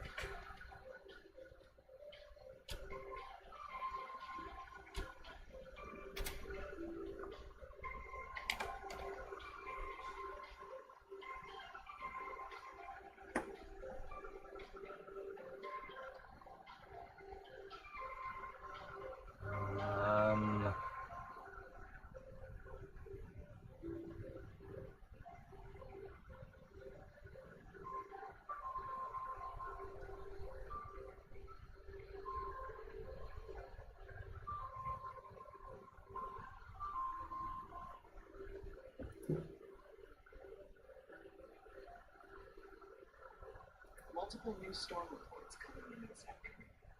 Snowfall alert in California. Heavy snowfall has been reported. The Department of Highways measured 10 inches of heavy snow over the past 24 hours in Soda Springs, located in Nevada County. Additionally, 2 miles northeast of Soda Springs at Castle Peak, another 10 inches. Let's try this one. Accumulations reported just a few minutes ago could impact travel and visibility.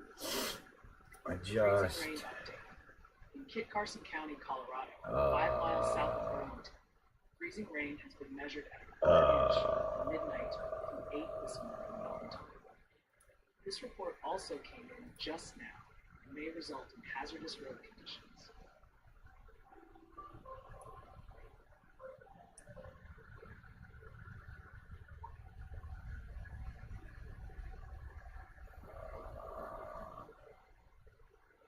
I don't like New winter storm the warnings way for his several nose areas. is. In Ohio, this includes Lewis, Bracken, Carroll, Delete. Grant, Mason, Owen, Pendleton, I don't like Robertson, that Fayette, picture. Fairfield, Hocking, Pickaway, Greene, Picture.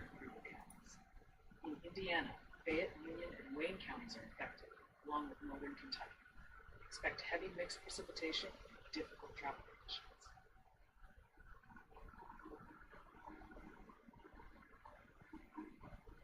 Winter storm watch now in effect for portions of southeast Maryland and central, east central, eastern, and north central Virginia, as well as portions of central and west central Ohio. Expect heavy snow and mixed precipitation, ice accumulations possible. Travel could be difficult.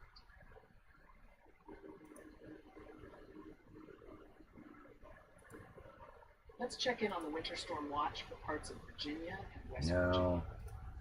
There's a significant weather system on the horizon, bringing the potential for Let's heavy do this one. precipitation. Areas including Buchanan and Dickinson counties in Virginia, as well as McDowell, Mingo, and Wyoming counties in West Virginia, should prepare for snow accumulations between 1 and 3 inches. Additionally, there's a possibility of ice accumulations up to 0.2 of an inch. This storm is expected to impact the region from Sunday morning through Monday evening. The main concerns are slick and hazardous road conditions, especially on bridges and overpasses, which can become extremely slippery. Significant ice buildup on power lines and tree limbs could lead to widespread and prolonged power outages. This means both the Monday morning and evening commutes could be severely affected. If you're in these areas, please plan accordingly and consider staying off the roads if possible during the peak of the storm. Stay safe, stay tuned.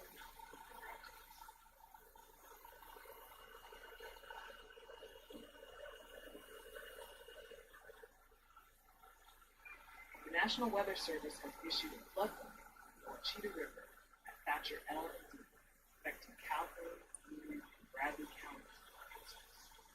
Minor flooding is occurring and expected to continue until Thursday. Okay, that works.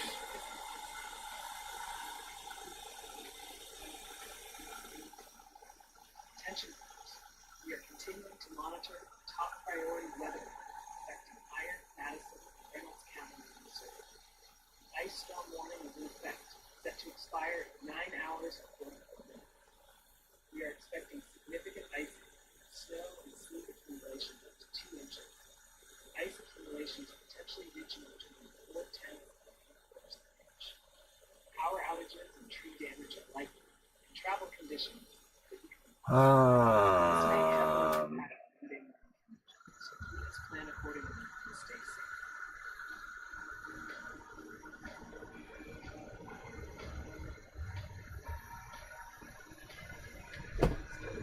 Middle. Here's a quick update on the dense fog advisory affecting Armstrong, Carson, Collinsville, Donley, Gray, Penfield, Potter, Randall, Roberts, and Wheeler counties in the state. Expect visibility of 1/4 mile or less and gusty north winds of 30 to 40 miles per hour, with gusts up to 50 miles per hour. This advisory expires in 2 hours and 28 minutes. Rotate 90.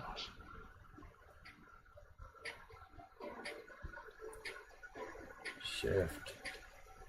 Align. View.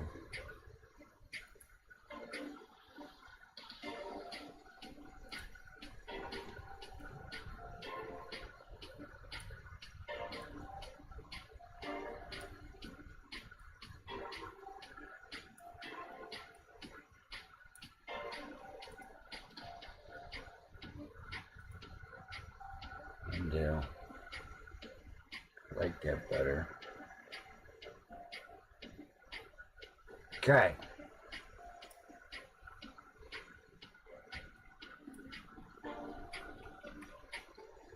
$2,000. No. 5,000. 100%. One pass. Current position. That's going to be the center. Let's frame it.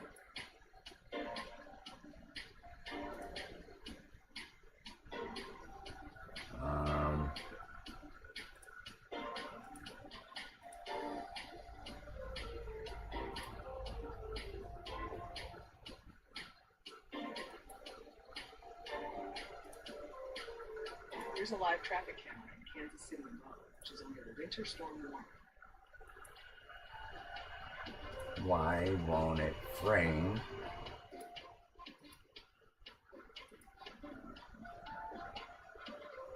Oh.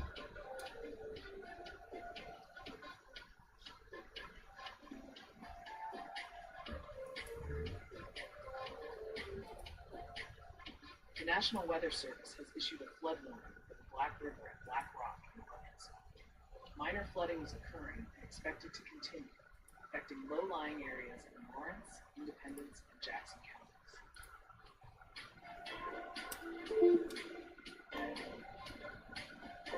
New wind advisory for several counties in Texas and Oklahoma.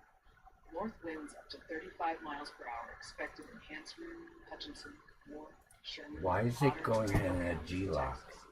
Portions of the Oklahoma and Texas panhandles. Be prepared for gusty winds and potential power outages for the next few hours.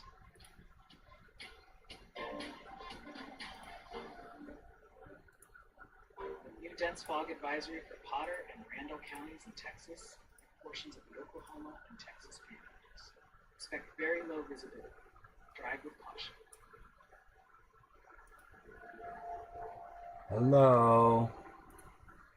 Let's check in on the special weather statement for Center, Clinton, Clearfield, and Mifflin counties in Pennsylvania.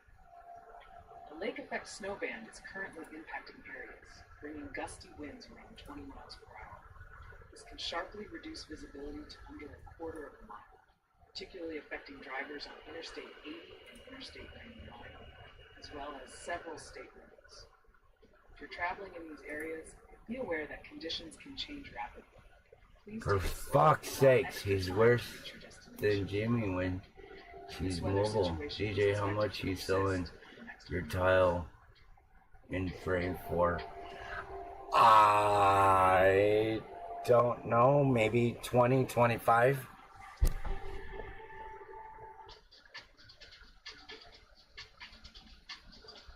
Two hours later, the fucker answers. For fuck's sakes. Richmond, Virginia. It's a crisp and clear day, temperature sitting at 33 degrees Fahrenheit. With a relative humidity of about 36%, it's feeling pretty dry out there. Take note, there's a winter storm watch in effect until Sunday morning, so keep those shovels handy. Looking at the short-term forecast, today will be sunny with a high near 38 degrees. I don't understand why this isn't. Blowing at 9 to 13 miles per hour. Gusts reaching up to 20. Why is it going in a G-lock? As we head into the night, Let's see. expect clear skies and a chilly low of 19 degrees. So bundle up if you're heading out. Tomorrow, Sunday, we'll see mostly sunny skies with a high of 41 degrees. But by evening, things will take a turn. Snow is likely to start around 7 p.m., mixing with sleet and freezing rain. Be prepared for possible new snow accumulation from 1 to 2 inches. Looking ahead, Monday will stay in the wintry mood with more snow and freezing rain, so stay safe. Keep an eye on changing conditions. Remember, y'all can request more y'all casts through Super Chat anytime you need it.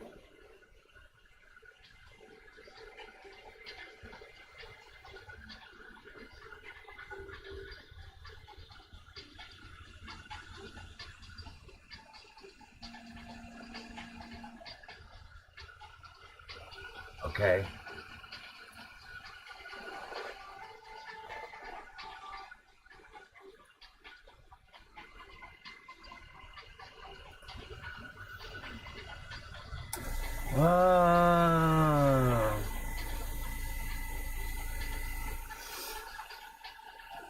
I was thinking 15 or 20. It's Saturday. The bots are hitting my page up $30. 30 bucks. 5% off. 5% discount.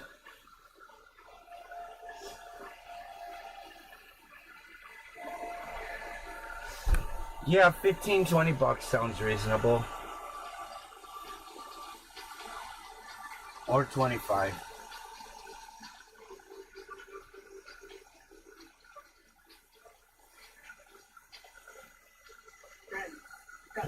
So I found some shit in the house. Major winter storm is set to bring heavy snow stretching from central England all the way to the Ohio Valley. Found some shit in the house. Some heavy lake effects. Now, for those in the northern high plains, Custom picks 25. expect moderate to heavy snow. Yeah. Also, a warning for those in the middle Mississippi/Ohio Valley area, there's potential for a quarter-inch of freezing rain this Sunday. Adding to the mix, there is an enhanced risk of Motherfuck. parts of the lower Mississippi Valley. This storm system, which is currently over the southern high plains, will make its way to the Ohio Valley by Monday, causing disruptive winter weather from Saturday into Monday. The severity of this storm shouldn't be underestimated. Central Plain, we're in for some serious disruptions by late Saturday. This will then spread to the Ohio Valley on Sunday, potentially causing severe travel. The storm is set to reach the mid-Atlantic by Sunday night into Monday. The blizzard conditions over the Central Plains are another serious risk. Wind gusts over 35 miles per hour combined with heavy snow, whiteout conditions, and lightning. Travel will be extremely hazardous. Impassable roads, high risk of motorists. That isn't enough. Areas from eastern Kansas and the Ozarks to the Ohio Valley should brace for sleet and blizzard. Fuck you. Dangerous travel conditions, tree damage, and power. Especially 26.98. now to the Woody. Mississippi Valley. 98, not 99. Front moves through the southern. The Storm Prediction Center has issued an enhanced risk of severe thunderstorms over parts of the lower Mississippi Valley from Sunday into Monday. These thunderstorms bring the risks of frequent lightning, severe wind gusts, hail, and even tornadoes.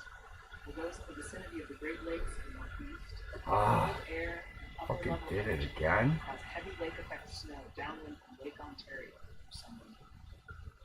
Moderate lake effect snow will also develop downwind from the upper Great Lakes and Erie through Sunday. Lastly, Pacific Northwest and Northern California expect coastal rain and higher elevation snow as multiple weakening fronts move onshore due to a weak onshore flow and wind. Stay safe, stay warm, and keep an eye on updates as this weather system evolves.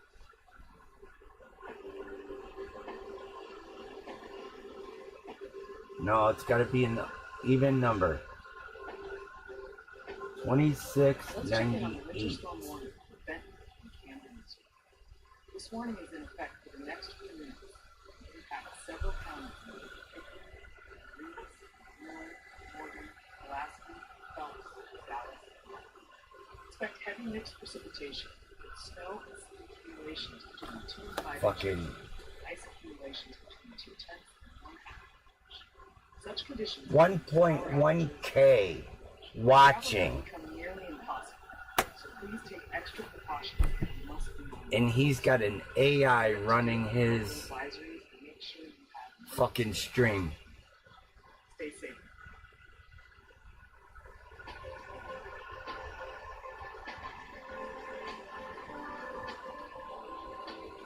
The National Weather Service has issued lake effect snow warning for Madison and northern Oneida counties.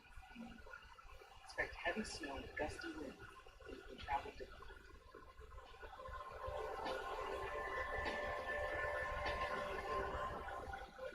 The National Weather Service has issued a winter weather advisory for Shenango and Fort Union.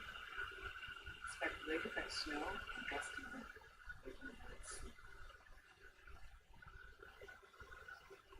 We just got a new snow report 2 miles north-northeast of Bozeman and Hot Springs in Gallatin County, Montana. As of 2 minutes ago, 4 to 5 inches of snow fell this morning. an additional 2. Well, I guess you can't call it hot springs anymore, can you? Comes from a trained spot.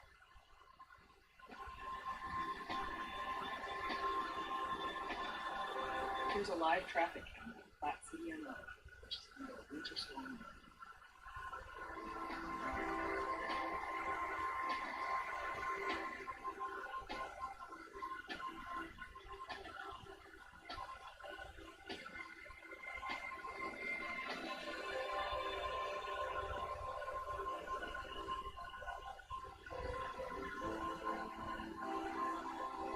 Carl should be getting hit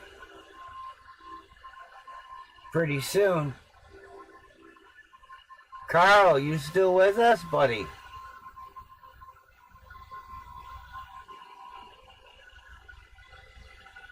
Should be starting to get hit, or pretty soon.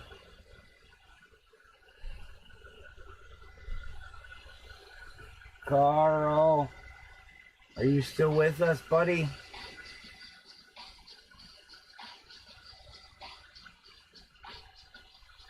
Here's the latest update on the ice storm warning for Webster County. This warning will expire in 15 minutes, so please stay tuned. Sonic the We're expecting Hedgehog. significant icing, snow, and seed accumulations between 1 and 3 inches. Ice accumulations could be between a quarter and 1/2 of an inch, with winds gusting up to 35 miles per hour. Roads, especially bridges and overpasses, are likely to become very slick and hazardous. There is also a risk of significant ice accumulation on power lines and tree poles, which could lead to widespread and long-lasting power outages. Please exercise caution when you must travel and be prepared for possible power disruption.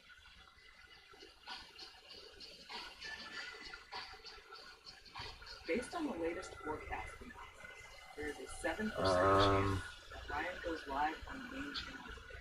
Yeah, It's very okay. unlikely, but if for whatever reason the weather intensity score should exceed 150, Ryan will start an emergency live stream.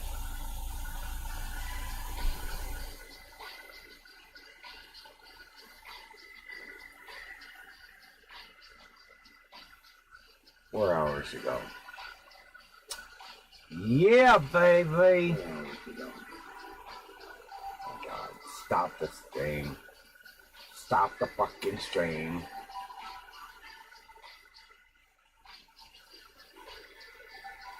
Let's check in on the wind advisory currently in effect in Hansford and Hutchinson counties. This advisory also includes water and stream. We are expecting north winds ranging from 20 to 30 miles per hour.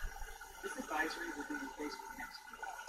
It's coming out good. Winds are likely to blow Don't you think? unsecured objects, so it's a good idea to secure any loose items outside your home. Additionally, there might be some tree limbs blown down and a few power outages for the birds. Please take care while driving, especially in high-profile vehicles, and stay tuned for any updates. Remember, safety first.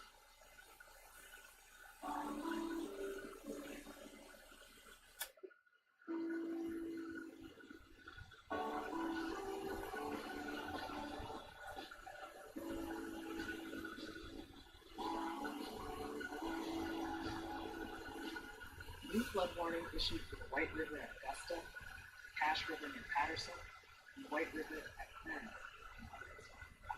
Minor flooding is occurring, expected to Hey, continue. close up. Looks great.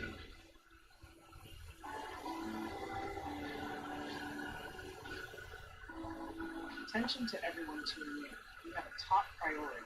Oh my God, we got a top priority. Fire, Madison, and Reynolds County industry. This warning is in effect for another 9 hours and 29 minutes. Expect significant icing with snow and sleet accumulations up to 2 inches, with ice accumulations between 4/10 and 3/4 inches. If you are in these areas, prepare for power outages and potential tree damage. Travel conditions may become impossible, especially impacting the Houday County community. Please stay safe and avoid unnecessary travel. Carl. I think we lost Carl. Here's a quick update on the winter storm watch for Somerset County. Heavy snow of 6 inches or more is possible and can travel very difficult in through Sunday evening and Monday evening. This alert expires in 11 hours and 27 minutes.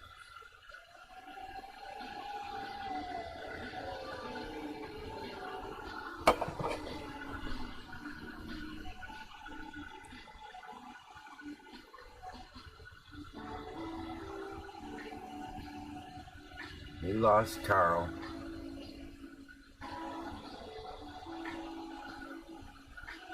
We lost Carl.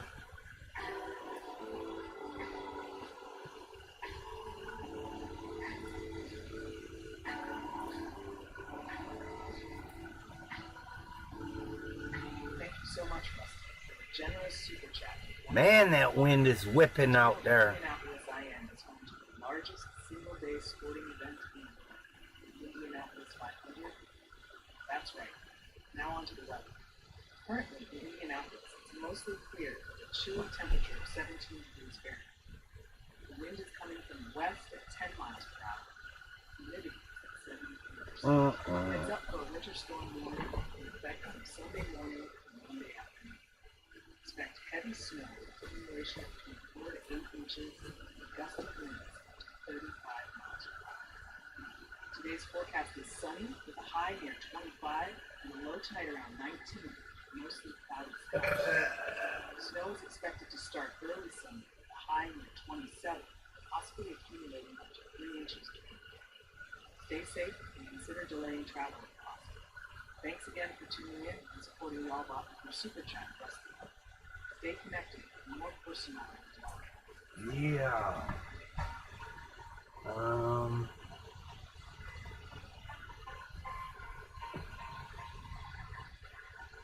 New winter storm warning issued for parts of Indiana, including central, east central, south central, southeast, and southwest regions.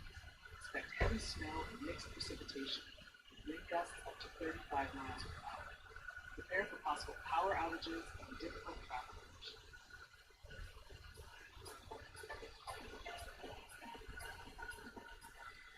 The National Weather Service has issued a winter weather advisory for portions of central and east central Indiana. Expect between 2 and 5 inches of snow, making roads, especially bridges and overpasses, slip and hazardous.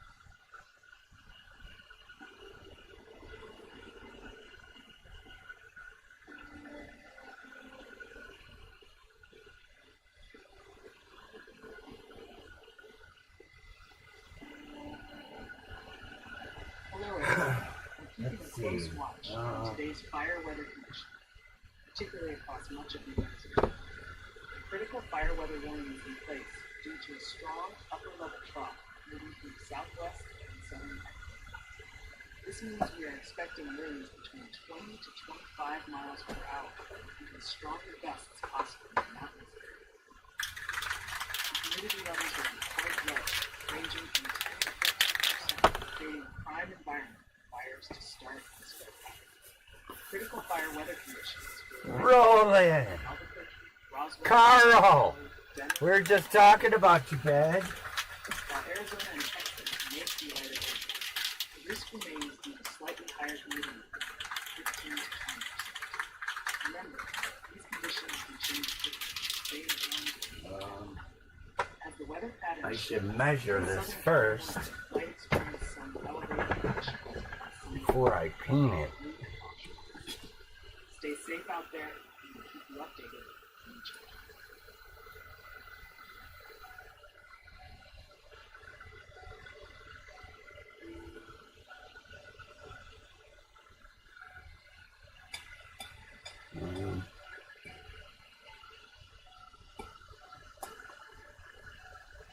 Let's check in on the winter storm warning currently in effect for portions of east central and northeast Kentucky.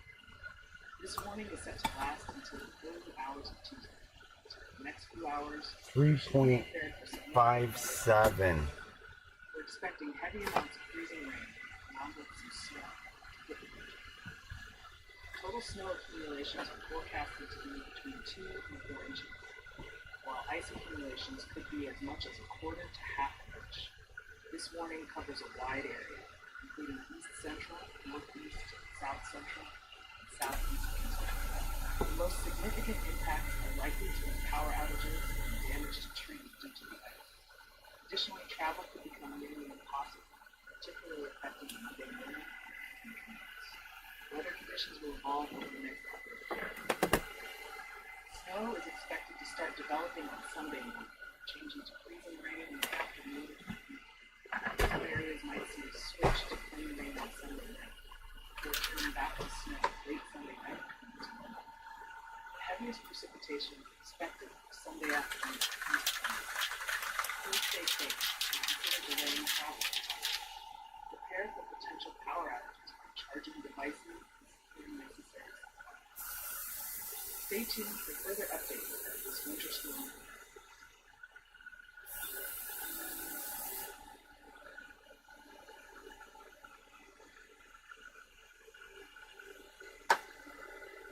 Here's the latest update on lake effect snow. This warning remains in effect for the next 11 hours and 21 minutes. Oh. Heavy lake effect snow is expected. God damn it. Additional snow accumulations between 2 God damn it. road conditions, creating slippery Okay. spots. If you're traveling in and around Warren County, Just saw big enough.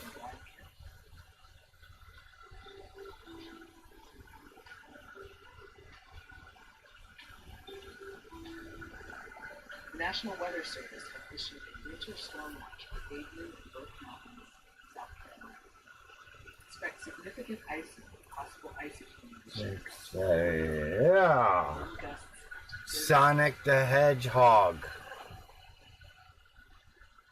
He's coming out pretty damn good.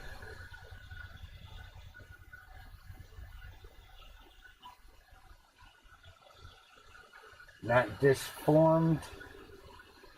Attention to everyone. Southern Illinois, Western Kentucky, and Southeast Missouri.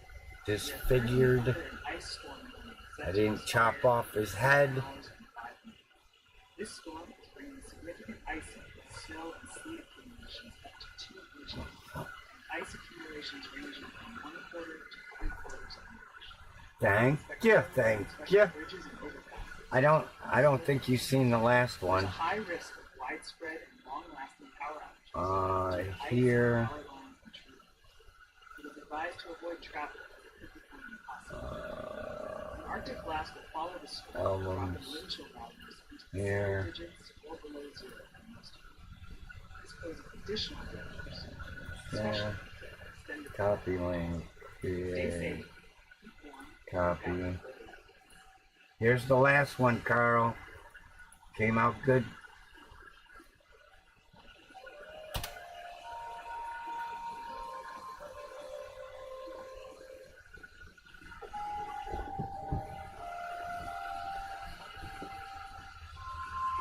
Hey y'all, it's time for a y'all cast. We're checking in from Trenton, New Jersey, and things are a bit on the chilly side. Right now, it's 30 degrees Fahrenheit. The northwest wind gusting up to 60 miles per hour. It feels pretty brisk. The skies are cloudy, and the humidity is around 48%. So bundle up. Looking ahead to today, Came out pretty good. snow showers this morning. So keep an eye out on the roads. It's going to be mostly cloudy with a high near 34, and those west winds might pick up to 20 miles per hour, gusting up to 35. As we slide into tonight, expect partly cloudy skies with temps dropping to a chilly 21 degrees. Sunday brings a bit of sunshine with highs around 35, but don't get too comfortable because there's a chance of light snow sneaking in afternoon. Looking further into the week, Monday is shaping up to be a snow week. Up to 4 inches of snow possible during the day, so get those snow shovels ready. The rest of the week looks mostly sunny, high temps hovering around the middle. No weather alerts at the moment. I didn't push it all the way back to that thing. That's your Y'allcast, folks. Remember, you can always request Y'allcast through Super Chat. Stay warm and safe out there. Alright, so I need to mark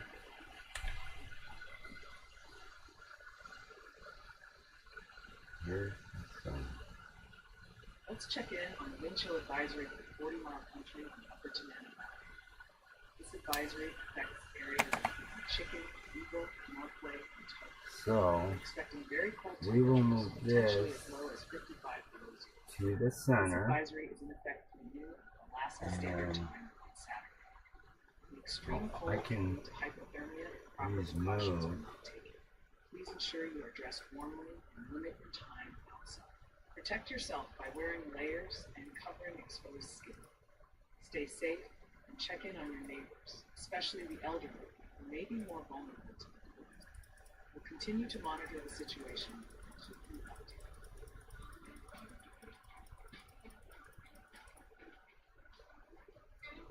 Here's a quick update on the lake effect snow warning, Cuyahoga, Medina, Portage, and Summit counties in Ohio.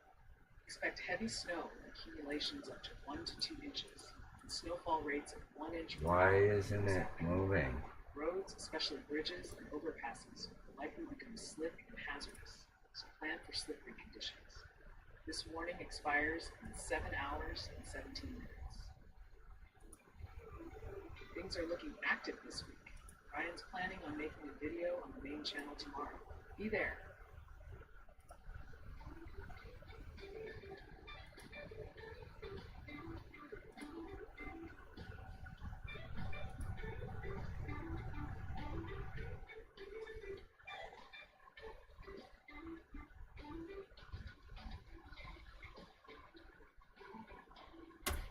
Okay.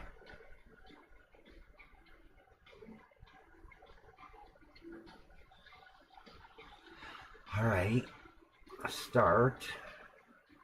Yes.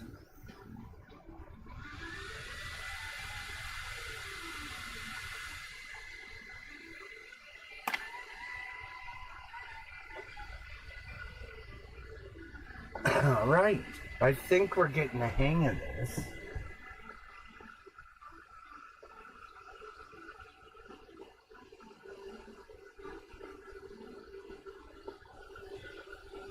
Possibly.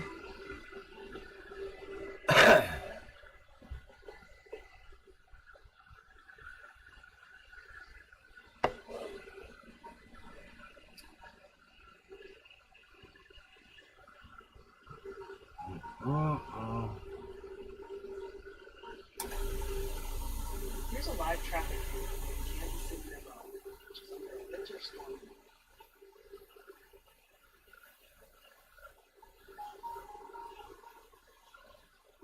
So, Caro, how's the snow there? I am doing 2,000 speed at, I believe, 100% power. Yeah, 2,000 speed, 100% power, a 309 line per inch, 2.0 overscan.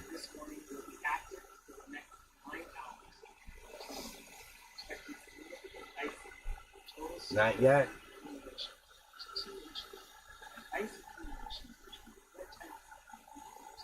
It's like waiting for Amazon, Carl. It's coming. Just relax. Please avoid going out. Hazardous conditions are expected to impact the moving. Stay tuned for further updates. It's coming. Prioritize your safety.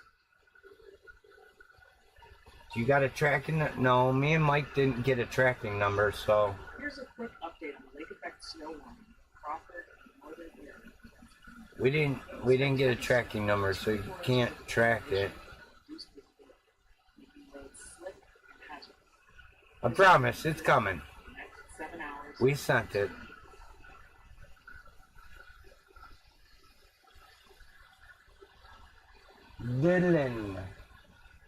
Dylan.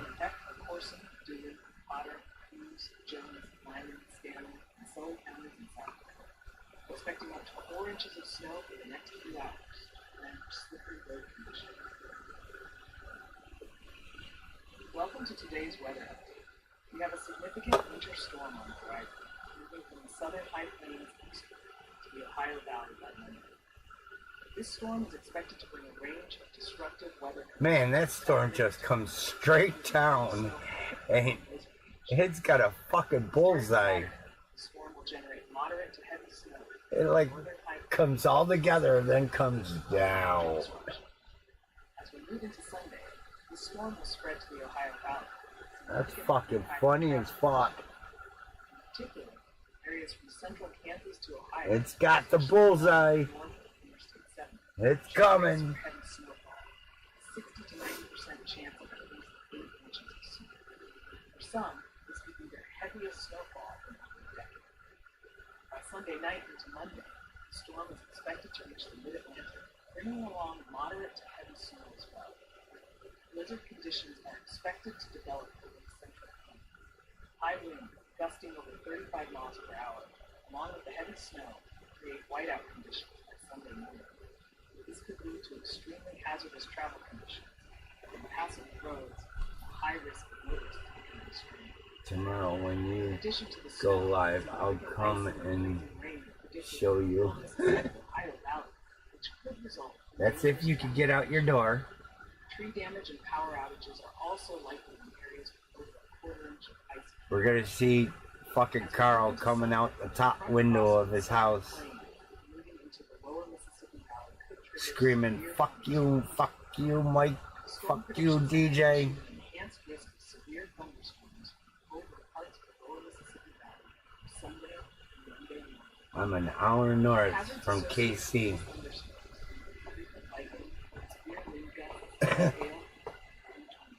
It's got a fucking bullseye right on your state, brother. It all gets together up here and goes, okay, Carl, here we come. And then goes, Combination of weak onshore flow and multiple weakening fronts moving onshore will bring coastal rain and higher elevation snow in parts of the Pacific Northwest and Northern California. Stay tuned for more. better you than us. That's all I gotta say. This way. Is it possible 26 I believe it. Let's check in on the wind advisory for Hansford and Hutchinson. Currently, a wind advisory is in effect for Hansford, Hutchinson, Warren, and Sherman. Expect north winds reaching up to 35 miles per hour throughout the day until early evening.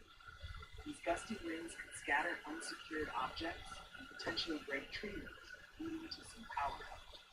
It's a good idea to secure any loose items around your home or property to prevent them from being blown away. If you're driving, particularly in high-profile vehicles, exercise caution. These winds can be driving challenging. Stay safe and keep an eye on any updates as we continue to monitor this advisory for the next few hours. Here's a look at next week's temperature outlook from the CPC.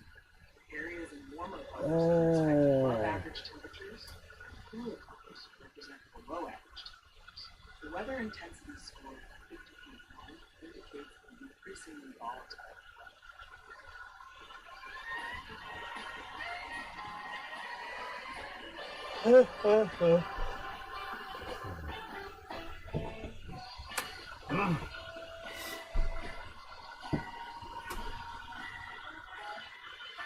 Come on, Sonic.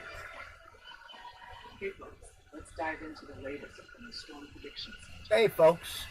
Today, we're looking at a relatively calm weather pattern when it comes to severe storms. Severe thunderstorms are anticipated today. However, we might see some isolated thunderstorms popping up early Sunday morning across parts of the southern and central plains, stretching eastward to mid-south. Here's the breakdown. A strong upper trough is making its way eastward over the Rockies today and is expected to reach the southern and central high plains by early Sunday. This movement will prompt the development of a low-pressure system over the southern high plains tonight. A surface low likely forming around central Oklahoma by the end of the day. A cold front will also push southeastward across the southern plains tonight. Now, due to some lingering high pressure over the southeast, the northward movement of Gulf moisture is somewhat limited today across central and eastern Texas and the lower Mississippi Valley. As a result, any significant boundary layer instability, which could support surface-based storms, expected to hold off until Sunday. That said, there's a chance for some isolated lightning and elevated convection late tonight into early Sunday morning. Thanks to some weak instability, this is most likely to happen Yep. in parts of Kansas, Bill! Ozarks, Gotta do something. I made gummies last night, ate only 2 of them, and passed the fuck out. I woke up, I don't know, 5 hours later, I'm still stoned. Great, Mike. Now we gotta find the gummy bear song. Sarah!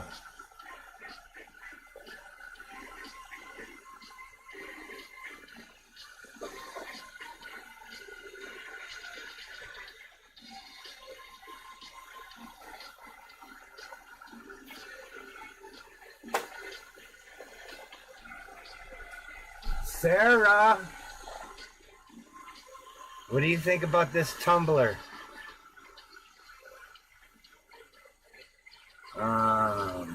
Here, okay.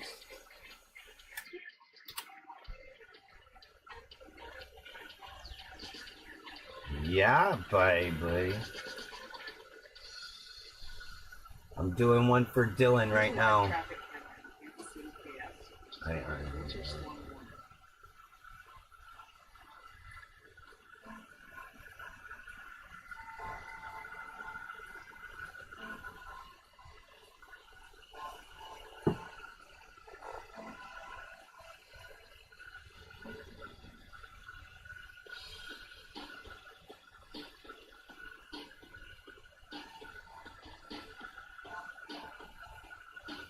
Let's check in on the winter storm warning for central and southeast Phillips Mountain.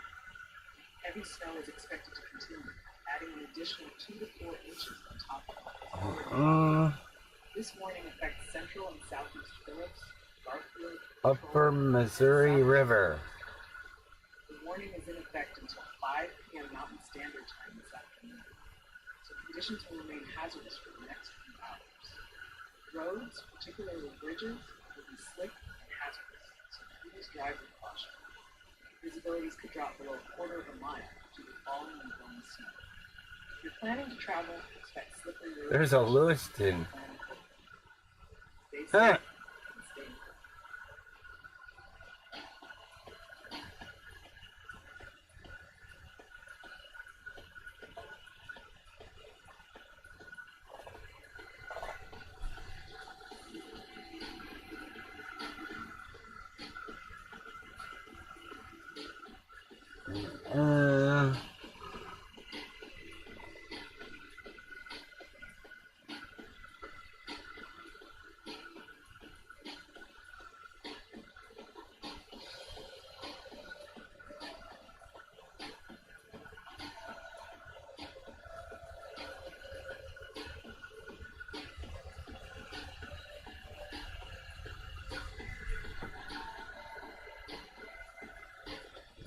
Here's a quick update on the winter storm warning affecting parts of east central and northeast Kansas, as well as north central, northwest, and west central Missouri.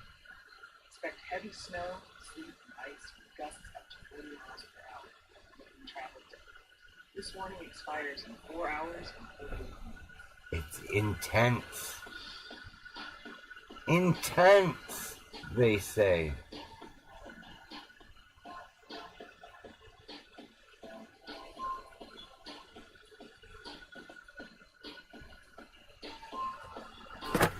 I wonder if there's any storm chasers out.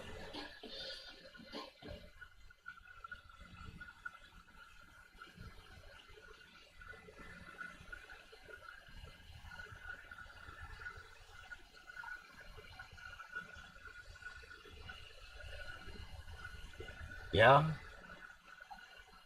Ohio, though.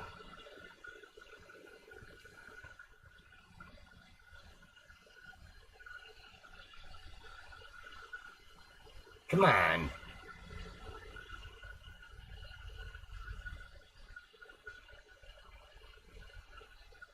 Oh, Jimmy Carter's funeral's today. Begins in Georgia.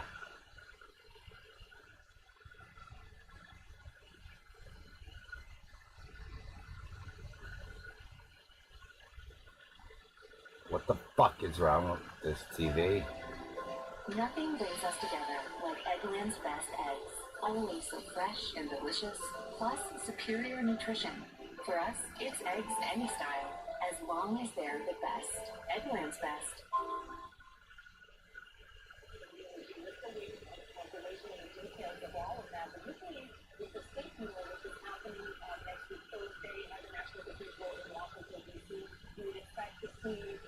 All living former presidents in one space, of course, different periods from around the world.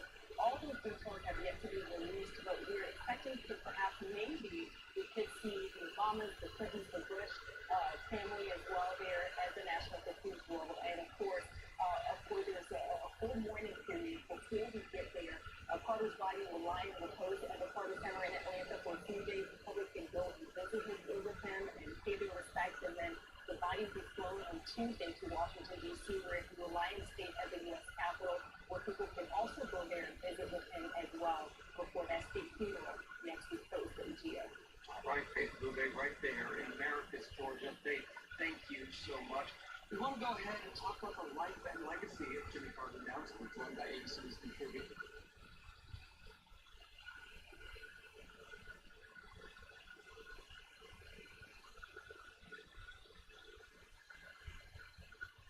So we need to talk about two Supreme Court decisions which actually impact your right to prevent search and seizure of firearms in your home.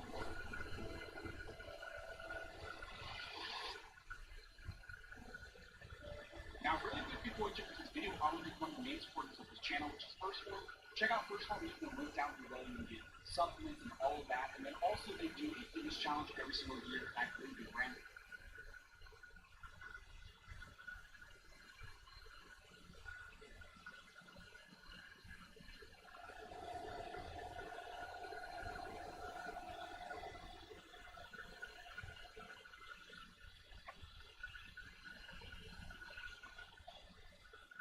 I know.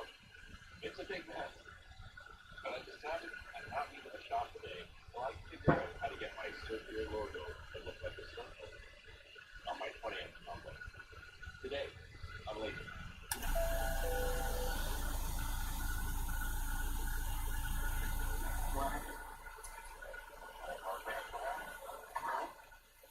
Yeah. That is our memory. I have no idea. July 12, 2024.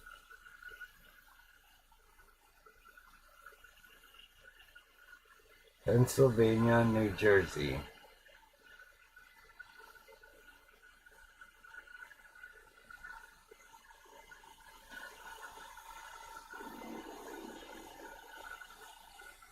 The dog who saved life to power in 1979.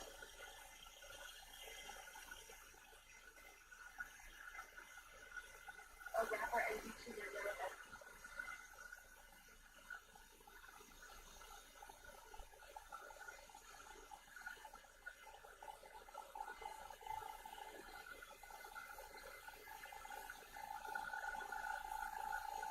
Ha ha ha.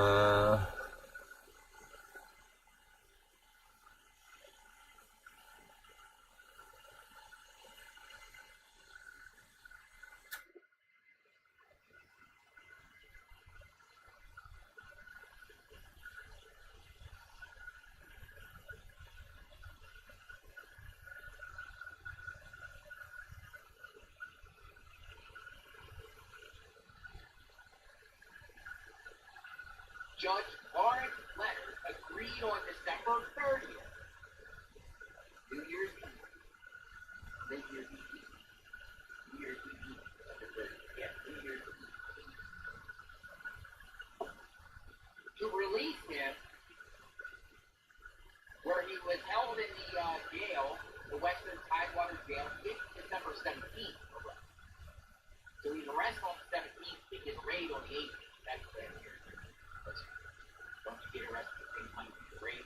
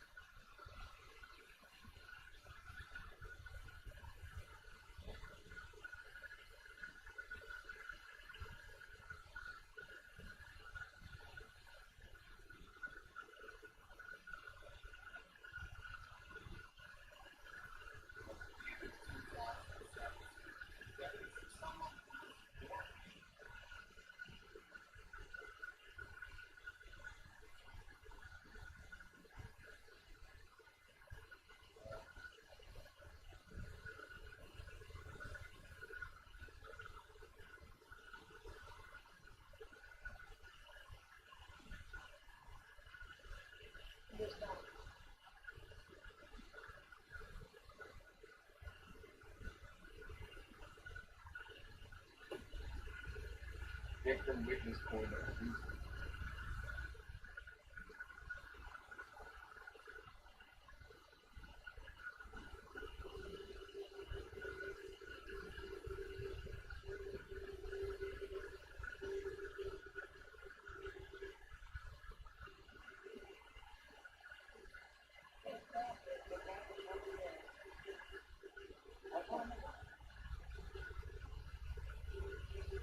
Bring more home for Silverado.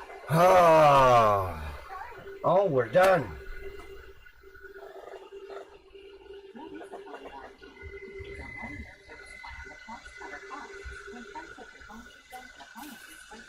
Cool.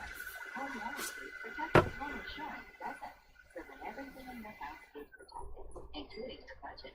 It covers things like your AC, fridge, water heater, and plumbing. Things you may not have the skills, time, or extra cash to take on. Here's the best part. There's just one name to remember when a covered item breaks down. Contact American Home Shield online anytime or by the phone. You'll pay a preset service fee, and one of our local repair pros will call to set up the best time to come to your house and determine the problem. They'll start work to repair the covered item, and if it can't be fixed, we'll replace it. Learn more about American Home Shield home warranties at ahs.com.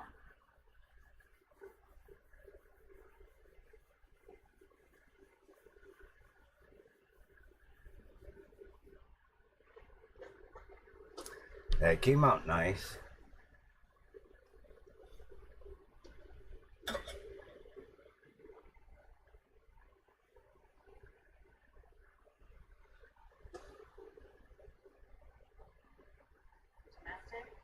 United States, against all enemies, foreign and domestic, that you will bear true faith and allegiance to the United States, against all enemies, foreign and domestic, that you will bear true faith and allegiance to the United States, against all enemies, foreign and domestic, that you will bear true faith and allegiance to. Please join me in pledging allegiance to our flag. Now, take a picture.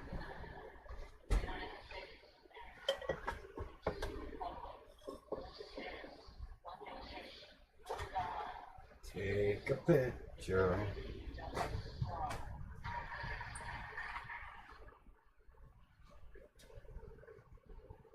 The chair lays before the Senate the certificates of the election of 32 senators elected for 6-year terms beginning on January 3rd, 2025. All certificates, the chair is advised, are in the form suggested by the Senate. Take a picture. Of the form suggested by the Senate.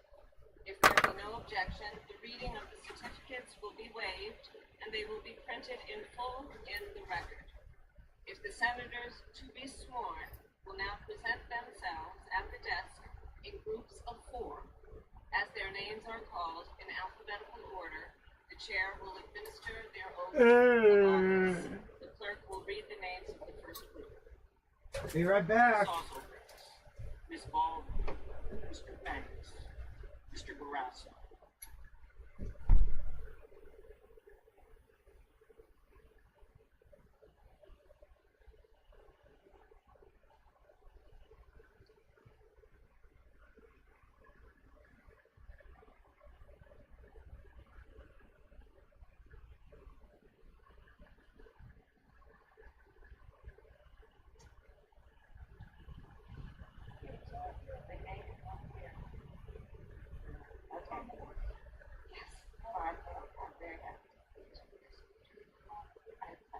Thank you.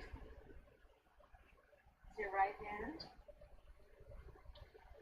Do you solemnly swear that you will support and defend the Constitution of the United States against all enemies, foreign and domestic?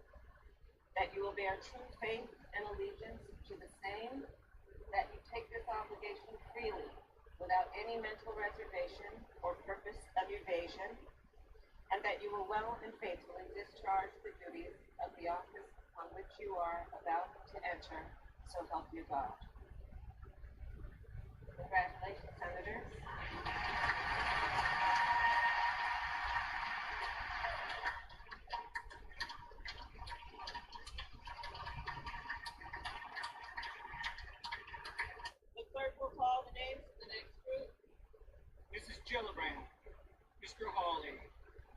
Heinrich.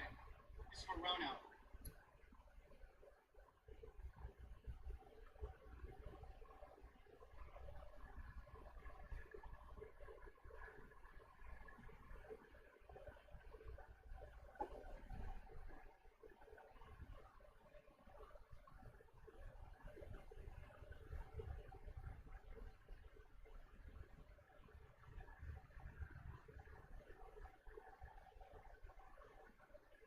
Domestic, United States, against all enemies, foreign and domestic, that you will bear true faith and allegiance to of the United States, against all enemies, foreign and domestic, that you will bear true faith and allegiance to of the United States, against all enemies, foreign and domestic, that you will bear true faith and allegiance to.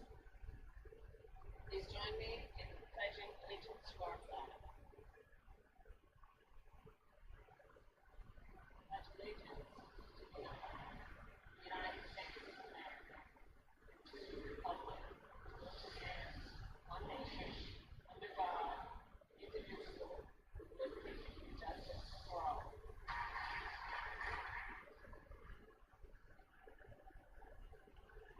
The chair lays before the Senate the certificates of the election of 32 senators elected for 6-year terms beginning on January 3rd, 2025. All certificates, the chair is advised, are in the form suggested by the Senate or contain all the essential requirements of the form suggested by the Senate. If there be no objection, the reading of the certificates will be waived and they will be printed in full in the record. If the senators to be sworn will now present themselves at the desk in groups of 4. As their names are called in alphabetical order, the chair will administer their oaths of office. The clerk will read the names of the first group. Miss Oswald, Miss Baldwin, Mr. Banks, Mr. Barrasso.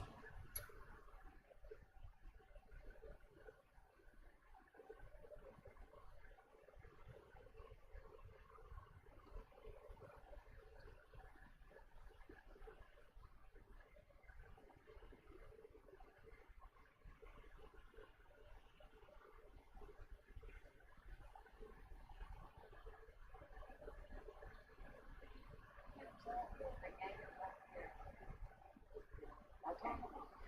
Yes. I'm very happy. Thank you. Your right hand. Do you solemnly swear that you will support and defend the Constitution of the United States against all enemies, foreign and domestic? That you will bear true faith and allegiance to the same? That you take this obligation freely, without any mental reservation or purpose of evasion, and that you will well and faithfully discharge the duties of the office upon which you are about to enter, so help you God. Congratulations, Senators.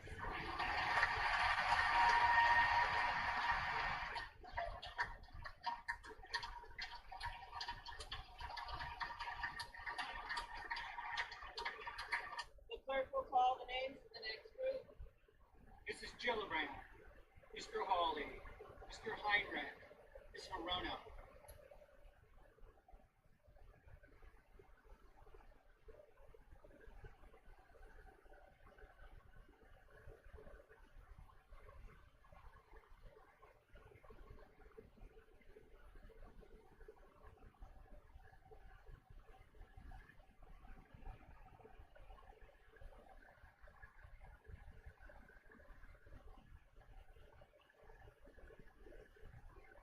Domestic, United States, against all enemies, foreign and domestic, that you will bear true faith and allegiance of the United States, against all enemies, foreign and domestic, that you will bear true faith and allegiance of the United States, against all enemies, foreign and domestic, that you will bear true faith and allegiance to.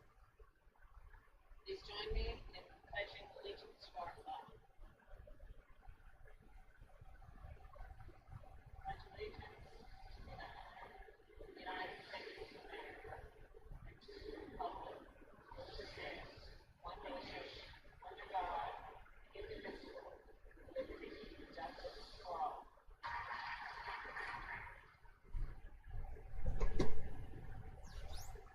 chair lays before the Senate certificates of the election of 32 senators elected for 6-year terms beginning on January 3rd, 2020.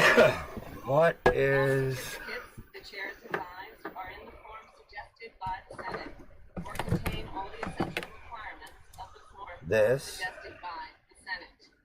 If there be no objection, the reading of the certificates will be waived and they will be printed in full in the record.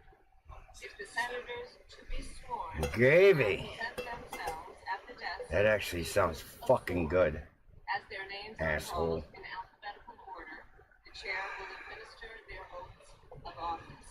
The clerk will read the names 3.2975. Ms. Oswald, Ms. Ball, Mr. Banks, Mr. Barrasso. Rotary tool. 3.2975. Okay.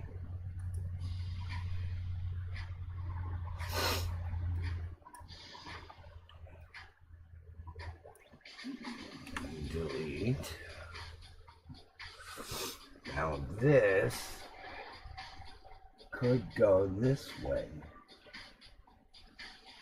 but this needs to come down.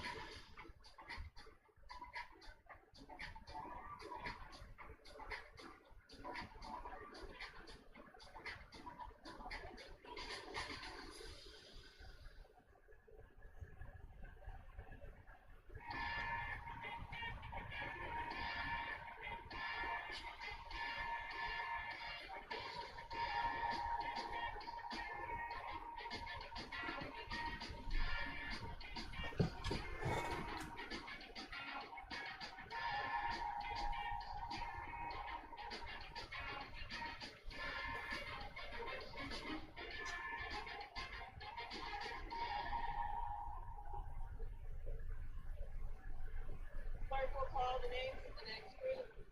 Mrs. Gillibrand, Mr. Hawley, Mr. Heinrich, Ms. Verona.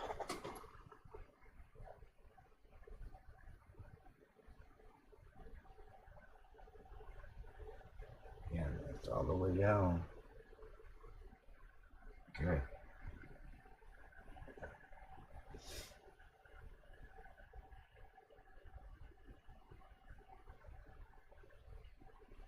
Okay.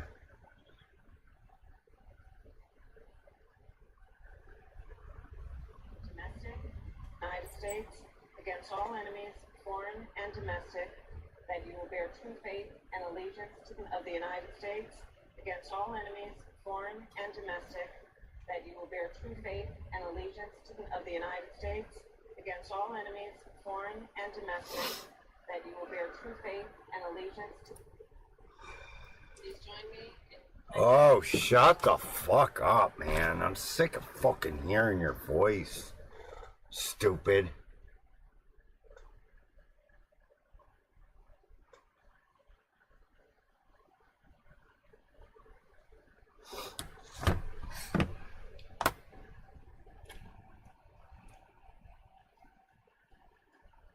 It's Saturday. I'm sure hell take out or old man nap time sometimes. Huh? It's Saturday. He'll take off old man. Fuck you, Michael. Fuck you.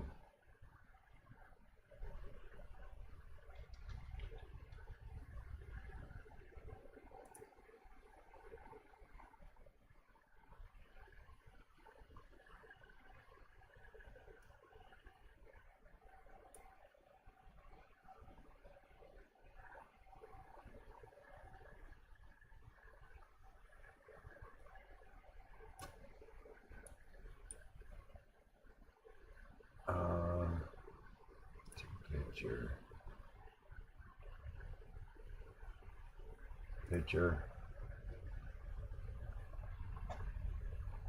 here, rotate counterclockwise,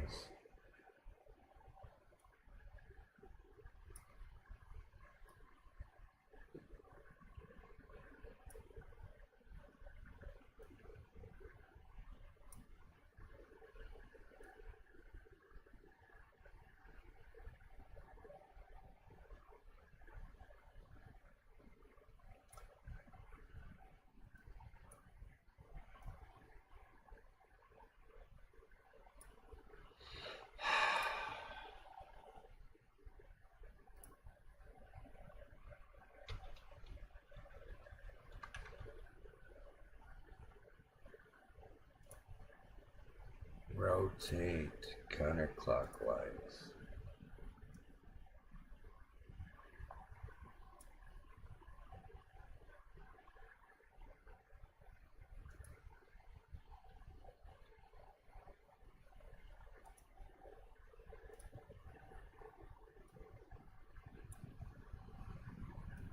And 1500. Laser. Current position. This is going to be the middle. Start.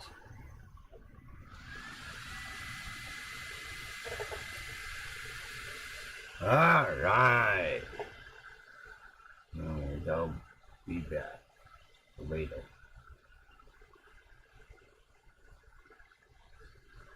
How much longer are you streaming, DJ? That's why you said it, you motherfucker.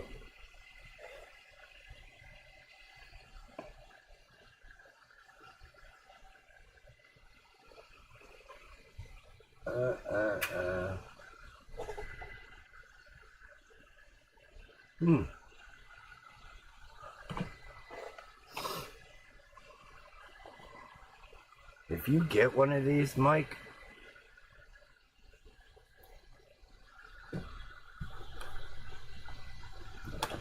I think you're gonna have a blast.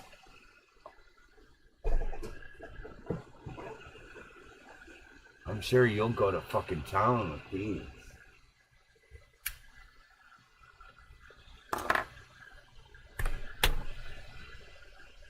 One of these rotary tools.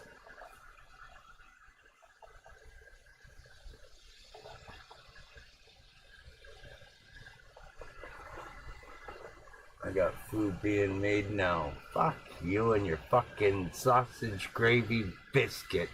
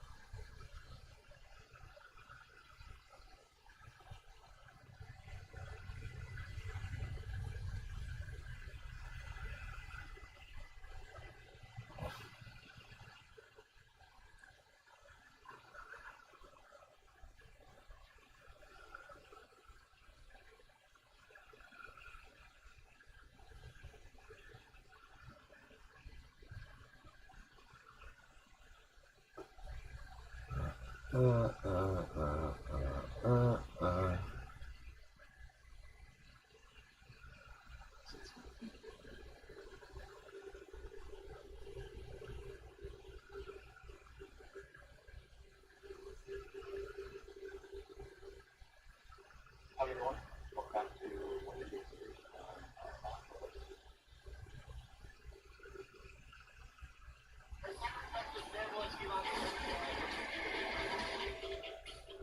Let's find out.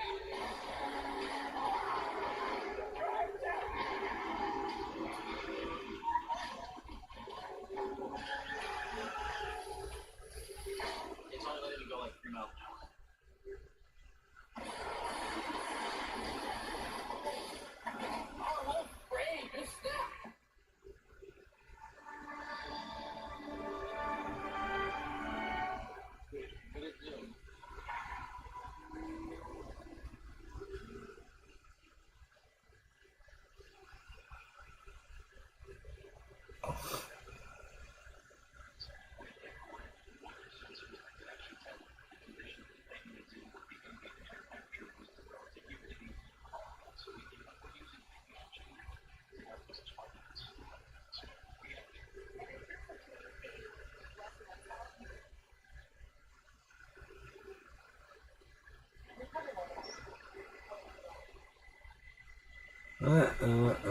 Coffee is cold. Be right back.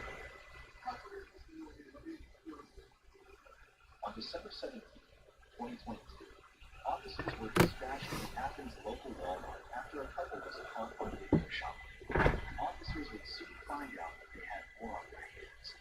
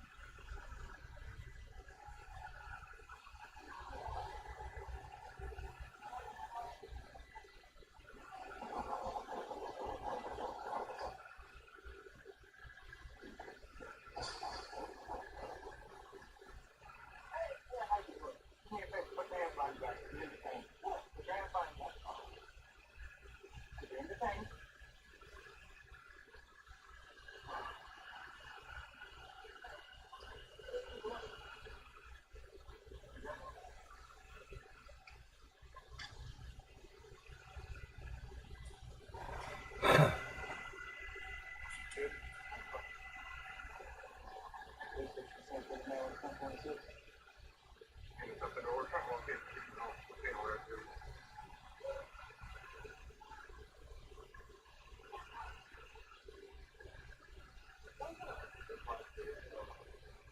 We got one. We got one on the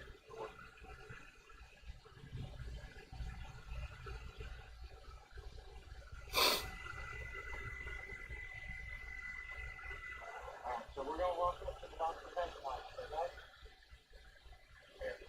Come on, come on. Yeah, come on.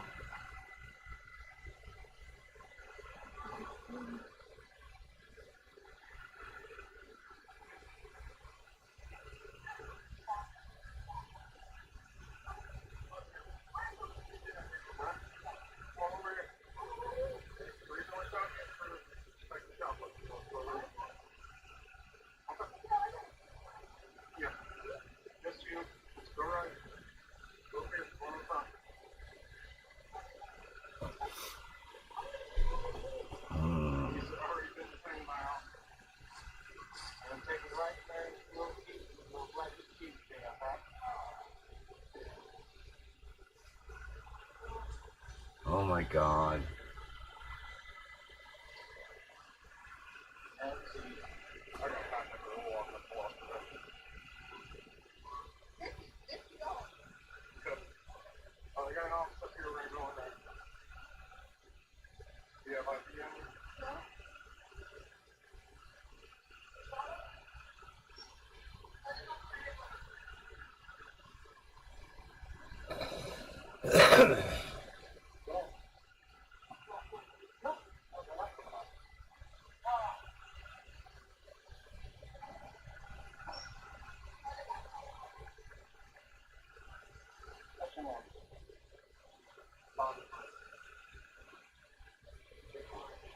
What's your first name?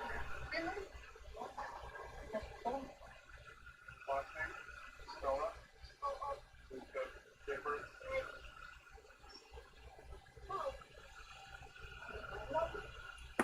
What's your phone number? Okay, what's your address? What's your name? What's your name?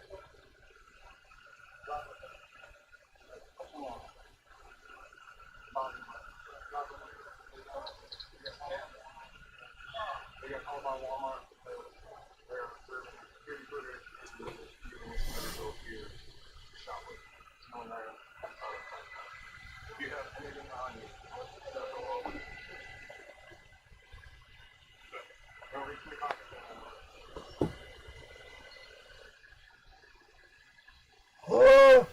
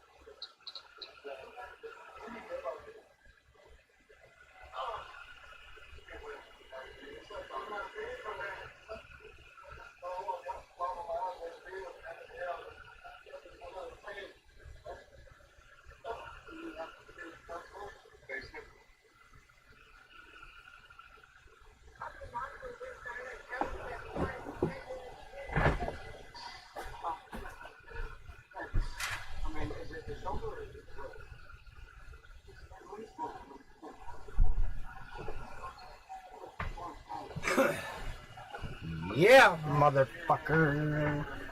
Yeah.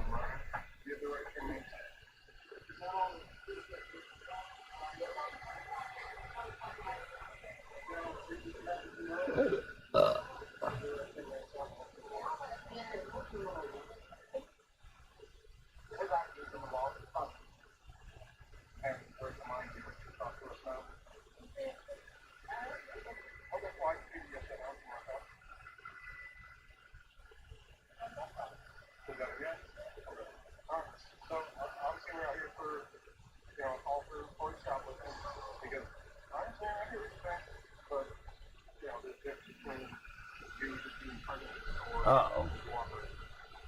At any point, come through. That wasn't supposed to be there.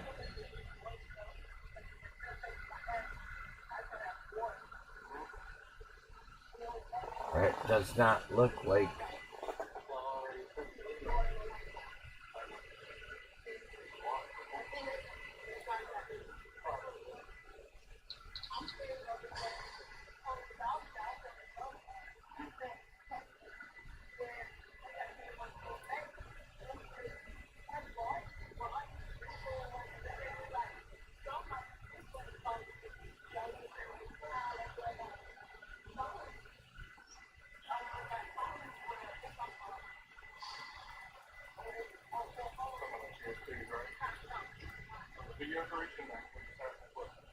Yeah, so I can put this up in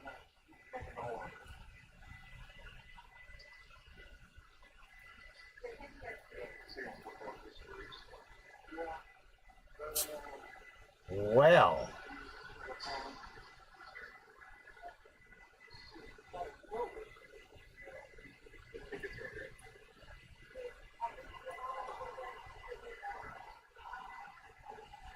That. Before I open this, what's in there?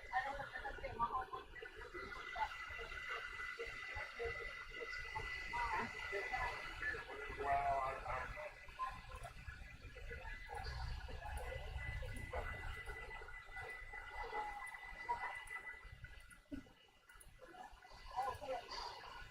Huh. I get sick.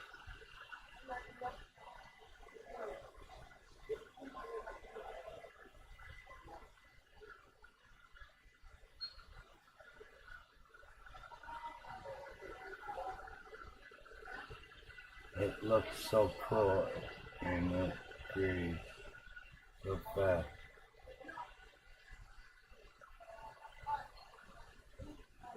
For some reason, it's like, I don't know, maybe it's me. It looks totally off to where I wanted it, but whatever, it's working.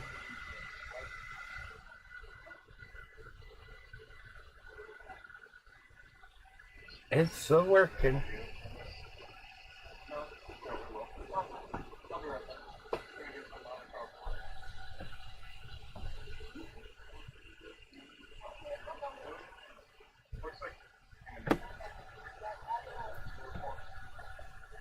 It was all back then. I think it's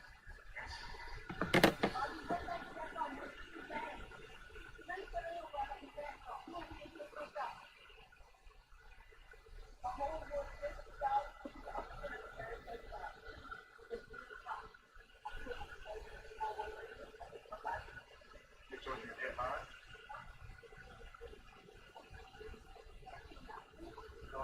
You were old enough to smoke cigarettes and that.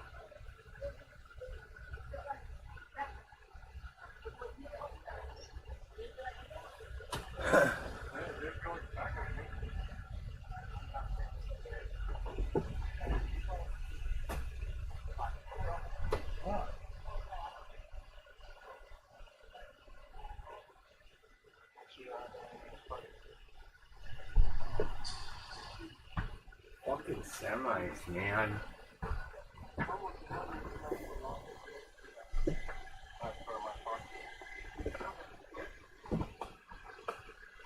And just like that, a lady walks in with her dog about to make more trouble than the officers.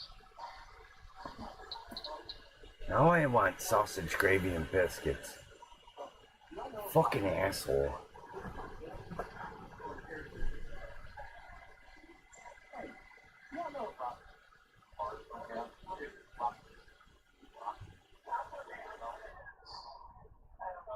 Wish you would, but I had a good reason to get it again.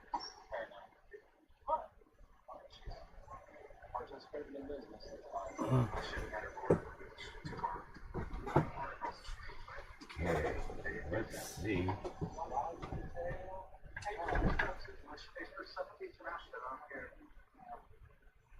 had to tell her she for your dog just be controllable.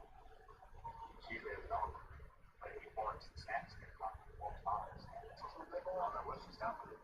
Well, she had 2 dogs. At the end of the year, they put mine right there. Yeah, put them under the coat and then the dog.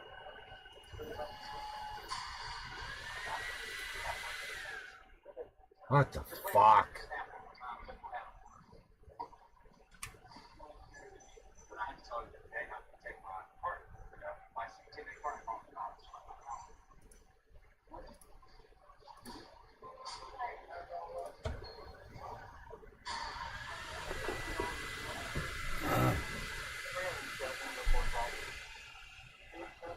Fuck you, Jamie.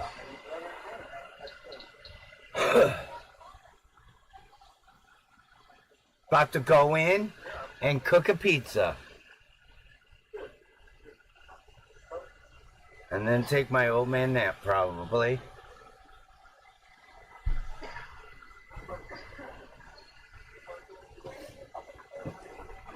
It's early, but...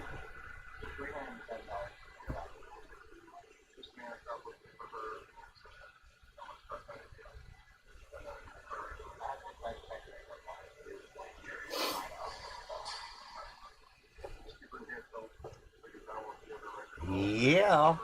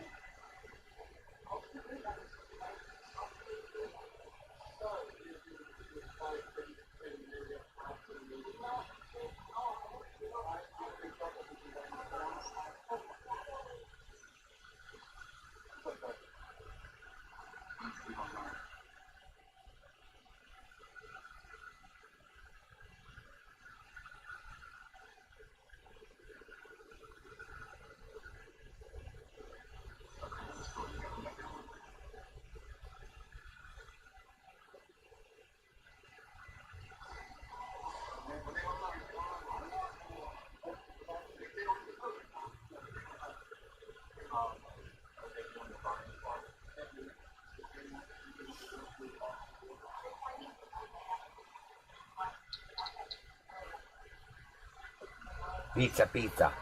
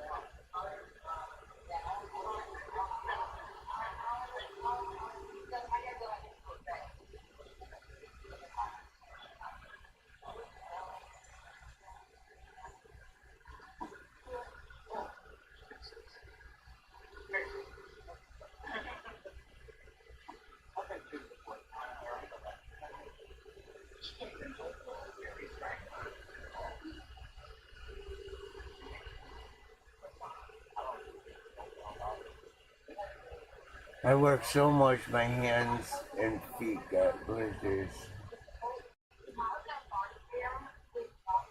Ah.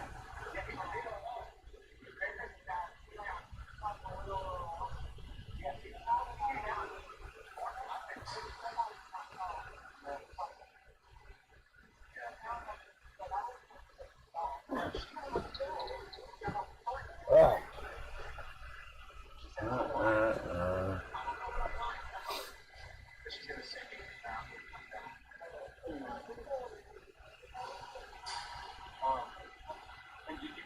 I'm assuming you guys want to buy if you guys need to stop,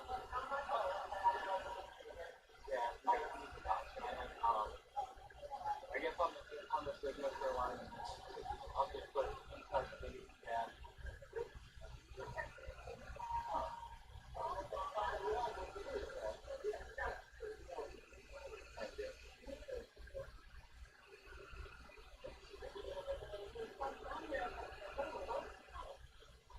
I mean,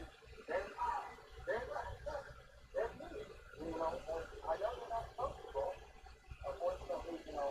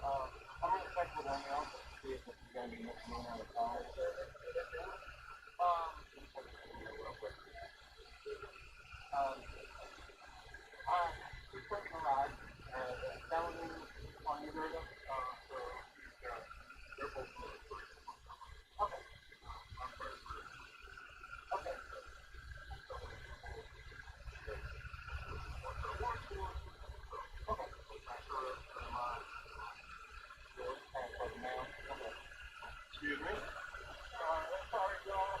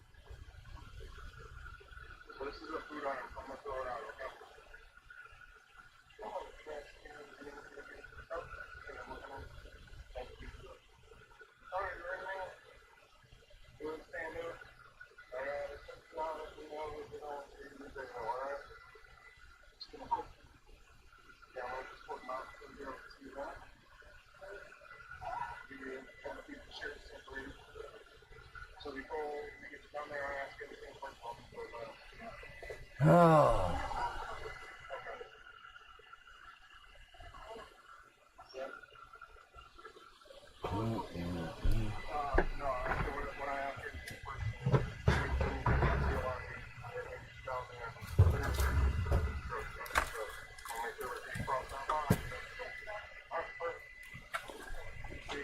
Yeah.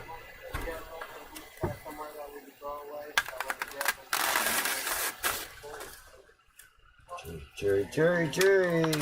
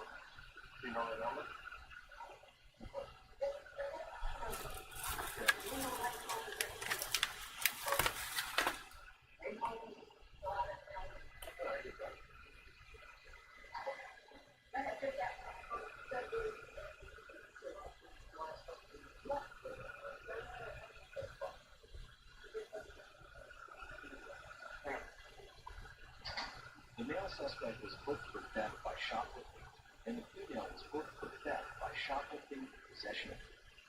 What do you think about this? Comment below. If you enjoyed the video, leave a like and subscribe for more.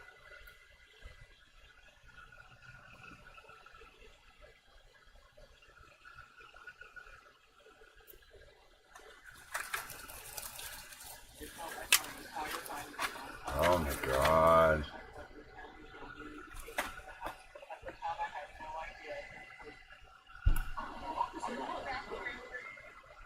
So after you have the campaign, you'll just go take a look at the videos and go watch the video.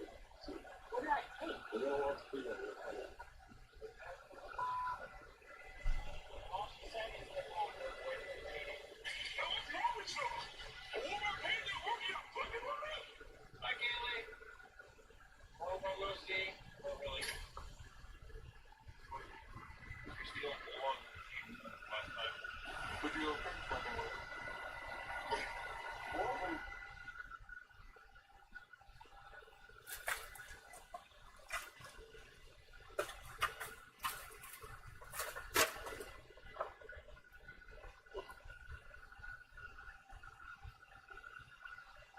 All right, y'all.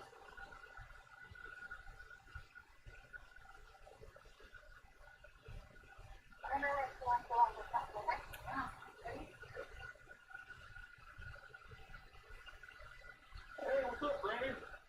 Nothing. What are you doing? Sitting here playing my gang. What? Call of Duty? No. Fortnite? Hell no, I'm playing Bubble Pop. Which one? What's that about? It's happy pocket. It's pocket. Now when you shut the fuck up, leave me alone. Let me see.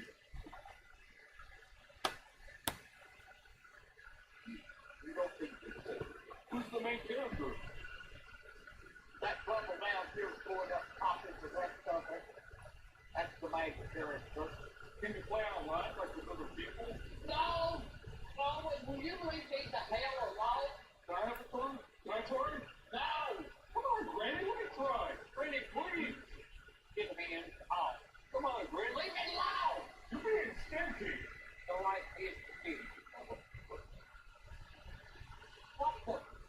doing?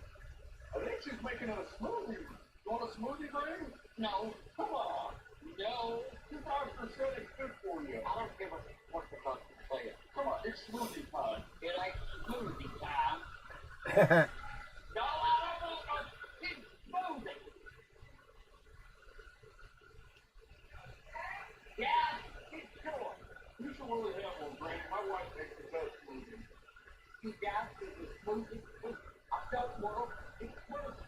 Damn, it takes no paradise. Where's the controller to that thing? It's over. You find it around here, mother. Is it wireless? Yeah, it's wireless. It's connected to my hand. Does it take like 3 feet, 5? Will you shut the up? I don't know what it takes. They don't give a shit of what it takes. I'm sitting here trying to play this damn thing. And you shut the up. 5 feet. Where do you damn iPhone? Okay. Oh God, Granny, there's a spider! You fuck! Throwing hook. There's a spider! Call him out! Get out! You broke that pamphlet out of her, mother. There's a spider, Granny! I don't give a about a spider. That spider wasn't bothering me, and it wasn't bothering my pamphlet either. Look at it! Is it Look at it! You broke it off the hand! Is it fixable? No! So you get your ass out of here and go get me another one. Granny, it's fine. Oh, even aggravate. Here, I show it. Show them. Go, look at it. You in the packet? Now you got 2 tablets, I Granny. got shit. Stupid eyes, mother. How the hell is the screen still on? I don't know. Stupid eyes. What is all this stuff? I don't get down. It's my Catholic. You just broke out my ass, mother. Granny, I can get it fixed. I've had that thing back 10 years. You don't have a warranty? No! I've been fine. Stupid eye. Wait a minute, Granny, what's this? I don't know. You bought me a new tablet. I sure did. Sure, there's one in there, another empty box. No, there's one in there. It's the newest tablet. Well, let me look at this damn thing. I'll let you go. I'm telling you, Granny, sure. Open it. I'm trying to find out where to open the puzzle. Okay? Open it. Open it, Granny. I wonder if you had a knife in here. Oh, yeah, that's big enough. I don't have no problem seeing this one at all. You like it? Yeah, I like this. Yeah, that's almost as big as a small TV screen. You know, I can watch anything I want to. I can sit there watching popcorn and you never know it. Mother. I love you, Granny, and I'm glad you like it. But you brought my fucking tablet.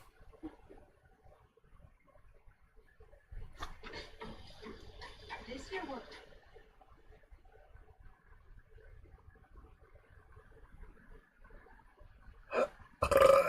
Oh, yeah.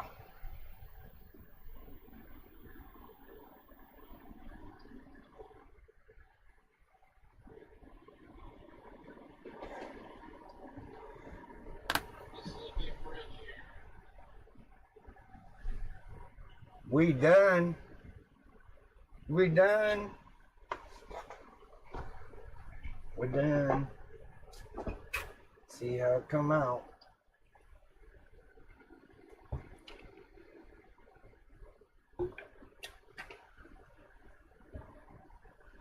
We're done. Wipe a wipe.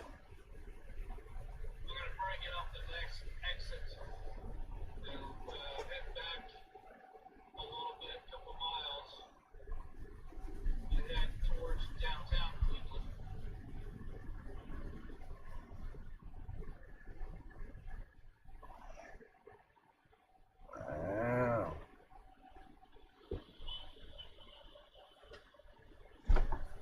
came out okay. It done came out okay.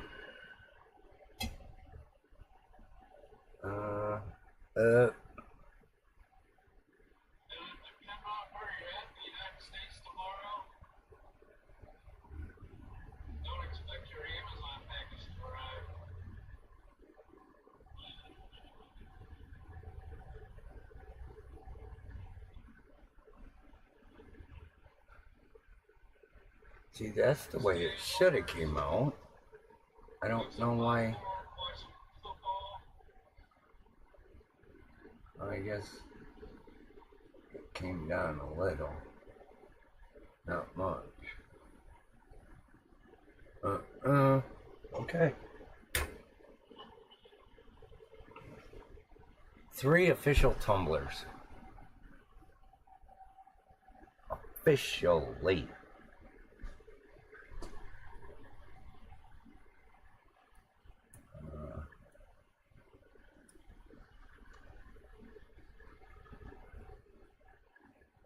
Artwork. There.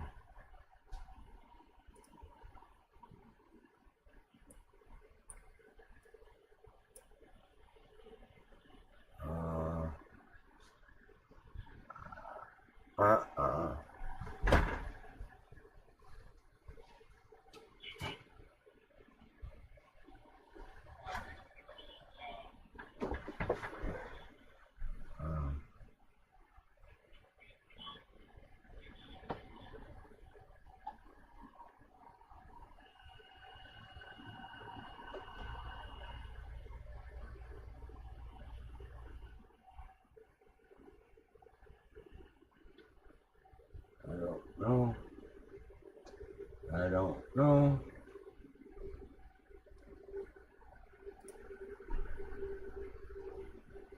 It was 3.5770. Okay.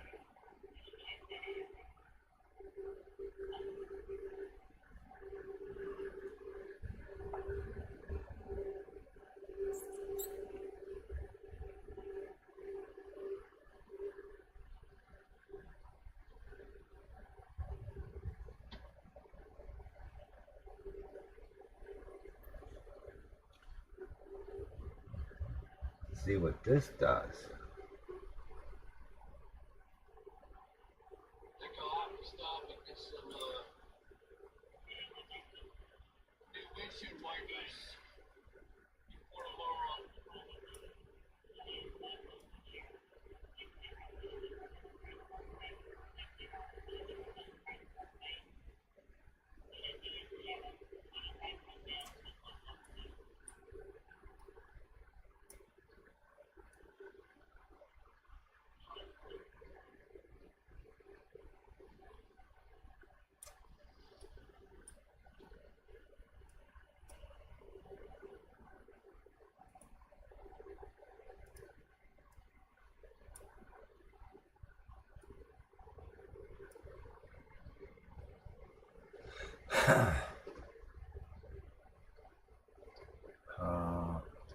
Laser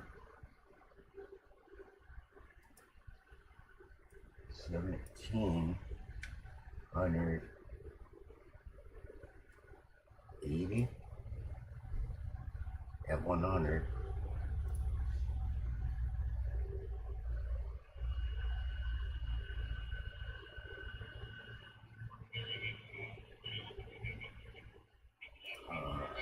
Current, middle, right.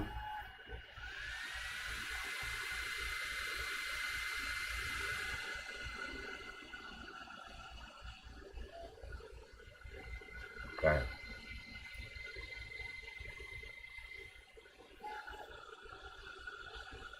Let's try it.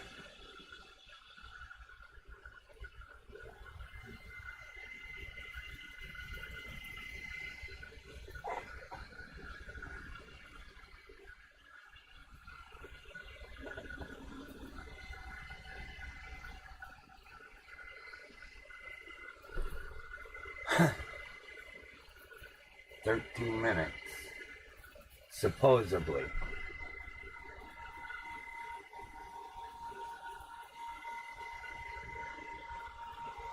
I've learned the estimated time is really way off when you're doing the rotary.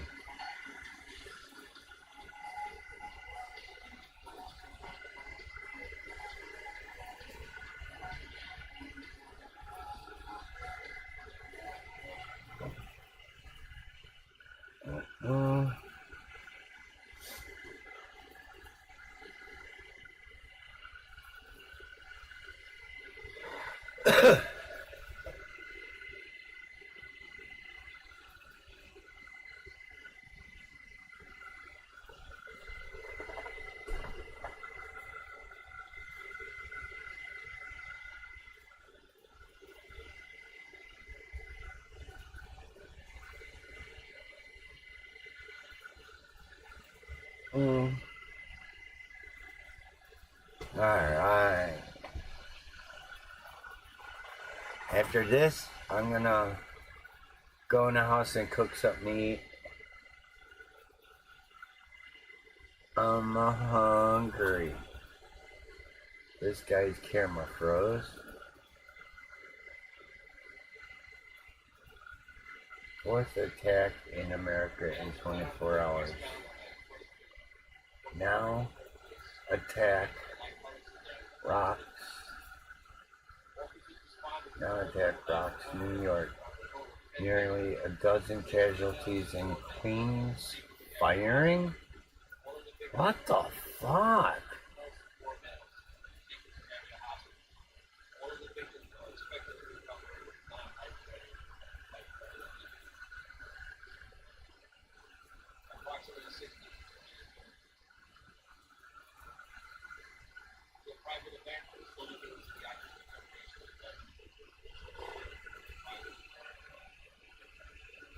Yeah, you're correct.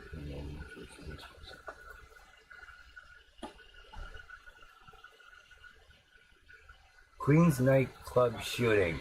10 victims. 4 suspects sought. Shooting outside Queens nightclub, leaving 10 injured.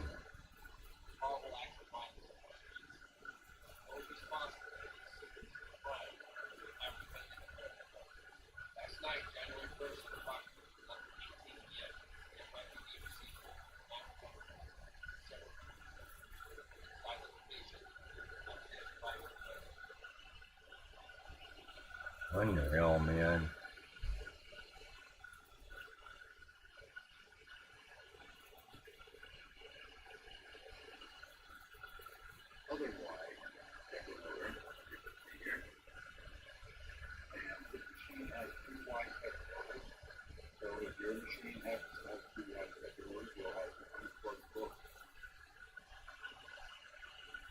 Today, we're not just launching things, we're launching a new way of thinking about what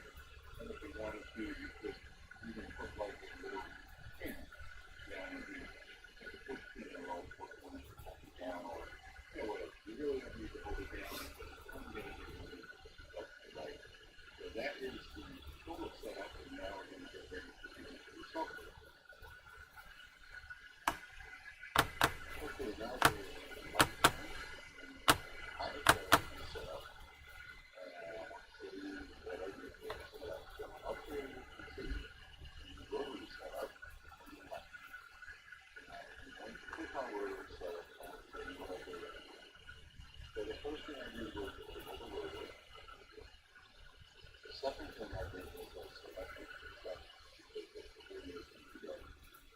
First thing I did was make sure that I was on the Y axis, that this was the Y axis selected.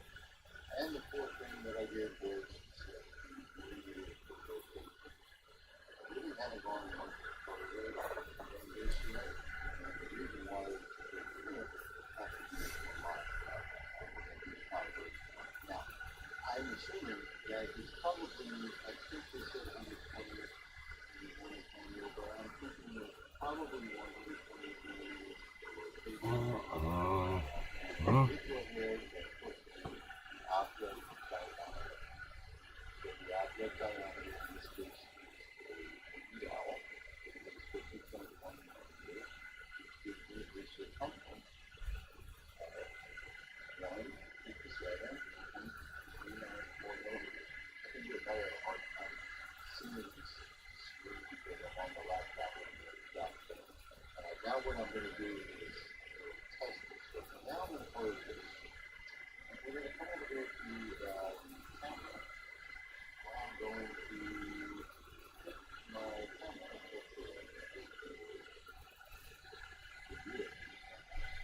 Well, that is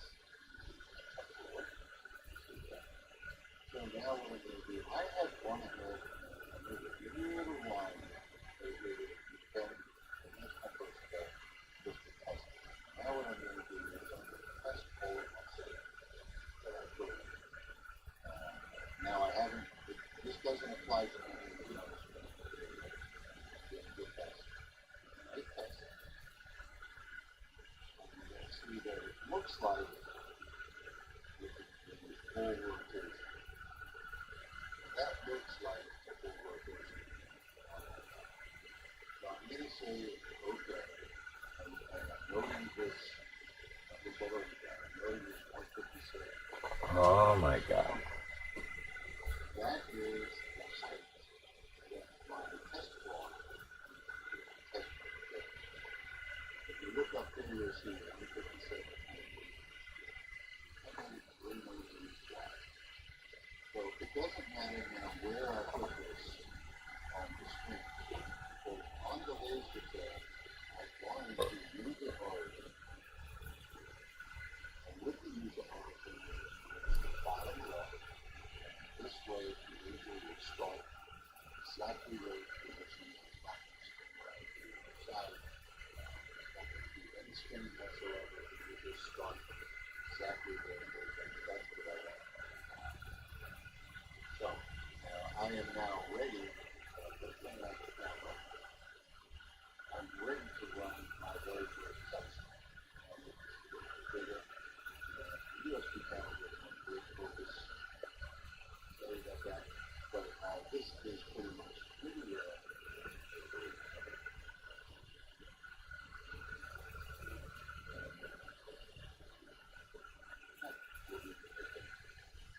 So we're going to come to the laser, and I'm going to start this back. Take a second to plug in my laser.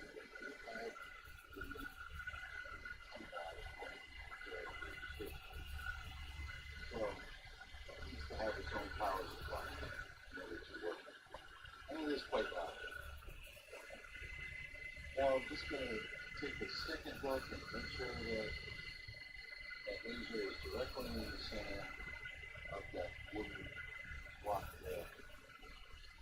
And I'm going to run my first test. So if we come over to testing this, I'm going to do is bring this up. I'm going to go, I guess about 2500, and I'll do a max power of 35, inline mode, 1 test. That should give me good enough so that we can check our line and see if it works. So let's give it a shot. Let's go ahead and run this guy. Let's frame it first.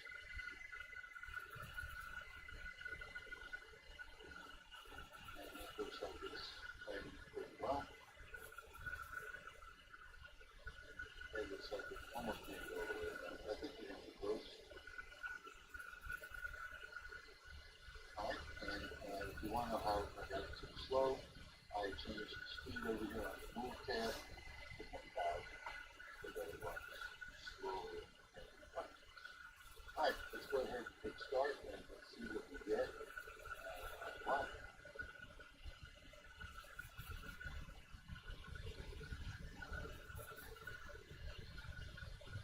Okay, so now we can take a look at it, see where we're at. And if I roll this down just a little bit, I don't know if you can see that or not. Let me see if I can bring the camera in a little bit closer. It looks like we're on. It's not going to focus on that, but here you can see, if I can, the line is here, the other line is down here, so we overshot. Maybe ORTUR was correct when they said 120, because we overshot that. Protein, like sausage, gravy, and biscuits. We'll just over slightly. Hmm. Come back to the computer now. In the computer, we're going to come back to our roller setup, and hey, maybe we're right. We say 120. So we're going to go 120, and I'll probably should use this converter. Say, okay, and what we're going to do is we're going to run this job again. So now we overshot, we went too far.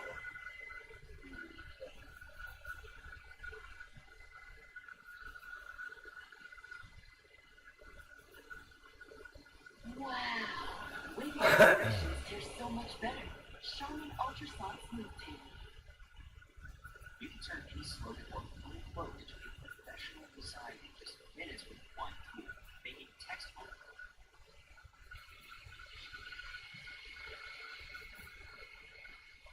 And I have every confidence that it's going to come out that way. So we're going to find out, it'll keep you exactly where I want it.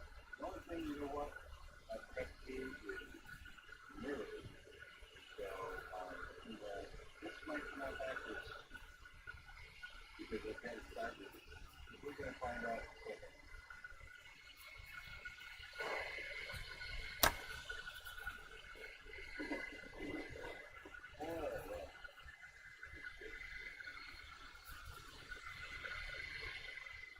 It sure did, yeah.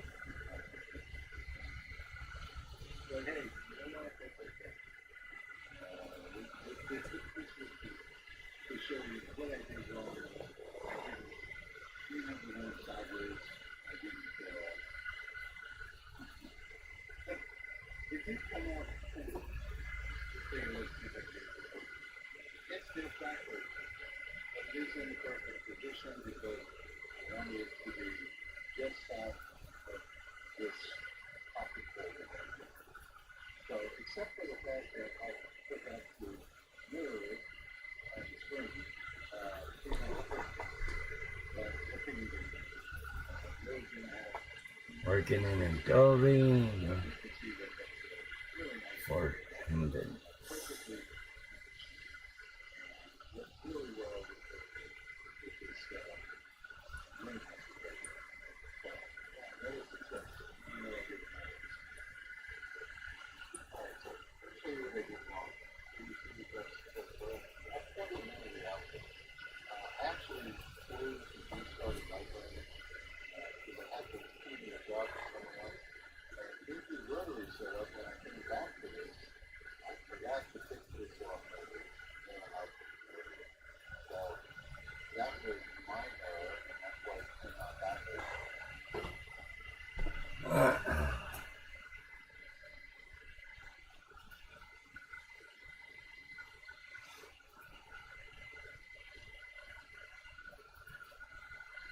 On February 8, 2024, officers responded to a attempted robbery with a gas station. A woman entered the store shouting and behaving erratically. Here, leave me alone. Let me walk. I'm walking my kids. I'm sorry. Don't ever make fun of me. Take my brother. Don't. Did she make off with anything? Arrest me. Arrest me. You can't. Or in case I get police calls. She reunited with the chair and insisted the officers leave her alone. she attempted to take cigarettes from behind the counter. The storekeepers With so many choices on Booking.com.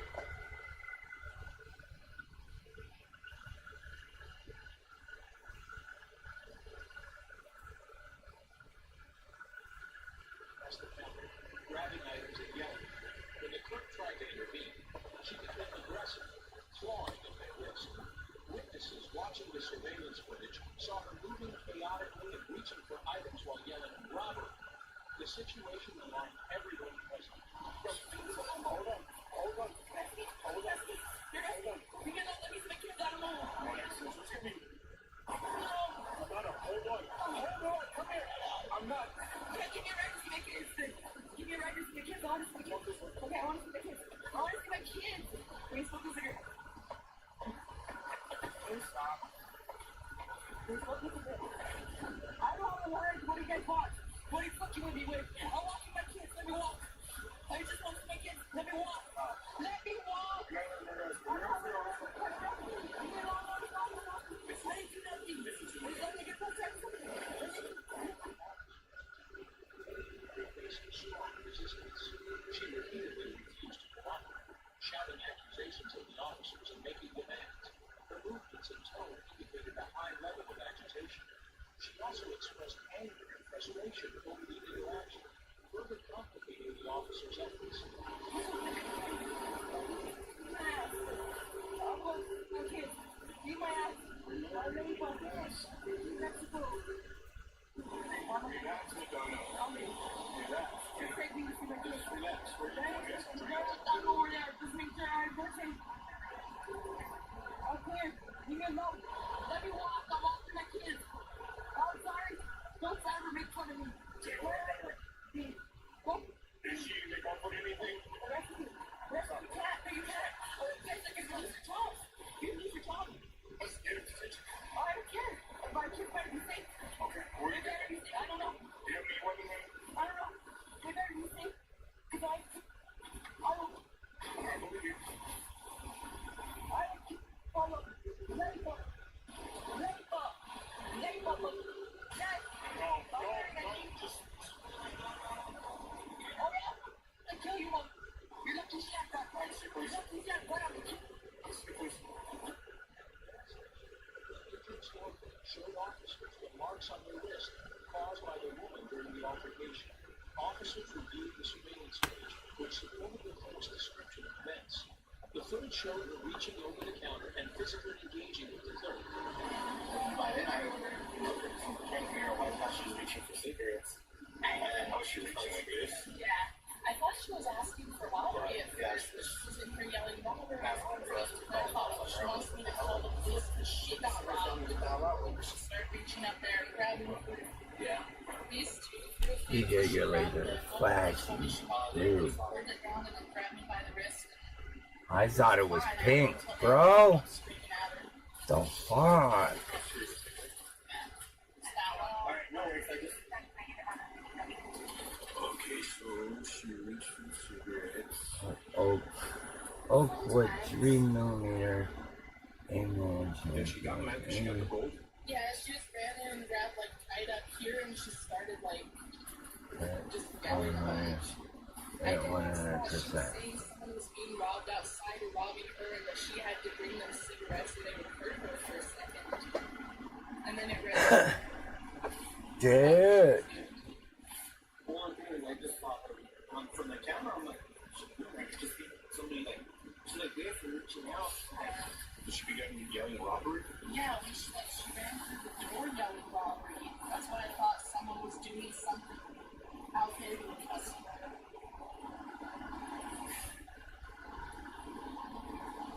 Also, to be fair, she like dropped these and I grabbed them, so I don't know. I just let go of them. So when you grabbed the cigarettes, was that when she caught it? Yeah, got me on the wrist and was like trying to pull them loose. And I smooshed the absolute crap out of this one.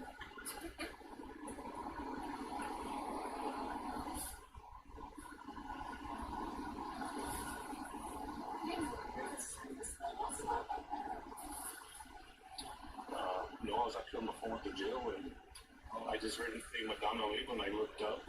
He was chasing her across the street, then she saw me and came back. All those people saw it too, huh? Well, I guess Carlos, the one in the Mercedes, I guess the girl tried to pull his wife out of the car and get her. What? Like right now? Yeah. Right now, report surfaced involving the same woman. A man described how she approached his daughter at a golf course parking lot. The daughter, seated in her truck, noticed the woman banging on the passenger door and yelling. The woman opened the door and demanded a ride. Threatening to take the truck, the daughter didn't comply. Fearing for her safety, the daughter retrieved a firearm and warned the woman to leave.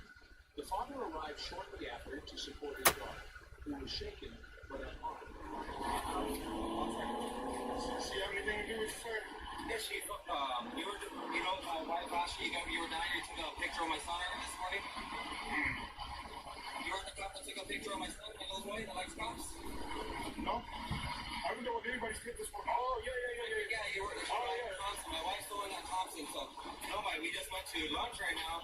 We dropped off my daughter at my car right here at the property, and this damn chick was trying to pull my daughter out of the vehicle. Did she grab her? Yeah, she grabbed her, and she was all banging out of her window and everything like that. I looked at it, have my daughter with the gun and everything. My daughter pulled the gun out on her, and she ran away. Where's your daughter? She's at work. She's right at the golf course. Her name is... How old is she? She's 18. Why is she trying to pull her out? She's crazy. She's walking down the street talking to everybody. She was trying to break into that place truck when she was in it. Okay, do you have a phone number for her? Yes? Yeah. What's the number over? Is it going to be with the gentleman I'm speaking with or someone in there?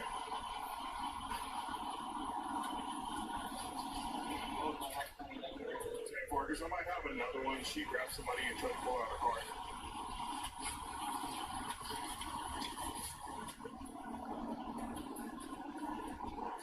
Tampa. And where did this happen? Are you okay, man?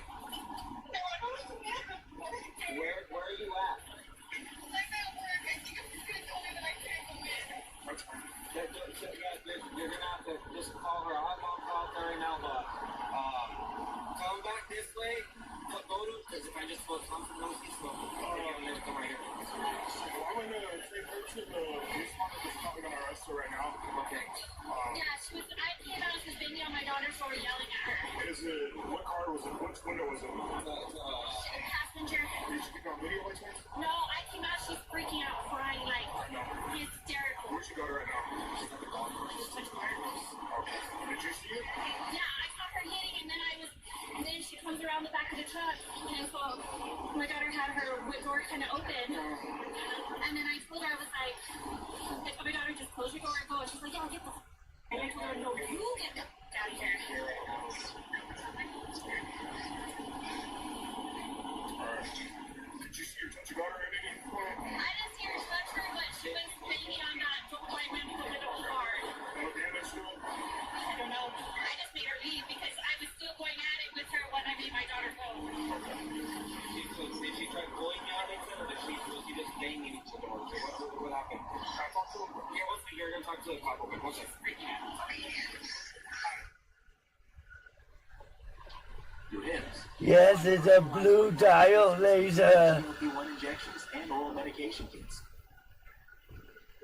I'm all struck with sensitive police department. It's a two. Right now she's in handcuffs.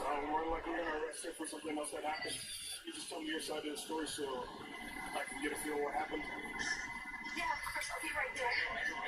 Are you on your way? Yes, sir. I am making my work right now. A lightsaber. I gotta clean the fucking paint off of it. After seeing her yelling at people and attempting to interact aggressively with vehicles, others noted her strange and confrontational actions as she moved through the area.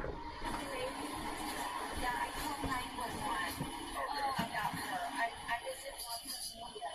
She was coming all the way down Hudson, and she is in serious mental health crisis. Oh, yeah. Shit, I've been sitting with our daughter right now, too. Okay, yeah, because I called 911 as I was leaving, and I saw her walking down the street. And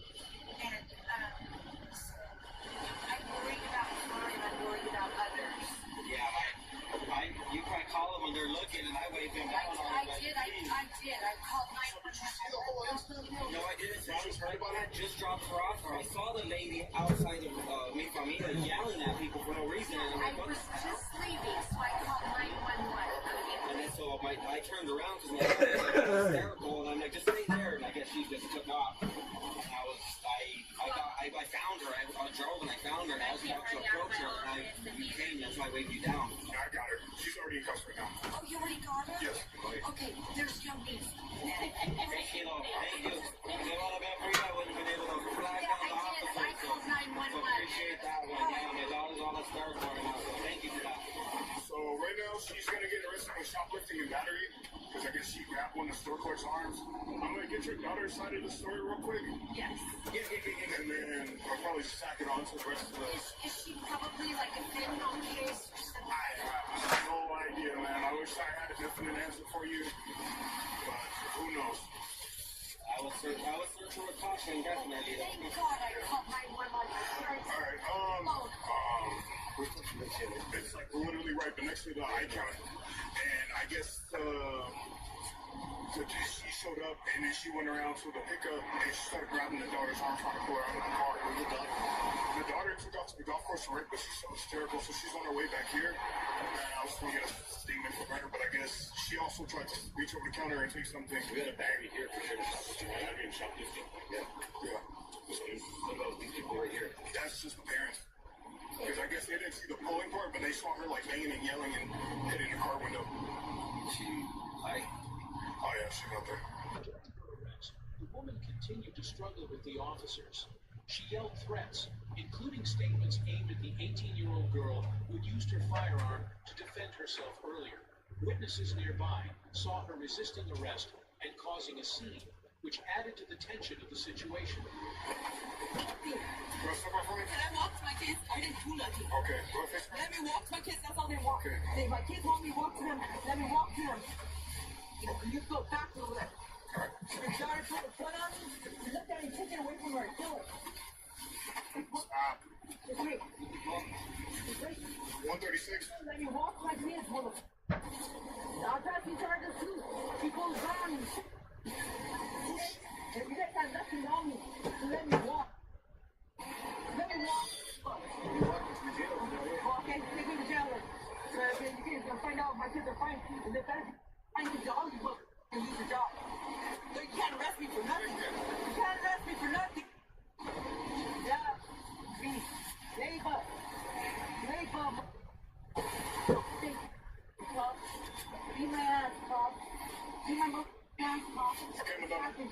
Chick. Legit.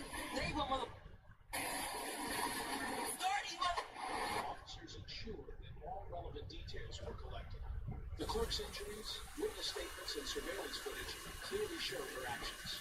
The officers reassured the young woman and her father that charges would be pursued for the gas station incident and the confrontation at the golf course. The woman's actions throughout the day created significant alarm among the public. Officers took every necessary step to document the events thoroughly, including gathering statements, examining surveillance footage, and noting physical evidence.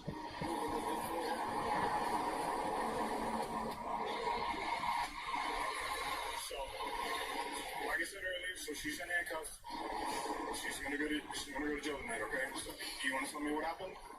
So I was getting ready to pull out, and I just seen it looked like glass pop up, and she was hitting my headlight and tire, and I look over and she's at my passenger's door screaming at me, and I don't lock my doors because I have to do that little button that goes side to side. Yeah. So I didn't think to lock it, and she opens my door and is yelling at me to get out of my truck and that she needs a ride.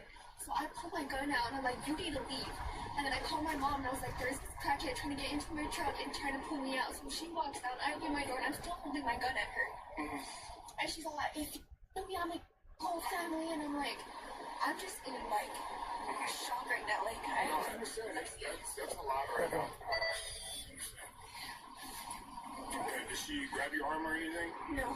She didn't touch you? No. Just answered the car? Was she trying to, did she say she wanted? Welcome to the Credit Karmaverse. Here we monitor your finances and alert you to changes big and small so you can enjoy less stress and more peace of mind. Simply scan your screen to experience Intuit credit karma for yourself. How do you sleep at night? On a mattress from Mattress Firm. They have the nicest beds, and I wanted an upgrade. I sleep. Get matched at Mattress Firm? Sleep at night. She said she wanted to take the car. She just said she wanted to. Well, she was like, get out, I need a ride. And she said, if you don't get out, they take your truck. And so that's when I pulled out my gun and I was like, if you don't leave, I'm gonna shoot. Like, just trying to get her to go away. Okay, so she opened the passenger side door? Yes, sir. Do you want to pursue charges? Please. Okay, will do. Please. Breathe so fast. Deep breaths. Deep, slow breaths. Okay? Just calm yourself down. I know that's a lot for you to take in right now, so just relax, okay? And I'm the parent, rather have her know how to use it than be in a situation where she needs it and doesn't have it. I know she's 18, but you could get a gift from your dad, right? Hey, the gun's mine. You know what I mean? I was like, don't shoot nobody, just use it to defuse the situation that you did. She was being very confrontational because when I ran out, because she had called me and I came running out, and then I ran to her truck and that's when I was telling her to get the fuck out of here. And I was still holding my gun at her, hoping she would go away. And instead when she the sidewalk up here. Is it the front door that camera comes from here or no? No, because it was not, it was right when she was getting ready to pull out. She was getting ready to pull out, so our camera doesn't look that far. Our familia might have a camera. Issues? I mean, it was more just towards the incident between your daughter and... Yeah. Can you tell my case number, please? Alright, so this is going to be the report number. It's going to be 2024-0186, okay? Alright, so just so you know, if we're going to go through some charges, I'm going to call the DA just to see if it's okay. But her opening the door and telling you to get out of your truck and see if they want to go into a felony, but when they're trying to take a motor vehicle... She told you that it's like... She's like, I didn't get out, but she's going to pull me out. And that's when I pulled my gun out. Like, you need to... She said she was going to pull you out? Yeah. Okay. So I'm going to call to make sure, because I mean, the best charging go with a certificate of felony was in All right. off taking of a motor vehicle. She opened the door and told you to get out the vehicle. I mean, nothing except a bunch of errors. Alright, people, I'm hungry. I'm gonna go and make a pizza because of Michael. I made 4 slate coasters, 4 print coasters, a door hanger, 9 keychains, and like half a dozen sets of earrings. DJ made a couple of tumblers.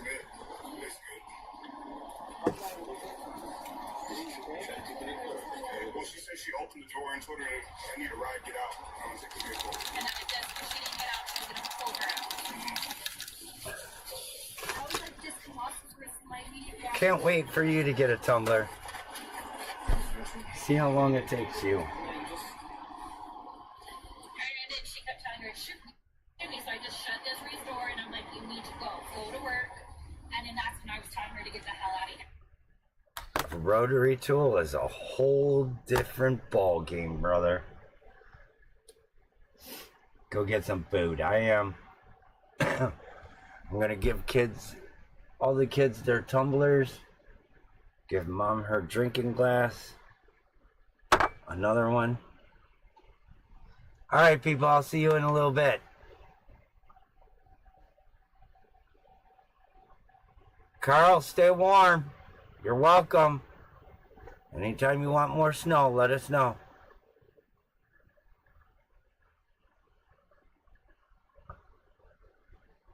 I will.